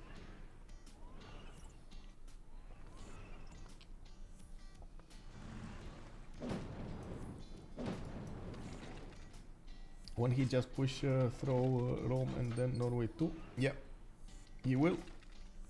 He will. Yeah, he will take out everything. It looks like he's also helping Phoenicia do the last damage on Beijing with the jet bombers. He did take out those walls and garrison health. Now Beijing is a Dairo city, and Ariel just dropped.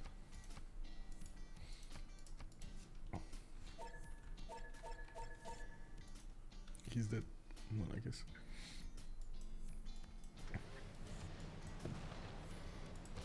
Guangzhou also gonna be taken. I'm very curious. Yeah, I think it's enough actually. Those two cities should be more than enough for him to get enough points to go over Elsa, get the fourth one, and then they're probably gonna ask for CC.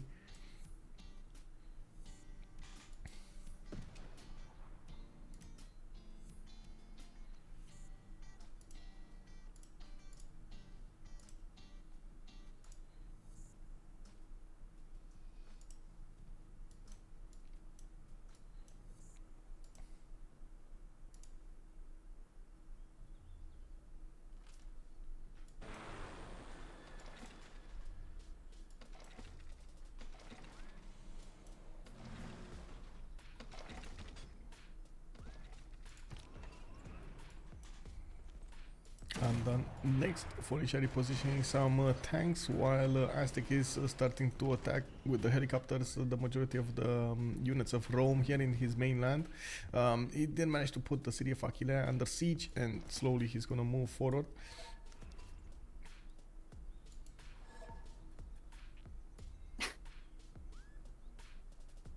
What does poid mean? Poids? Poids. It means weight, but like it means it's like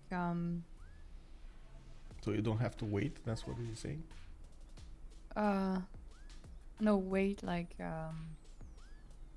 but I mean this is like a literal translation of the word, like it's just like I don't know how you translate this expression. So wait, so weight in kilograms or weight in? Yeah. Oh, okay. This okay, is the I see. yeah, the direct translation of the word, Okay. and like You don't have you any don't weight. compare it to me, like Yeah. I see.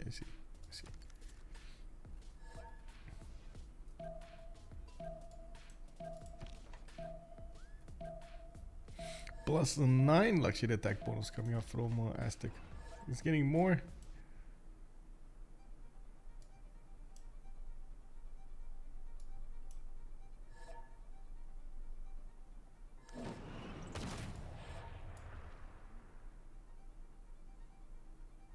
Oh, he's also saying that he's not touching Ethiopia here, Rapunzel. yeah. I think Dido just proposed to kill Réponse, Ethiopia. And then so that the two allied, would be qualified, like. And I don't know why, but like, Aztec don't want to kill Réponse, Ethiopia. Yeah.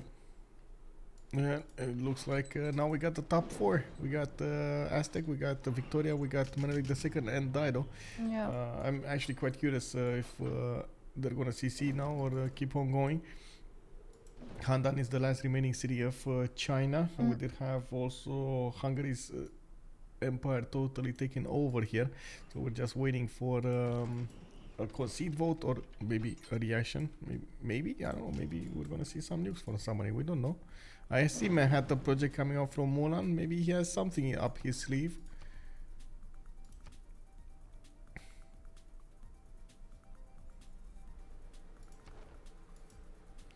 More of these spaceports coming online. Launch moon landing soon. He already has, of course, the first project finished, the Earth satellite. He doesn't have smart materials though. Yeah, not yet, at least. Wow, Elsa actually pushing back.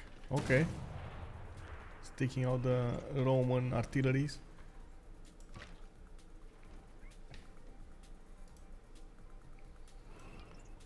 Aztec is the decider of who other 3 in the top 3 will be at this point. Yeah.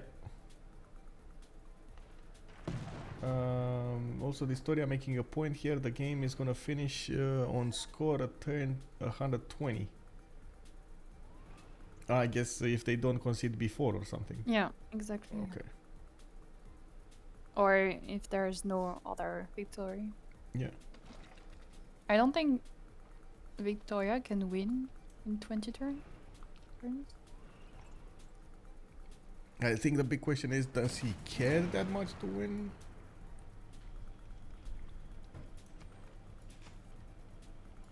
I know Maybe. there was that Maybe she's okay announcement, with right? second place. Yeah.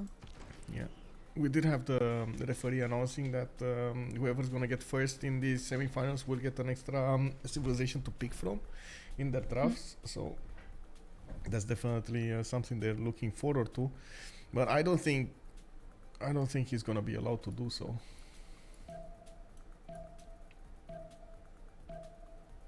I don't know.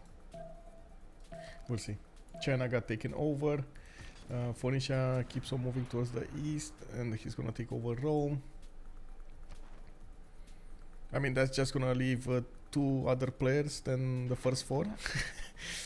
Norway and Rome, and they're on the way to be taken out entirely. Maybe wink wink, they need to CC this. I don't think there's a way for them to survive.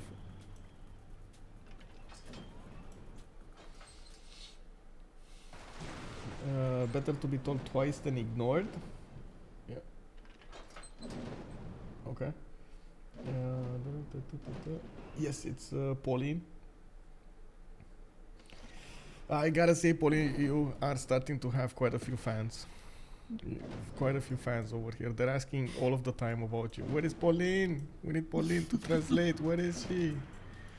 Why didn't you get Pauline on the stream? Like, and I'm always, telling them, like, guys, she has work to do. She has a life, Yeah.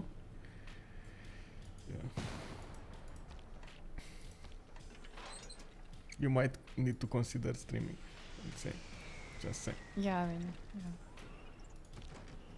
I don't know how they do, the players, like, with all the games, and I don't know how they do it. What do you mean? The players, like, sometimes they play pretty much every day, and yeah, I don't know how they do it. With their work, yeah, I don't know. Yeah, well, some of them have their work as a streamer, and some of them just play because they like to play. I don't know what they're doing otherwise. I guess this is their entertainment. So, Yeah, I guess.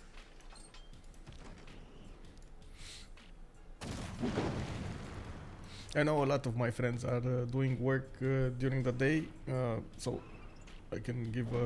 I have a few friends working in tech support. There's a few friends working in as doctors, and after they finish work, they just come back and play together.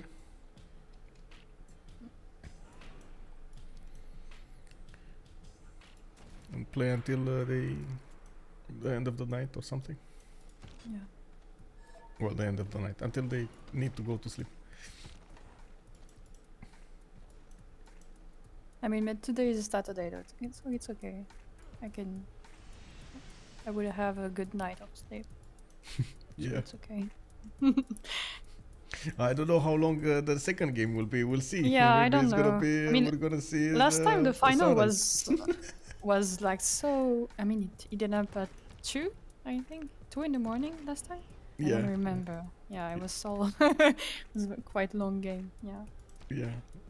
I mean, it's fine. I can, like, if you need to go to sleep, it's fine. Oh, I'm nobody fine. will blame I'm fine. you for it. Yeah, I'm fine. I'm working from home on Monday, so it's okay. Oh, I don't need nice. to Amazing. wake up too early, so yeah, it's okay. We're seeing more and more of this, by the way, after looks like COVID was a bit of a revelation for a lot of the people. Oh, I can work from home and I can be efficient. Oh, wow, I can do this, guys. And now a lot of the people actually want to do it. Actually, in my company, it changed due to COVID, so now we have 2 days that we can work from home if we want. 2 days a week. So, yeah, it's pretty nice. Nice. Yeah, you see how internet is changing up things.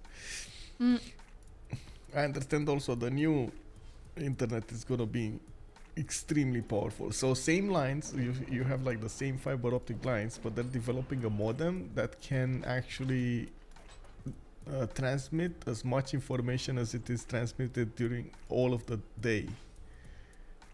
On one single burst, like in 1 second. It's incredible what they're doing right now. Yeah. And I think I'm actually more efficient when I'm working from home than when I'm working in my office. Yeah.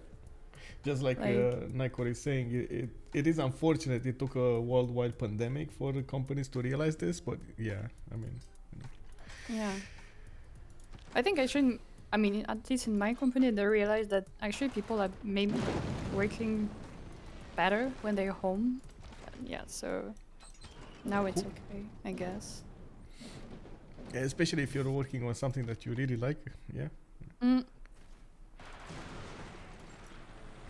I mean, we are developers, so it's okay to work from home. Like, you just need your computer, I mean, and a good connection, and it's okay. Yeah, yeah. Very nice. Yeah, I can always work from home. Yeah, I mean, to be fair, I had a job. How to say? So my previous job with video editing was taking me all over the place in Bucharest and in the country. So I was half home, half away in different projects, and it was such a pain to move through the city. Oh my god, I hated that. Like hours and hours on end, just totally useless time. Like time wasted over there. I can't say it otherwise. It's time wasted and effort wasted. I don't know how people can actually go through this honestly on a daily basis. Like waste those 1 hour, 2 hours to go to work, waste another 1 hour, 2 hours to come back to work. If you have a meeting during the day, it just breaks up everything. You have to spend those hours to get there, spend those hours to come back, and of course have the meeting. It's just not feasible. So I searched for something that would be more in line with how I can be efficient and what I liked.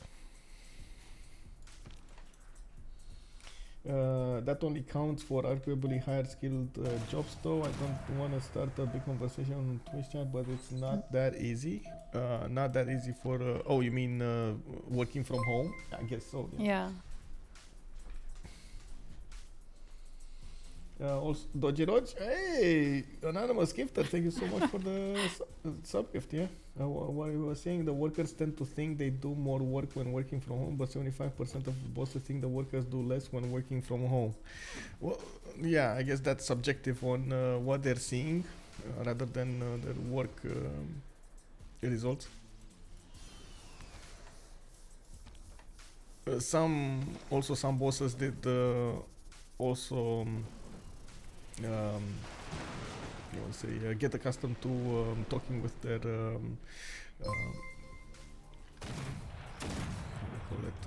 with their team in a much more direct way and judging their opinions subjectively rather than looking at their work, which affects everything. But at the end of the day, if it keeps his job, then he's fine with it. So we're not really in one of those oh my god places in which everything is performance based rather than subjective / human reaction based. Wow, we got an anonymous gifter given another 2 subs here. Nico, thank you so much for joining us, anonymous gifter, much appreciated for the subs. Also, Escalations 75, welcome, sirs. Oh, sorry. Who is Pauline? I think Pauline should answer that. So yeah, I'm a French solo player of Civ, and I'm also one of Michael's viewer, and I asked him to cast with him a few months ago, and I usually come from the HiddenCup. Okay. Yep. She's invaluable over here translating for us the French way of speaking and what they're talking about here in the chat. I still have ways to go to actually understand French. Yeah. And of course speak French. I must say I'm quite of a Ulysse fan. So yeah. I'm a little bit biased for the CWC. And today too, I don't know where they are, but I know there are Ulysses players over there somewhere. Yeah, they're in there. Yeah. I see they grown up a little bit. They lost an E over there, and their logo is much more, serious than the previous ones. Yes. I think Leech said that maybe we will have some goodies with some hats and shirt with the new Ulysse logo. Cool. Amazing. Yeah, so maybe that's why they simplified it and make it a little bit sleeker. Yeah. Good, good. That needs to happen. That needs to happen. Yeah. I always, I would say, had the second thoughts about making merchandise. I actually have one of those stores, but I never actually put it online. Like I never advertised it because I'm worried yet. I don't know. It feels like I need to grow a little bit more to actually make a store. But Ulysse, so big. Ulysse, so big. Everybody knows Ulysse.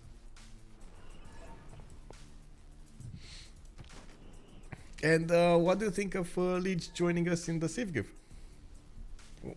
What do you think he's gonna do? I didn't saw that. Yeah, I didn't see that. Okay, Yeah, that would be nice. Yeah. Yeah. I mean, you know that I'm a big Leech fan, so. Yeah. So yeah, it's nice.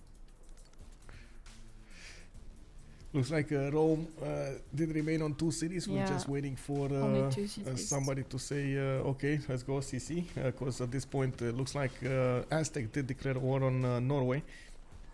And he's going to get the help of Phoenicia also to tear apart the Norwegian Empire. And it looks like even Ethiopia is attacking from the north. So, yeah, these cities are going to go down quickly.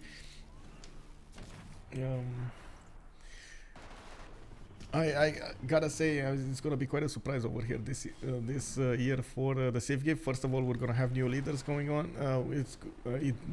We're gonna have quite a few surprises, and of course, with new streamers joining our team, we need to see what's gonna happen. I'm curious what kind of Civ I'm gonna get to play. I'm curious what kind of I would say map we're gonna have and so on. But it's all for the fun. We also switched charities. We're working with through Tiltify for gamers outreach this time. It's a charity organization that makes equipment for kids in hospitals to let them play during their hospitalization period. They have like special consoles for them.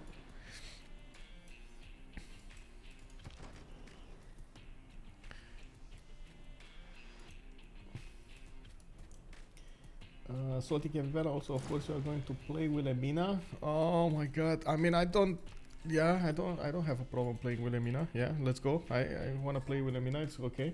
Also, Dodgy Rog, can't imagine having that many units by 100. I'm not sure to what units are you referring to. And I do see we got a call for Pauline for president. Yeah, we need to see if she's gonna run for president in France.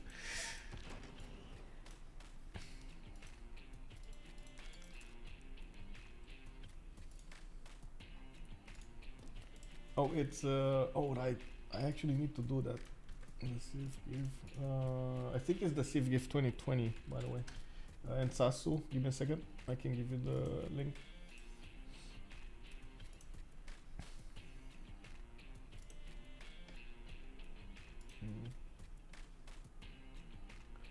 Timers.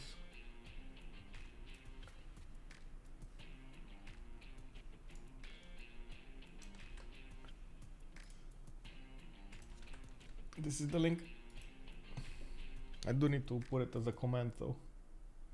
You are correct, sir. Give me a second.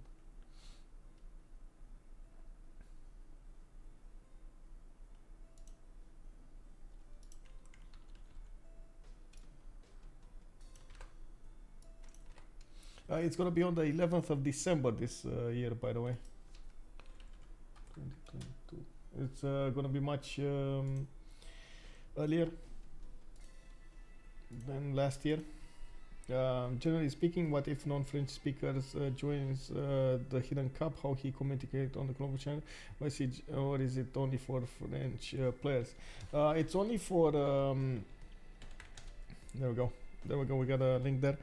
It's only for the majority of the players that did get invited into the Hidden Cup were French players. I do believe we did have a few invitees that were non-French, especially Falcon and Jack did get invited there, and Jack did manage to win one. I believe also Falcon did get the other one, right? Because he got second place in one of the games. It is a bit hard for them, but I've also seen chat help them out quite a bit to translate and get some, I would say, some lines for them to say. Most of the time, they're probably going to need to stay away from speaking at all, which, of course, well, it does take a little bit away from the character play here. Yeah. Usually when their chat is helping. Yeah. Yeah. The Hidden Cup is amazing. Yes, it's great. I know we might have Hidden Cup organized on CPL also for the international community, but I'm trying to make them synchronize as much as possible to have them like, okay, maybe on 1 month we're gonna have an international one, in the other month we're gonna have the French one, and so on. So it's they're a bit more, let's say, synced. So we always have this kind of a content. It's amazing, and I'm pretty sure we're gonna have quite a few very good international players wanting to play.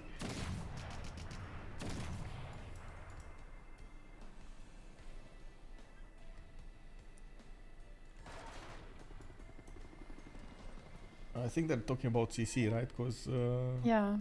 Hillside. Why is Mulan? And Vicky. Mulan actually wants to. Yeah. Wow, really?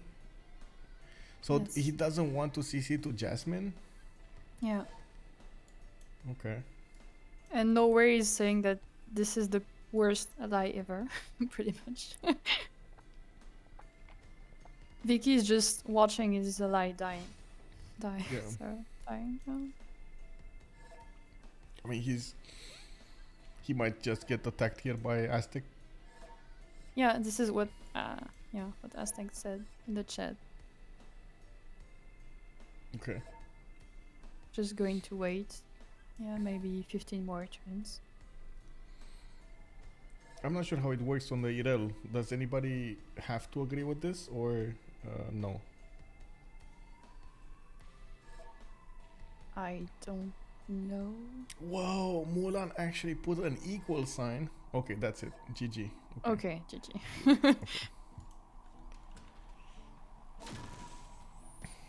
Okay, this was it. Yeah. So we did have from the beginning of the game quite a few things happening. It looks like Jasmine did manage to take over almost 3 empires, going for the 4th one here. He did take over the Hungarian Empire, half of the Chinese one, Roman Empire, and almost was going against the Norwegian settles. We did also see Daido pick up a few cities from China, got enough points to be in the top 4. And now we do have Jasmine, Mulan with Rapunzel and Vaiana coming up as the top 4 of this game. Daido, unfortunately, sorry, not Daido, Norway did not make the cut. Nor, of course, did China, Hungary, and Rome. Yeah, we did have quite a few events, I would say interesting events happening with Ethiopia losing a settler at the beginning to barbarians. We did have Rome missing his first golden age, and we did have also Hungary going for holy sites, which was a bit of a surprise, but I guess in the end, well, he did lose his empire. I'm not sure if that was worth it.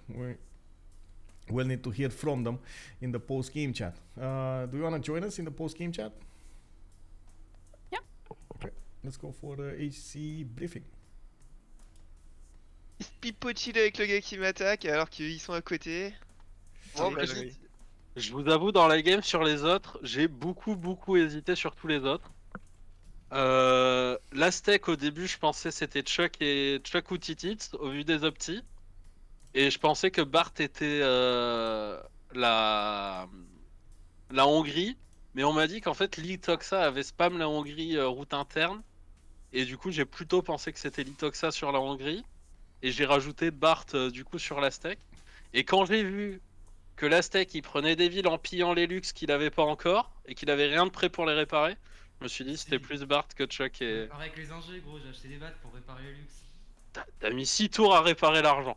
Attends. Du coup, ouais. Et après, celui où j'avais genre aucune idée pendant très longtemps, c'était Kubilai. Et après, je me suis dit, qui dans la liste des 16 pourrait voler des colons? Et il y en a 4. Ouais, il y a eu un vol de colons sur la Hongrie. Il y a eu un Et- vol de colons sur l'Éthiopie aussi. Hein. Sur l'Éthiopie, ouais, non, ça c'était pas un joueur. Et du coup, je me suis dit, il y a que 4 personnes possibles, mais il y en a 2, c'est sûr, qui sont pas dans le lobby, parce qu'il y en a un, il est des 5 et l'autre, il fait que parler. Du coup, pour moi, c'était soit Rom Rom, soit Titit, le Kubilai. Mais vu que je vois pas Rom Rom dans le salon, je dirais que c'est Titit. C'est pas tout de suite, c'est Kubilai, il était full IRL. C'est moi le Kubilai, frérot. Oh merde! Oh, t'es sérieux? Par contre, Bart, t'es vraiment la plus grosse salope de l'histoire, hein. C'est du jamais vu. Hein. Ah, c'est cool. En gros, va te fight avec l'Éthiopie, genre. Laisse les IRL se battre. Mais attends, mec. C'était qui C'était quoi Rom la. Attendez. Rom, c'était qui? Rome, j'avais mis soit Exvu, soit Rom Rom. Mais Rom Rom est pas là, du coup ça doit être Exvu. Eh oui, ouais. Aïe. Bon, du coup, on fait les. Go annoncer aussi. Du coup, on sait que la Norvège c'était Floppy. Ouais. La Hongrie, c'est qui du coup? Ouais, pour moi c'était soit Litoxa, soit toi, mais plutôt Litoxa. C'était un mec des 5, c'était un mec des 5 là en Hongrie. Sunzu, non? C'était le mec le plus décédé. Moi j'étais persuadé que c'était 12, hein, mais bon. Non, 12 il était pas Pour moi dans la c'était game. 12 ou Sunzu. Gros, Ouais. Soit Sundu, soit Attends. Litoxa. 12 qui joue une Hongrie Lieu-Saint, Il aurait pas fait le lieu sans, mec. il aurait jamais fait Lieu-Saint. Ouais, c'est vrai. Sur ce spawn. Ah, ça doit être Sunzu, non? Pour moi c'est pas Il Sunzu. est pas là. il est pas là. C'est depuis 33. GG, well played. GG. GG. So now we can find out who is who, or do we need to wait for the other final to finish? Other semi-final. Oh, we are You telling can story. guess who is who as long as you're not telling the other lobby if who in this lobby. But I don't think there is a. Is there a caster in the other lobby or not? SHK. Yes, there is HK. Yeah. Don't spoil on HK stream. And Yeah, of course. Bah, du coup, go reveal, on part du lobby. ok, bah c'est pas moi qui commence alors. Parlant du lobby en partant de la fin. En partant de la fin. Alors. Ok, Vicky was Damori. Okay. GG, well played. Pompey was Daido. I was Aztec. Okay. I was Ethiopia. And who was Norway? Was me. Okay. And Unlucky. Kubilai China Unlucky. was Titits. Yeah. Rome was. We don't know. Il passe Exvu pur. And Hungary was. I think it was I can Litoxa. check if you want. I can check. Or And ask you us, was, because you know who is. Ouais, bah, c'est tu sais en fait. C'est qui j'ai envoyé Ethiopie. Man, that. Hongrie, c'est Litoxa. Ok. Et du coup c'était toi Chuck sur l'Éthiopie. Alors- Pour sauver des doutes. J'avais le doute, hein. J'avais le doute entre toi et Fierceos parce que au début, quand il perd le colon, enfin la perte de colon, je me dis, bah, c'est Fierceos qui se fait encore bolos par la RNG. Et après, j'ai vu que t'étais bien revenu dans la game, et pour moi, il y avait que vous deux qui auriez piqué l'Éthiopie, donc je pensais plus que c'était toi. Ouais, mais je sais pas jouer l'Éthiopie moi. Oui, mais genre, je vois personne d'autre en fait pique une Éthiopie. Alors la gueule. Ma game en early c'était full IRL. Genre j'ai un colon qui se balade en mode je vous le settle sur le marbre, après je vois un settle en 3 avec une 23-2, je dis ah ça me libère 2 autres settles, c'est pas mal. J'arrive sur la 3, il y a 2 guerriers barbares de l'autre côté. Je fais ah. On l'a vu en live, hein. J'avais mal pour toi. Et après genre j'ai 2 scouts qui meurent par des tempêtes de neige et des tempêtes de sable. Je fais ah bah d'accord, du coup j'ai rien scouté de la guerre. Le seul truc qui te met bien, c'est les pyramides cap, quoi. Moi j'ai vu la B2 de l'Aztec, j'ai vu ma B2, j'ai dit bon. Et Ah, la B- j'ai posé ma B4 et j'ai vu la Chine où je me suis dit bon. La B2 de la steak, hein. En termes de prod, c'était n'importe quoi. Toute la game, gros. Genre, tour 60, ta B2, c'était les 3 quarts de la prod de la Norvège. Oula. Et moi, j'avais un vieux spawn, il était dégueulasse. Bah, moi aussi, mec. Hein. Tu sais comment Alors que c'était toi, Floppy? je suis allé scout Vicky, mon pote, j'étais là. Ah bah super. Il y avait de l'eau douce, il y avait des wonders, il y avait de la prod. C'était bien. J'étais sûr que c'était toi, Floppy, sur le bug des raccourcis, et quand tu rejoin tes D5, t'as re5 en 10 secondes. Ouais. Ah là là. So when is the final? In 3 hours? Yeah, in 3 hours. Okay. So we get to get some R&R, get something to eat, and then prepare for you guys to go boomsy boomsy one more time. Okay, I see how it is. Thanks for the cast. Yeah. So It's the my four pleasure. players qualified for the final are Damori, Bartsake, Pompey and me. Yes. Not in this order maybe. No. Yes.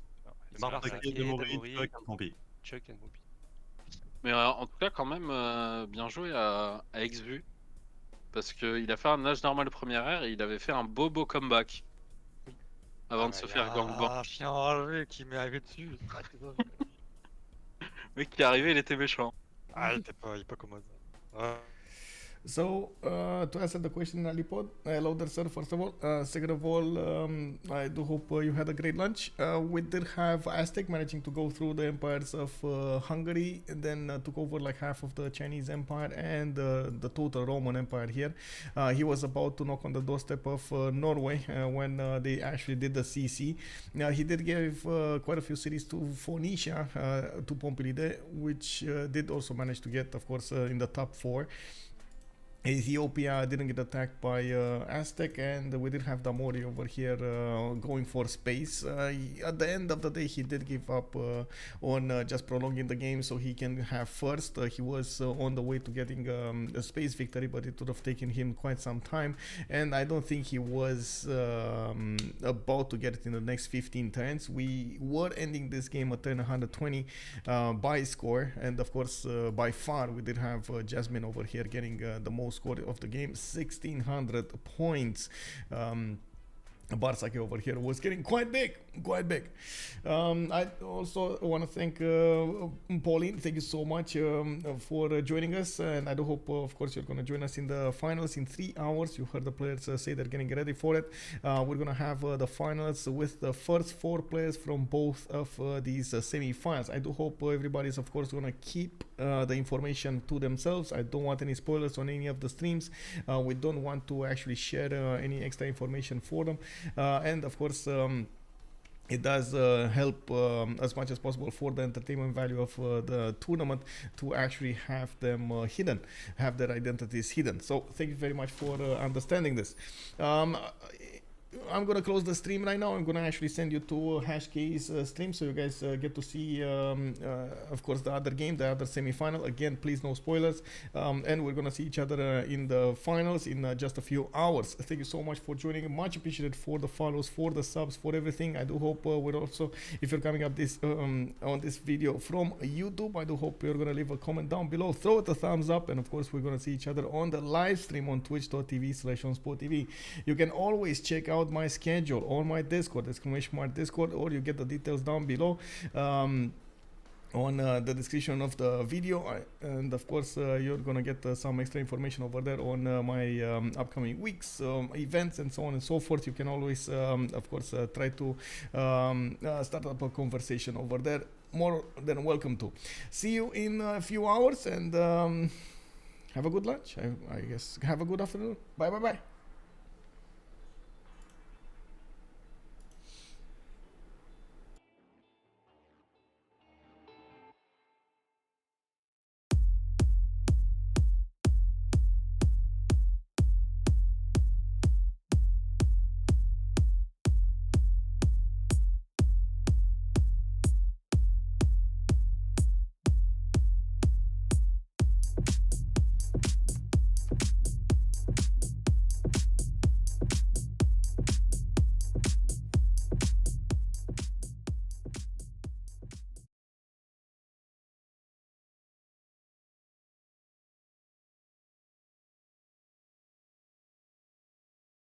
putain.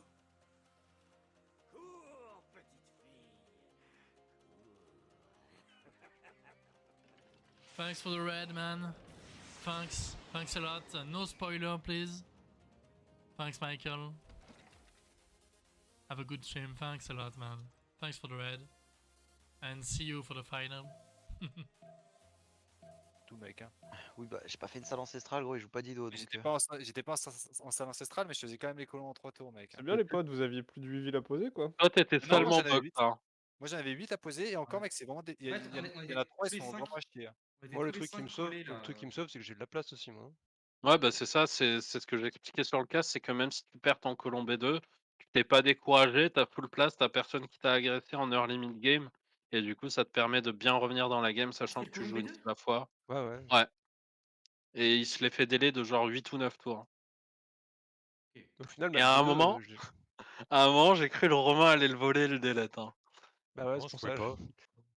Moi j'avais le prévisu du guerrier là sur le scout, sur le guerrier barbare qui escortait mon Ouais. colon, et c'était genre tout juste la victoire. Je me suis dit, je C'est vais pas le tenter exactement ce que j'ai dit tant que à le Ace Roman est Luc. pas là, je vais pas le tenter. Et après, bah, il s'est barré, du coup j'ai tapé. Ouais, je l'aurais pas fait, de toute façon, j'aurais été en âge normal, ça me